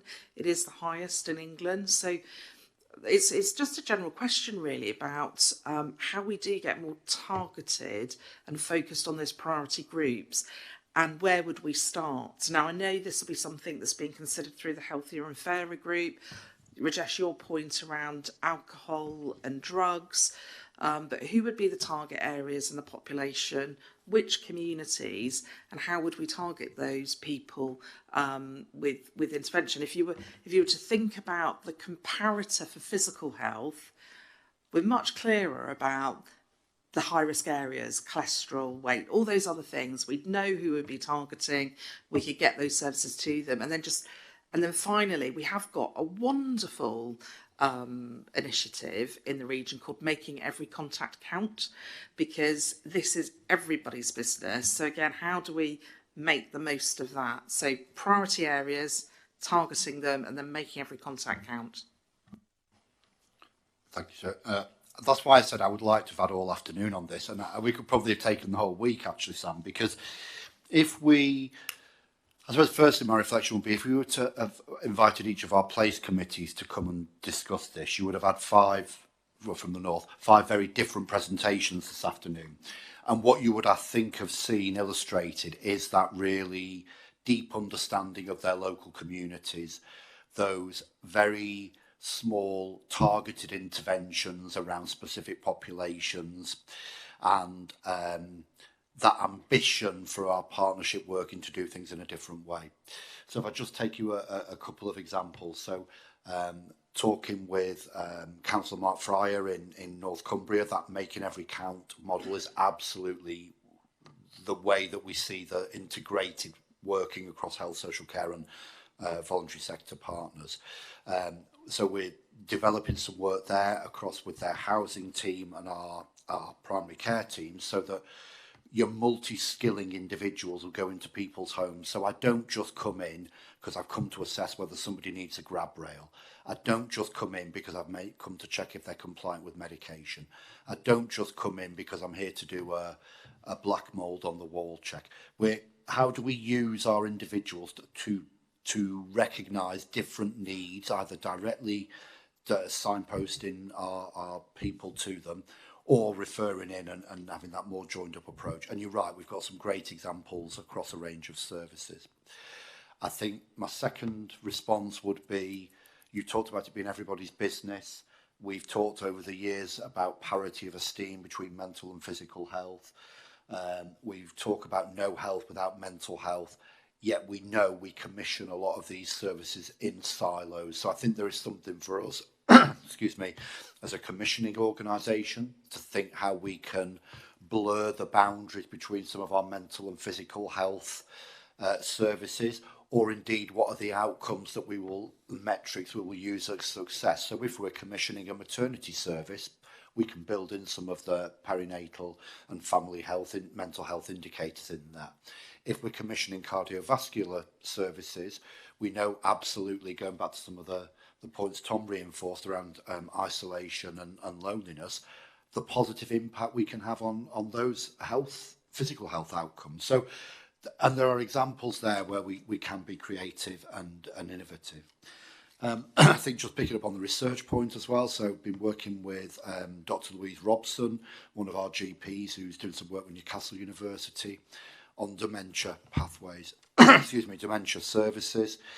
We know there are some, I think picking up Rajesh's point, there's lots of research we've generated here, there's a lot more we can look at.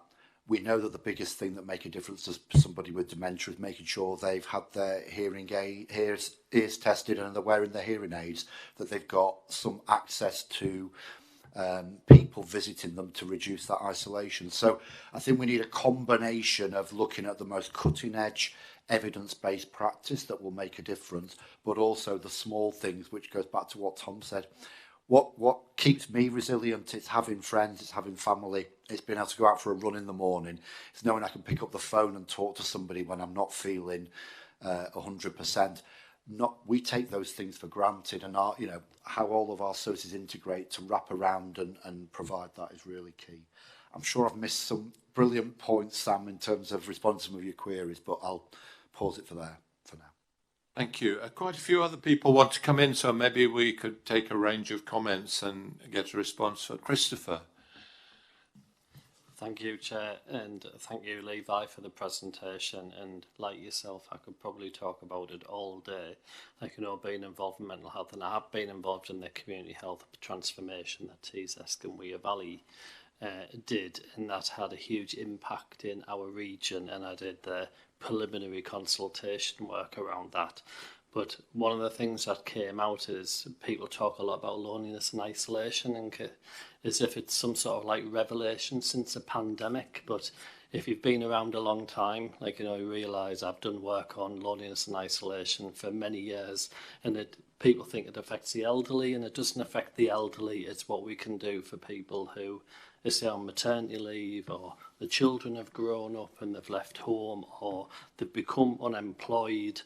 And some of the work that I did for Tees and Weir Valley is probably one of the most upsetting workshops that I had to do, was listening to some of the more seldom heard groups. And I did one with the deaf and blind community, but I also did one with the LGBTQ community, and just hearing some of the stories for people who are going through transgender community, and the waiting lists and the impact on their lives, things that we take for granted. It was just probably one of the worst things that I've ever had to do, working with the vulnerable community sector.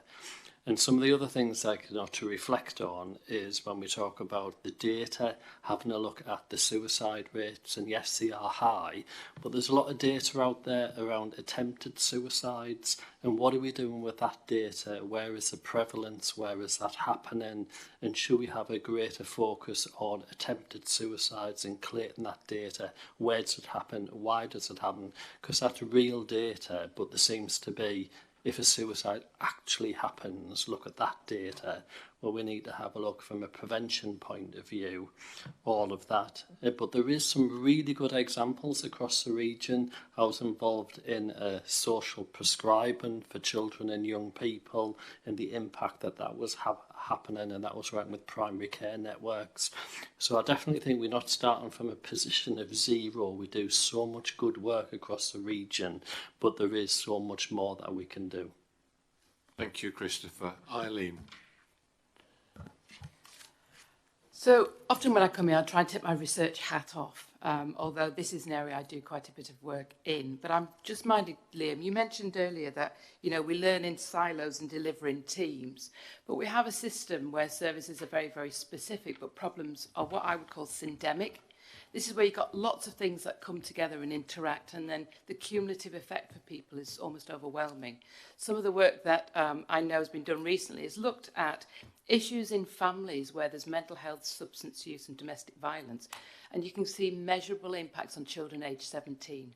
These effects are intergenerational and multi-generational. So it can almost lead us to think, gosh, there's so much and it's so tricky. What can we do? But Sam, you talk about how do we target this? Because we've got a system built on physical health conditions, lots of solid state organs and things like that. We know how to target it. Poverty transcends everything. The work that we've done looking at syndemic risk, the influence of exposure to poverty around birth actually affects these children in late adolescence. So those communities that are the most materially deprived, those communities where the rates of unemployment are the highest, they are the communities that most need our support. And I guess picking up something that Levi said, we actually need to see people as people situated in their lives with all these multiple problems coming at them, whereas we have a challenge because we work in a commissioning system where we do one thing or we commission things with a title on it. So I think we have to kind of work out how do we do that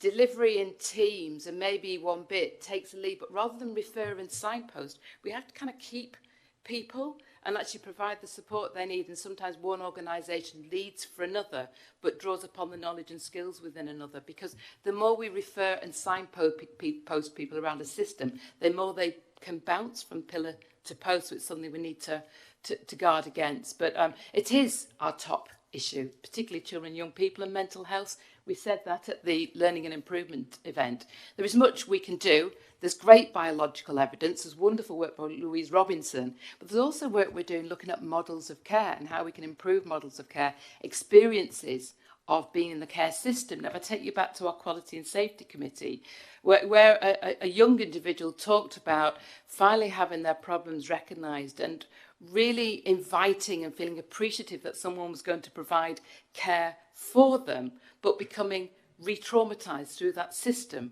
the way care was done and delivered to that person. So quite a few things in there. We know what we need to do. It just feels like it's a big task. Thank you. David Chandler.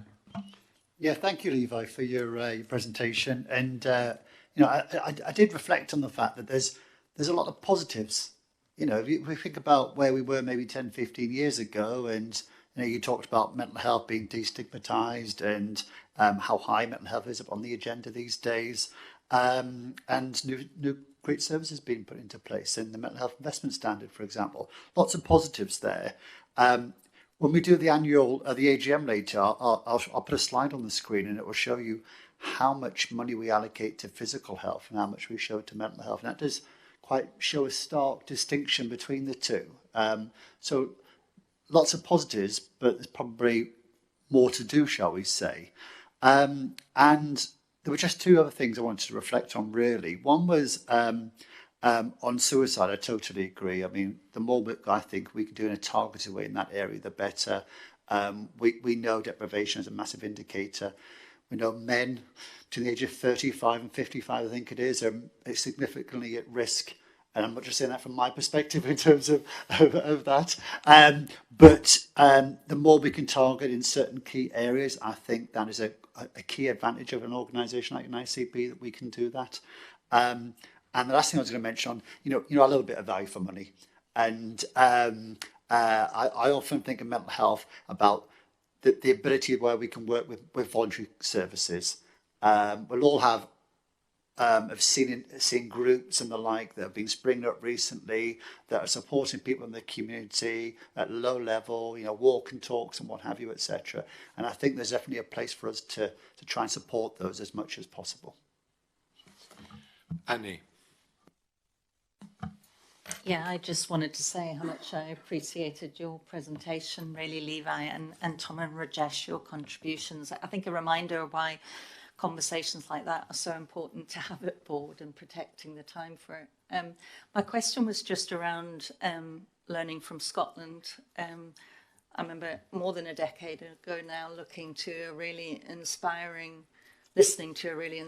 presentation by Sir Professor Harry Byrne as medical director, talking about the neurology of a kiss and that contact and loneliness in terms of public health, and what we learn about giving children the best start in life. So, I mean, on the back of recent reductions there in drug-related deaths, and I just wondered, is there much we can learn from Scotland in terms of the size of the challenge and the evidence base around some of their interventions? And then Rajesh. Did you want me to respond to that one, Chair, or just my general comments also? Okay, I'll respond to the first one. With regards to the first one about loneliness, I wasn't aware of that particular medical director you talked about. But when you look at what Scotland's done about drug-related deaths, and they still have got an issue, there's no question about that. But two key aspects is about how some of the policy-wide decisions they've taken about access to treatments and so on and so forth. And we know that one of the things which really makes a big difference in opioid-related deaths is the quick availability of naloxone and so on. And we are actually, one other thing I have got to say is people forget is that in this region, we probably have got some of the most specialist expertise in substance misuse. All over in the rest of the country, you don't have psychiatrists. Most of it is gone away from psychiatry, whereas we do have that. So we need to actually build on that. But that links to my wider response to what Sam said, and it comes to your question on suicide. And probably Neil's group on healthy and fairer communities is looking at it. But we need to get a bit more focused in how we approach. So if we take Sam's example, and might be that's been looked at along with our public health colleagues, we could say in suicide prevention that the two big things as a region we need to look at is men at a certain age and people with substance misuse and alcohol-related issues. But then we say from a place-based perspective, and Levi was talking about in Northumberland, we are really going to focus on the farming community. And that is the kind of clarity we need. And if there is that clarity, then we need to see that and then what we do about it. And the final point I wanted to make, Chair, was we often talk about things, and it's great to have this discussion, but we have to talk about these in the context of what we are expected to deliver. So we had two conversations today. One was about quality and safety, and we have the big issue about money. And I might take those two examples. If we're talking about suicide and we're talking about deaths and so on, I would also think about how do we as an ICB say, well, clearly with PSERF and with what's happened with Legby, we are going to look at mortality, we are going to look at suicide and self-harm. How does that also link in with what is on a quality agenda, along with what we are trying to do from a public health perspective? That all has to be linked in together, so we're not replicating and doing work in silos in different areas. Because as you said, you've got to also be quite efficient in the ICB with what we heard about the money and so on. Final point was about, in that similar way, if community transformation really worked, and if our productivity issues really worked, what does that mean for efficiencies and how sustainable services are? If mental and physical health integration really, really worked, what does that mean in how we would provide services with lesser money? Persistent physical symptoms, we know, is a huge burden on primary care, but we know there are models when we could actually reduce the outpatient attendance by 40%. If you apply some of the work which they've done in Durham. So where is that conversation to link transformation, innovation with the money challenge we have or the quality and safety challenge we have? And I think that is our responsibility, because there's nowhere where you could get people who represent all the constituencies and the influence we have with the wider system to push that through. And I think we could be one of the first ICBs probably to do that. Okay, thank you. I'll take the final two comments. If we'd done it question by question, we wouldn't have got through everybody, so it's important that we heard everybody's concerns and views and questions, and if we don't get through all the answers, which we wouldn't expect to, you can come back and talk to people individually, Levi. So Sarah. Thanks, Chair. It was just to perhaps accentuate some of the points that are made, particularly Eileen, around talking about the way we commission services in silo, because I sit in a dual role. I work for a local authority as well as the ICB, but local authorities are commissioning services in parallel to health, and there's a real need to join that up to maximise the funding, the investment we've got, and really look at the whole person. And wanted to pick up on David's point about funding, because yes, there'll be a stark difference if we look at the difference in funding between physical and mental health.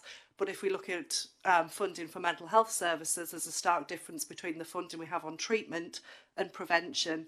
And it's how we can kind of change some of that, recognising the financial constraints we've got. But unless we invest in prevention, we're not going to make any headway on the challenges we've got, and the money's going to remain in the same place. And the final point for me was around discharge, because I think it's really good today that we saw some of the points in the integrated delivery report around mental health. But I sit here and I know that we still have a greater emphasis on discharge for older people and not mental health and learning disability.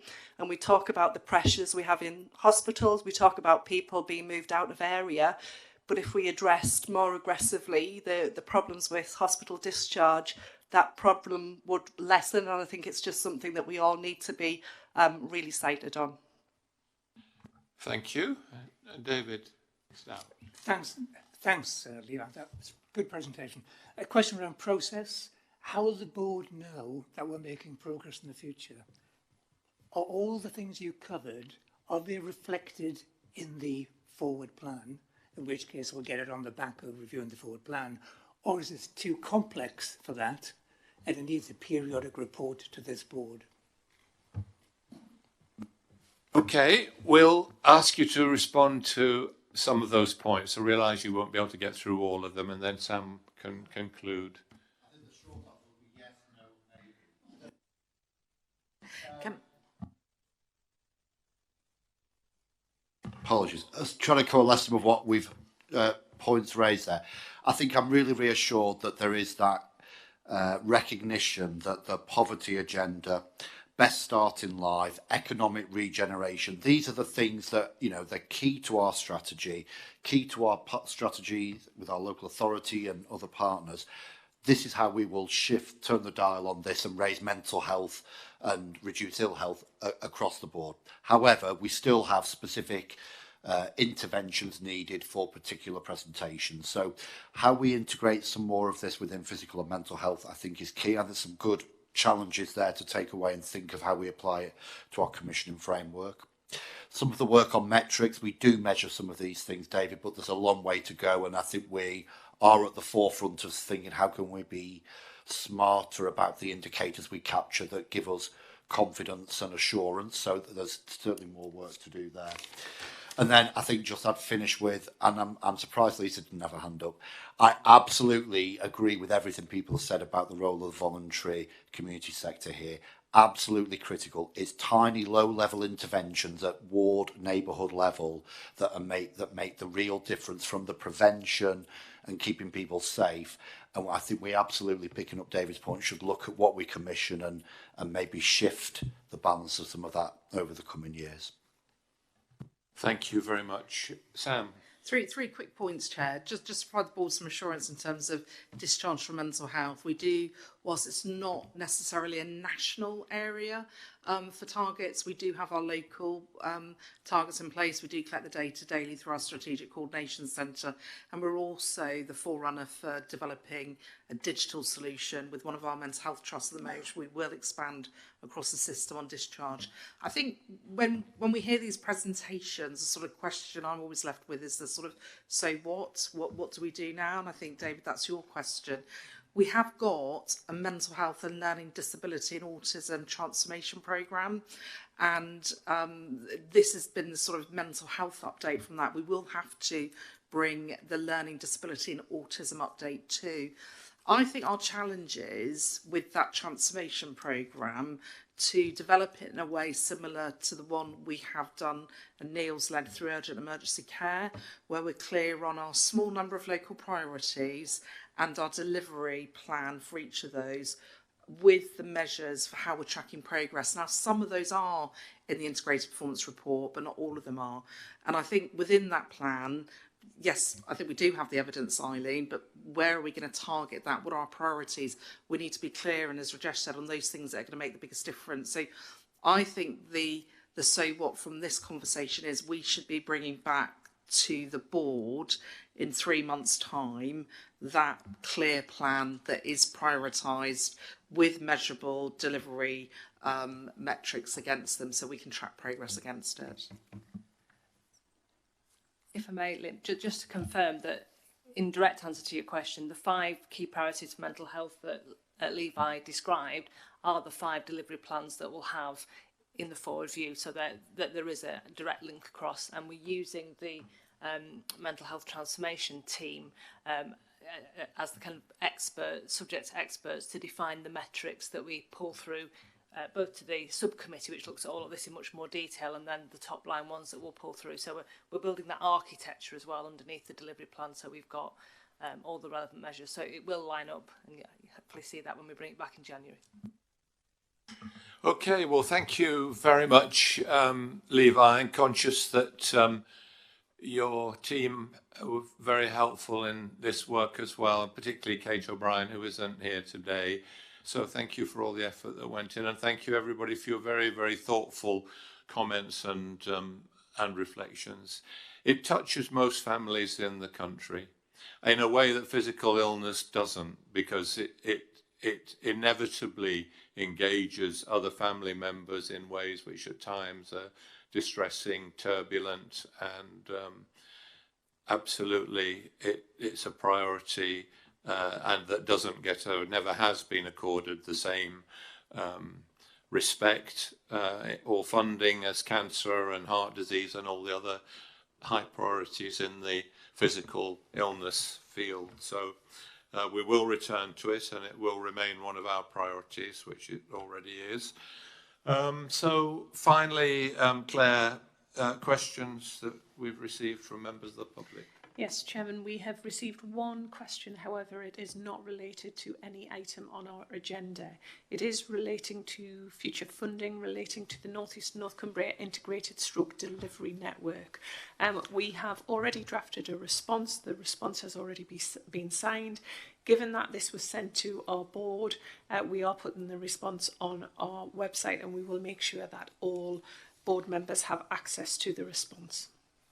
Okay, thank you very much indeed. And then any other business that we haven't flagged up at the beginning of the meeting? No. Please note the date and time of the next meeting, Tuesday the 28th of November, and the times will be the same as on this occasion. And we now have just a 15-minute break before the AGM.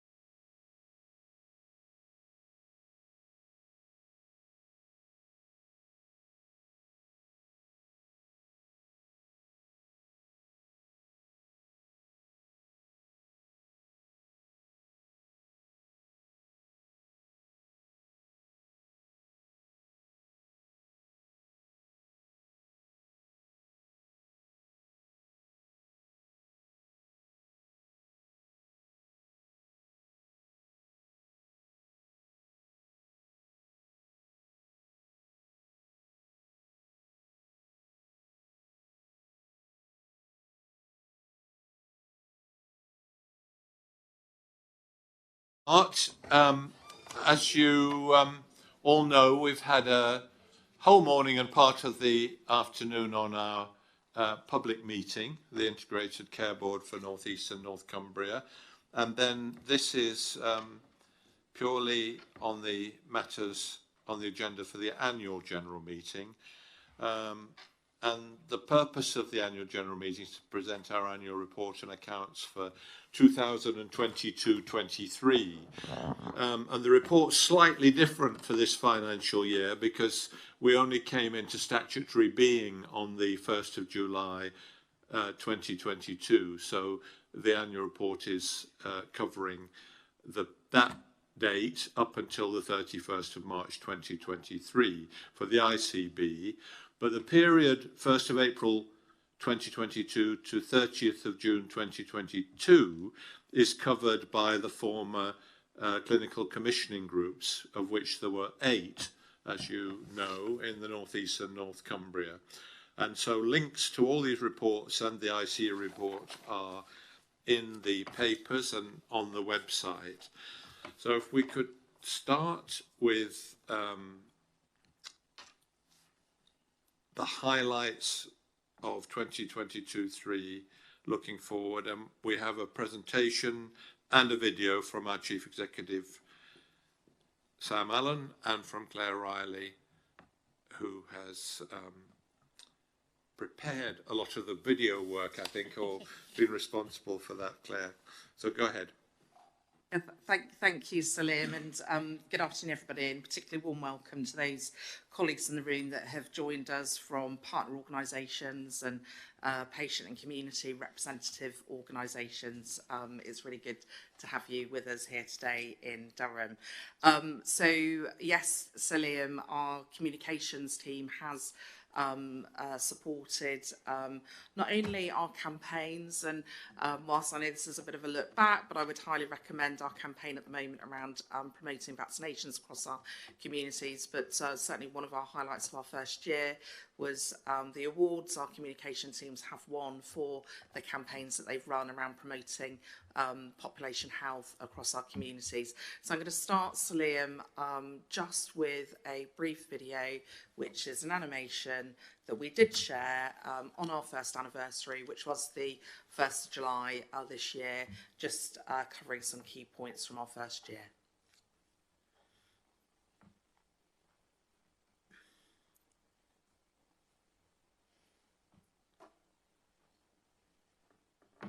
This is the point where you press the link and you hope the video springs into action.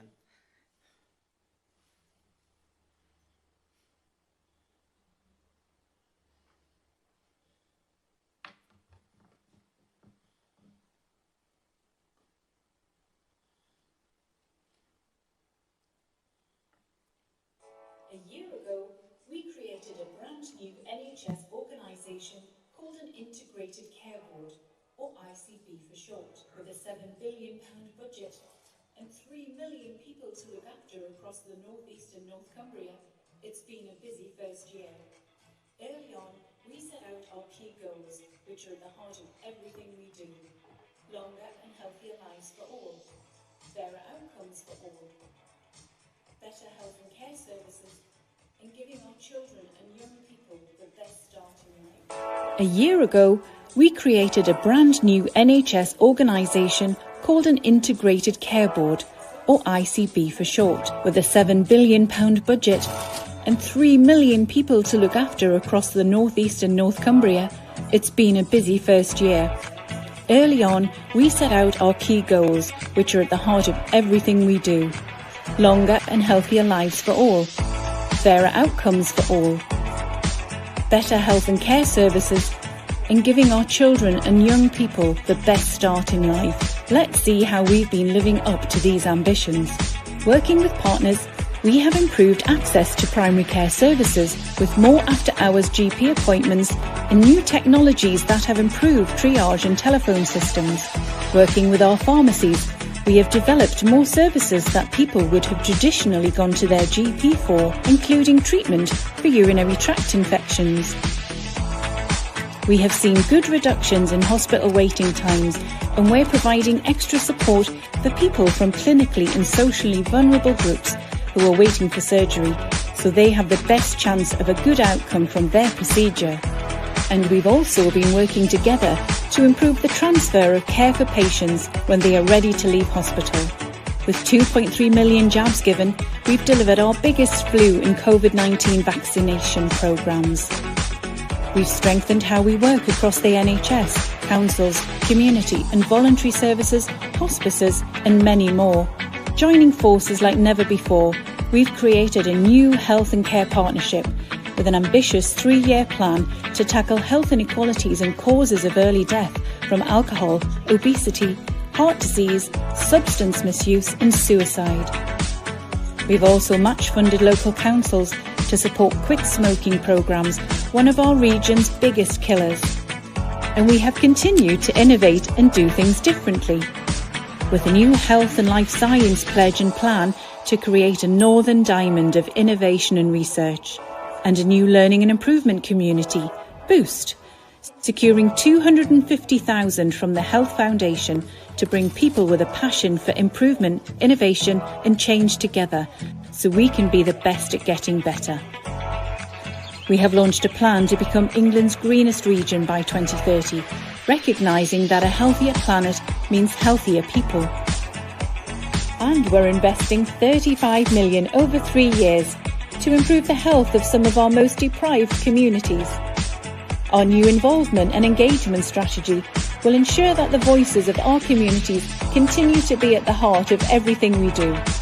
We are also playing our part to get more resources for our region, not just for health and care, but for wider economic and social development. Thank you to everyone who has supported us in our first year. Together we will continue on our journey for longer and healthier lives for all across the North East and North Cumbria. Okay, so thank you for that. So that was just a short film capturing some of our highlights from our first year.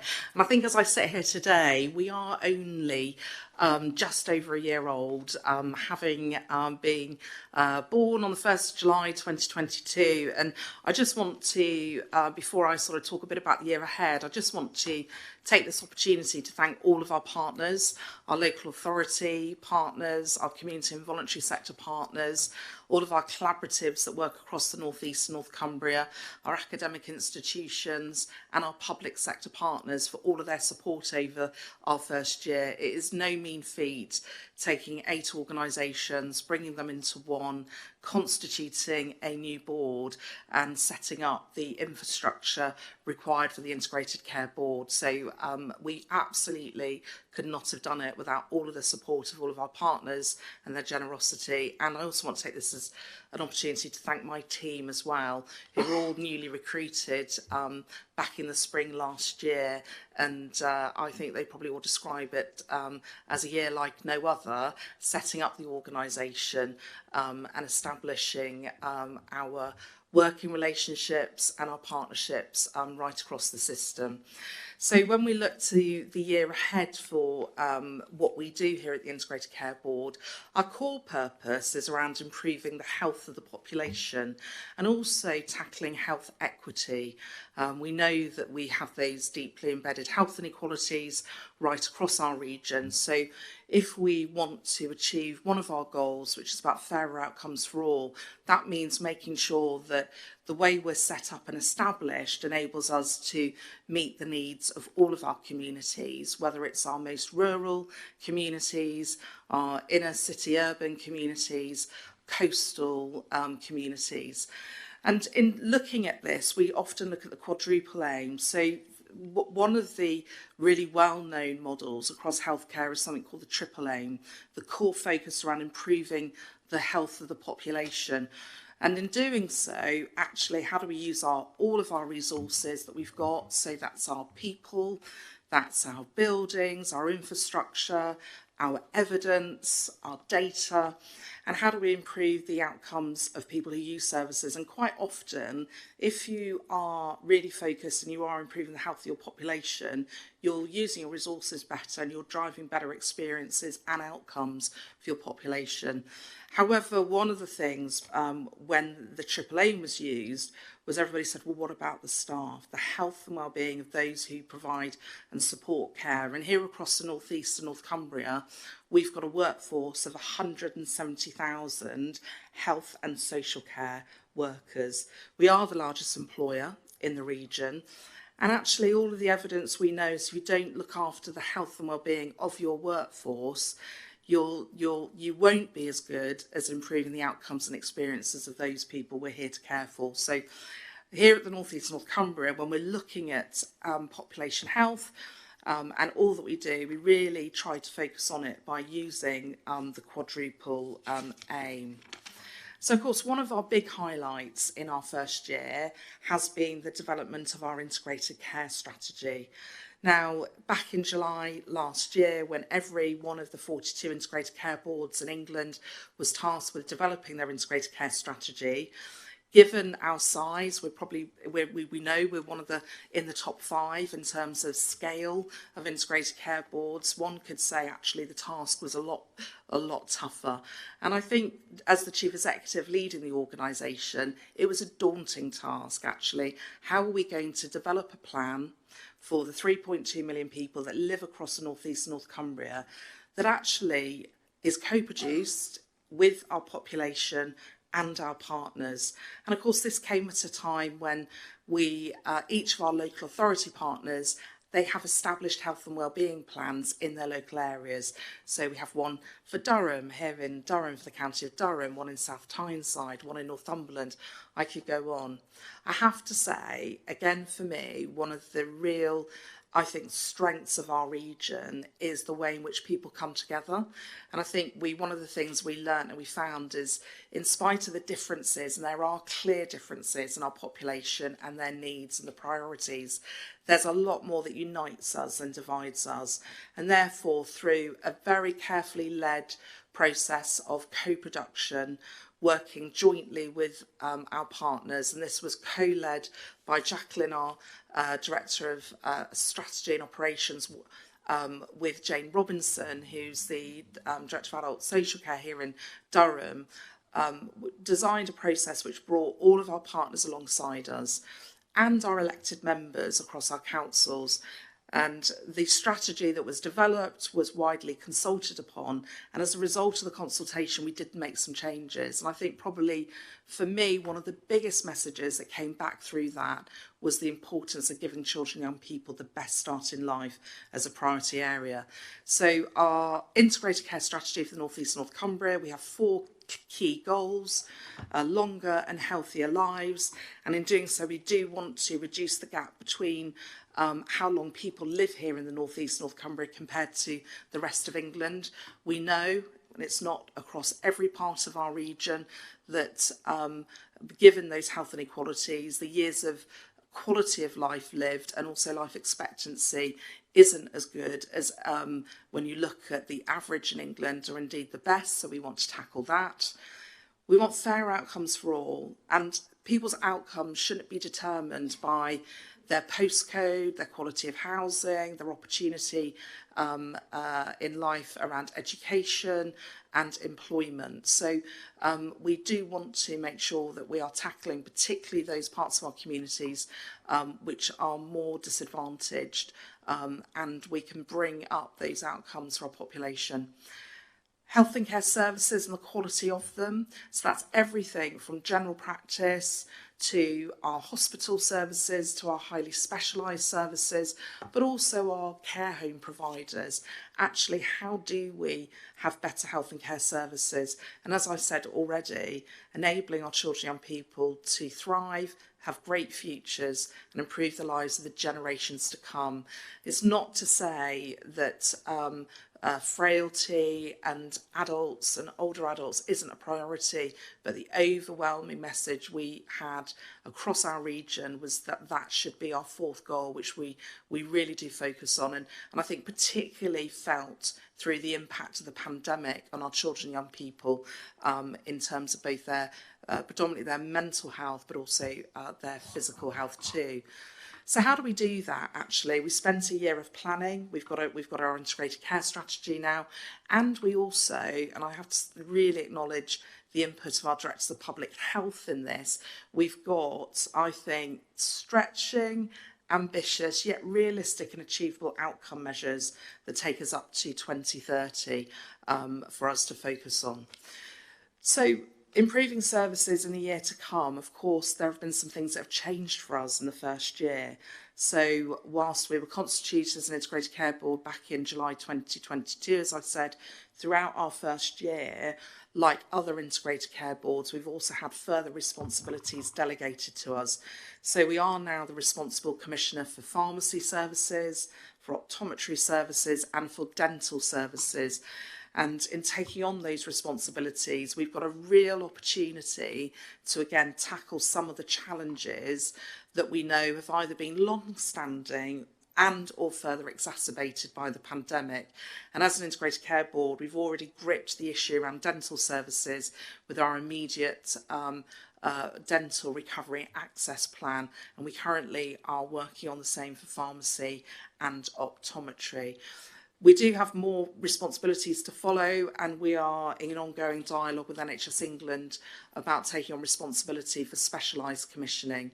And I think as the Integrated Care Board and the Planner and the Commissioner of Health Services, again, we do have the opportunity to better join up and plan for those local services here in the North East and North Cumbria. So how do you take an integrated care strategy that sets ambitious goals that we want to achieve, a clear vision, better health and wellbeing for all, those 4 priority areas and the outcome measures? Well, we've just this morning as an Integrated Care Board signed off what we call our Joint Forward Plan, which sets out the NHS's role in delivering those and how we're prioritising those. We also are working closely with our colleagues in the combined authorities across the region and looking at the opportunities that public sector reform beyond health can afford us. And of course, none of this would be possible, or I think the goals we set ourselves would be achievable if we weren't doing it jointly with all of our NHS providers. And here in the North East North Cumbria, we have 11 foundation trusts. It's fantastic that here at our Integrated Care Board, we have those represented as partner members, and their role is going to be absolutely pivotal in working alongside us and making sure that every contact, every opportunity, every time we come into contact with a member of our local population really counts, whether that's through an urgent treatment centre or a community mental health service. I think equally though, when we look at the weight of contacts, we know that the vast majority of services are delivered by general practice and primary care. And I have to say again, I think in our first year, we can take little, if no credit for the quality of our general practice services. I think we have to absolutely acknowledge and thank our general practitioners, our primary care services. Here in the North East North Cumbria, again, we are fortunate to have some of the, I think, best access measures in terms of access to a GP within 2 weeks, in terms of face-to-face contact, above the England average. So unlike some of those outcomes, I think that's a demonstration of how hard our general practices are working. And they've not only recovered their pre-COVID activity, they've exceeded it as well with those contacts. So their role in this, and again, we're very fortunate here in the board to have our partner members from primary care around the table.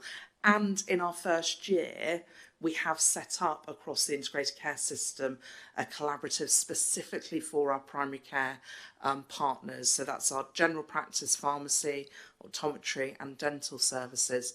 So partnership working is absolutely going to be at the core of how we're going to deliver those improved outcomes. We cannot do this on our own.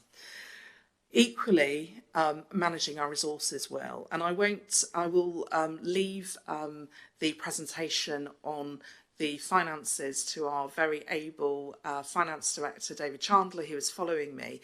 But I just wanted to say a little bit about some of our unique challenges in the region. So I've talked already about the healthcare inequalities. And here in the North East, North Cumbria, when we look at the needs of our population, of the 3.2 million people and the budget of over just 7 billion, we know that we have some of the greatest challenges nationally.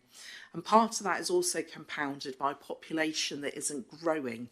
So unlike other parts of England, we don't have an ageing population, and the NHS funding formula, that's called the Cahill formula, is very weighted towards ageing, growing populations. Our population has a more chronic disease burden, is living shorter lives, and for some, longer in ill health.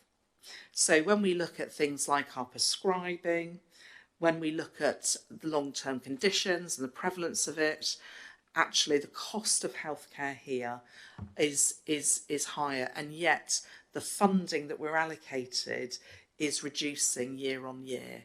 So the challenge for us as a region and some of our complexity is, how do we plan and shape resources and not only meet the treatment need in the population, but also help us to tackle the prevention aspects as well.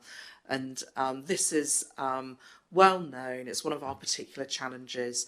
And I think from our geography, I think one of the best things, one of the biggest opportunities we've got about being a large system is the learning that we can do, and the sharing, and the sharing of the use of resources. But meeting the needs of an urban population and a rural population requires two different approaches, and it's important we meet everybody's needs. So in terms of managing our resources, we need to do this really wisely. And if we think about that quadruple aim, we've also continuously got to be supporting our workforce.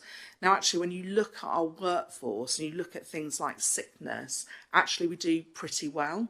And you consider in terms of these health inequalities will be prevalent in our workforce as well, but actually we do pretty well. In our first year, we have, like every other integrated care board, been set quite a challenging ask, which is reduce how much it costs you to run the organisation by 30%. And whilst we covered this at our board meeting this morning in some detail, I will just touch on this again for those people who are joining us for the annual general meeting. We currently spend less than 1% of our total operating budget on running the integrated care board, and removing 30% equates to about 17.6 million. So if you think about the size of the workforce we have to run the integrated care board, it will have to reduce. And we are actively working with all of our staff at the moment around a process by which we will be doing that through to the end of March. But it will mean fewer jobs, and it will mean working differently. So as an integrated care board, we will be looking at where our teams are, how they're working with partners, and actually where we can reduce duplication. The broader system of financial challenges I've touched on, and equally within that, working with our NHS partners in terms of the total NHS budget and how that's utilised, is absolutely pivotal to all we do. We don't plan in isolation. We do need to continue to work closely with our NHS partners on both our short-term and our medium and long-term planning, and that includes all aspects of finance, whether that's revenue and what we can spend on the workforce, but also capital and where we're investing in things like digital and our buildings. And this will require everybody to work more together. And again, this morning we've been hearing how two of our NHS organisations on Teesside are collaborating, and this is all about how do we have a sustainable NHS given the challenges we're facing, and indeed every public sector organisation is facing with issues linked to the cost of living crisis. So of course at the heart of everything I've said and that quadruple aim is learning. So we could have as a commissioning organisation approach which is very arm's length, very much looking at how we're using data to assess needs. But the big opportunity we've got is how we all work better together. How, when we look at the performance across the health and care system, the system is learning from one another. So when you go through and look at the integrated performance report that we've developed in our first year to look at the performance of the NHS services, you'll see some warranted variation because of things like rurality or urban models of care, but you will also see what we call unwarranted variation. So how are we taking the best bits of the system and learning from others? And I'm, again, really proud in our first year that we have developed our approach to learning and improvement. We've established a learning and improvement community. And whilst this is looking at the first year, and I'm sure Boost will feature much more heavily in our next year's AGM, to establish a learning community with over 500 members drawn from members of the public, patients, people, residents, our professionals from right across the North East North Cumbria who are coming together to work on some of our biggest challenges, I think is going to be what will enable us to tackle some of those greatest challenges we face. And the reason why is because we know that the vast majority of the solutions to the challenges we face rest in our communities, rest in the people doing the actual work. So our connectivity to those is absolutely crucial, and delighted we've been hearing this morning. We'll be having our Children and Young People's Mental Health Summit in October, which is bringing that community together to work together to identify how we can tackle some of the challenges we're experiencing for children and young people's mental health at the moment. So quite simply, if we were to say there was something we wanted to be known for here in the North East North Cumbria, it would be being the best at getting better. Not being the best, because if you view yourself as the best, you're not learning. And actually, for us as a system, if we can demonstrate that we're continuously improving, and we are the part of England that's improving our outcomes and also the performance and the experience of our health and care system, and we're a good place to work, then that will be probably one of the biggest things that will make a difference to our communities. So, Chair, I'm going to leave it there. I'm going to say it's been a very busy year. It's been a rewarding year, and I'm much looking forward to the year ahead. Okay, thank you very much, Sam. Just to add, the last 10 years have been the only 10 years in the 70-year history of the NHS where there's been no body between national level and local level, and a body responsible for coordinating planning, resource allocation and strategic development. And over the years the numbers have varied of those bodies in England: 9, 14, 26, 4 and now 42. We're the biggest, so we're not imagining that we're going to be merged with anybody else. But our population of 3 million, as Sam said, I think is optimal for doing things at scale. And our population is bigger than 40 countries of the world. So we are the size of a country, and we've got huge potential, I think, to develop and coordinate services for the benefit of those 3 million people in a way that wouldn't be possible if we were a small entity, as has been the case in the past 10 years. So and the other thing to say is the geographical footprint of the North East and North Cumbria has been very stable. One of our staff members, Dan Jackson, who of course wrote the book The Northumbrians, drew my attention to an initiative taken in 1911 to commission Prudhoe Hospital, and that commissioning was done by a body I think called the Northern Poor Law Committee, whose geographical makeup, with a little bit of an exception for North Yorkshire, was almost identical to the footprint that we've got now. So there we are. If we could move on now, David Chandler, to the item 3, the final accounts for the CCGs. Thank you, Chair. I'm going to do that via a presentation before we get to that point. But I'm just going to take you through a few slides. So firstly, we had the unenviable task, as you mentioned at the start there, of producing and having audited 9 sets of accounts. One set of accounts is usually a challenge. 9 was extraordinary. Fortunately, our audit committee chair had been through something fairly similar in his previous career, although his reflection stroke advice, which was along the lines of never again, wasn't necessarily the most inspiring thing at the time. But I have to say, his advice and guidance through an audit process, which was extremely challenging, was really helpful. Key messages from those accounts. So for the 8 former CCGs, which we were responsible for getting those accounts produced and audited, those CCGs delivered all their financial statutory duties, and I'll touch on that in a second, as did the ICB, and the wider ICS delivered a surplus financial position, which was mainly technical in nature, and I'll touch on that in a second. So in terms of the former CCGs, they were monitored as a collective through the first 3 months of the year. We were very much, if you like, in shadow mode at that point in time.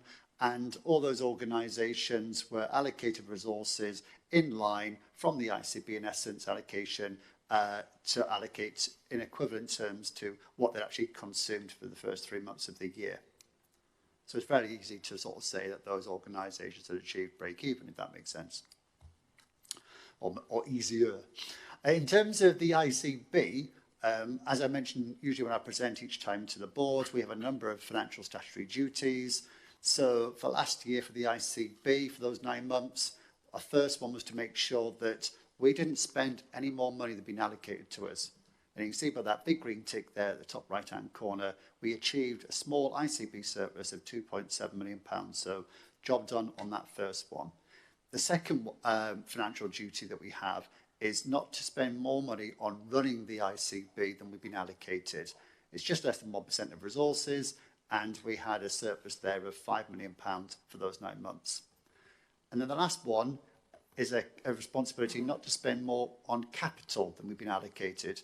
So we were allocated nothing, okay, because traditionally ICBs are not allocated resources spent on capital. That would normally go to provider, but we were also able to confirm we didn't spend any money on capital. So again, that one we were able to achieve. If we also look at the wider picture, because we have the ICB and then we have wider ICS responsibilities, and the ICS in this instance would include our local foundation trusts. So we delivered a surplus this financial year. You'll see there in the narrative a surplus of £56 million. The intention was the ICS would break even. The reason we have a surplus there was very technical in nature, but it related to one of our foundation trusts, Northumbria, and there was an out-of-court settlement for some building work, remedial work that was required, and they effectively won that argument, and an allocation of resources came into that organisation, but clearly they couldn't spend that in a matter of months. That will be spent over a number of years, putting right the deficiencies that were identified in the building. I'm trying to choose my words very carefully so I don't end up in court there, but hopefully that makes sense in terms of why we had a technical surplus there. And then the last one was that the providers generally are allocated capital resources, and I'm pleased to announce again that they didn't spend more than been allocated. They landed that virtually on the button. I mentioned earlier in the board meeting that I was going to show a slide that identifies where the money goes. You know, the ICB, if you like, financial cake, how it's shared across the piece from a system point of view. And what you can see here, the big blue chunk there of the cake on the right-hand side, that's our allocation of resources to acute services. Approximately 52% of our resources in that financial year went into acute. The orange slice of the cake there is what we allocate to mental health services. If I remember rightly, the grey area is community services, and the other blue area is prescribing. And then prescribing, it takes 10% of our resources. It's probably the most volatile one in terms of managing. And then you've got 2 chunks of the cake there, which are primary care together, which are the sort of the green and the dark blue one, and they come to around 10%. And then you've got very small slivers of the cake, which are basically other services and running costs. So that's where the resources go to when we divvy them through the year. Now, I said earlier that the CCG and the ICB had delivered its financial duties, and I gave you an overview of those, which are in all the accounts, and I wasn't planning on going through all the accounts line by line at the AGM. I'm sure you would want me to do that for you today. But you don't just need to take my word for it, obviously, that we achieve those financial duties. We are required by law to have our accounts audited. We have Cameron Waddell with us today from Mazars. They led on most of the audits, not all of them, but most of the audits. But I'm pleased to announce that all our audits were issued with an unqualified opinion. And in this case, unqualified is a good thing. Normally qualified is a good thing, isn't it? But in this instance, unqualified is a good thing. In essence, Cameron will keep me right here, but almost like without a reservation, there were no things to highlight to your attention that would make the auditors sort of say, well, actually, we've got a problem here. So good audit reports in that position. There was one item of recommendation, which was around treatment of accruals, estimation of expenditure in some of our former CCGs, and the learning from that has been taken forward from to the ICB. I'll say two more things, if that's okay, which I meant to say earlier on. I would like to give a special commendation at the AGM, if that's okay, Chair, to two of my colleagues, to the Director of Financial Control, Richard Henderson, and Anthea Thompson, who works with him. They put so many hours into making sure we produce the accounts, and I know Mazars also put an awful lot of effort with other auditors, but mainly Mazars, in terms of working with us to get our accounts audited and submitted in good time to NHS England. So I just think it'd be remiss of me not to mention those. The last thing I was going to say is, if you are interested in seeing copies of our annual report and accounts, there is the link. You can easily find them on the website, and the more details in there in terms of those accounts detail. Okay, that's all from me, Chair. Thank you very much, David. We've got, would it be better to take the external audit opinion now?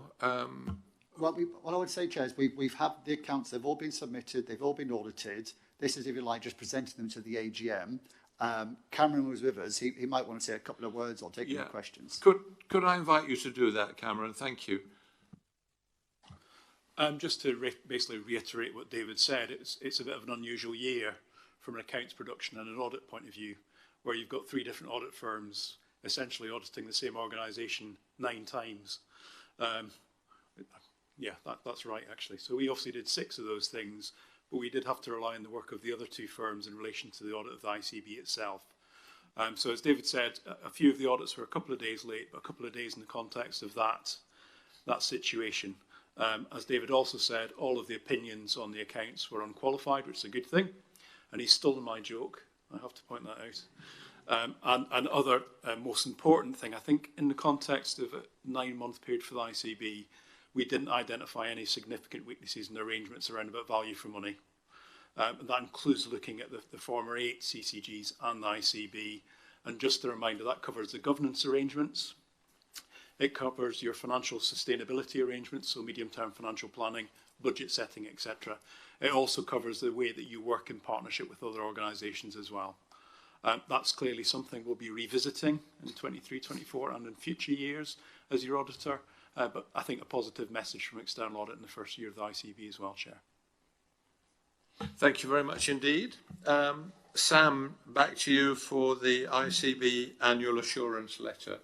Thank you, Salim. So NHS England has a legal duty to undertake an annual assessment of each integrated care board and their performance, and this is a requirement of the Health and Care Act 2022. So the papers today that we've published include in full the assessment that we have received from NHS England on us in our first year. And I as the Chief Executive of the organisation, I was pleased to receive this assessment against a number of duties. It recognises the approach that we've taken from a system leadership perspective, how we've approached the improvement in the quality of services and the oversight framework that we've devised, working collaboratively with our partners in the system, how we've undertaken our financial duties in the first year, and also our focus on reducing health inequalities. And you'll see in the letter it sets out all of the steps that we've taken in our first year with our health inequalities, healthier and fairer outcome programme. It also comments on our approach to using evidence and facilitating research alongside the decisions that we're taking for our population and patient and public involvement. I do want to also just speak briefly about the final section of the letter, which NHS England did seek feedback from chairs of health and wellbeing boards across the system on our contribution to wider strategies. And you'll see in their assessment, our partners have acknowledged our work in our first year that we've undertaken jointly, and also commented that through our second year they want to see greater alignment with our work between the strategies in the North East, North Cumbria, and those that are being delivered through the integrated care partnerships. And I know when we next have our strategic integrated care partnership in December, we'll get an update from the 4 chairs of our 4 area integrated care partnerships across the North East, North Cumbria, and we'll ask them specifically to report back on how we're doing with that in our the first half of our second year as an ICB. So the annual assessment, I would report, I think, is a positive one. It does capture an independent view of NHS England on our first year operation, and it is appended here today with the AGM, and that again is a requirement of every ICB to do that. So Liam. Thank you very much, Sam. I'll pass over now to Claire Riley, our Executive Director of Corporate Governance, Communication and Involvement. Item 7, have we received any questions from the public? We've received no questions on the agenda items today, Chairman. Okay. And then I think you may have some reports available, have you? Yes, we've got some summary reports of the annual report and accounts. I have some here, or there's some at the other side of the room, Chairman. Okay. And could I, in addition to David's thanks to his team, could I also thank you, Claire, for your team, to Deb and everybody else for preparing the annual report and preparing the arrangements for this meeting. So thank you. Good. So the meeting's closed. Thank you. Are we taking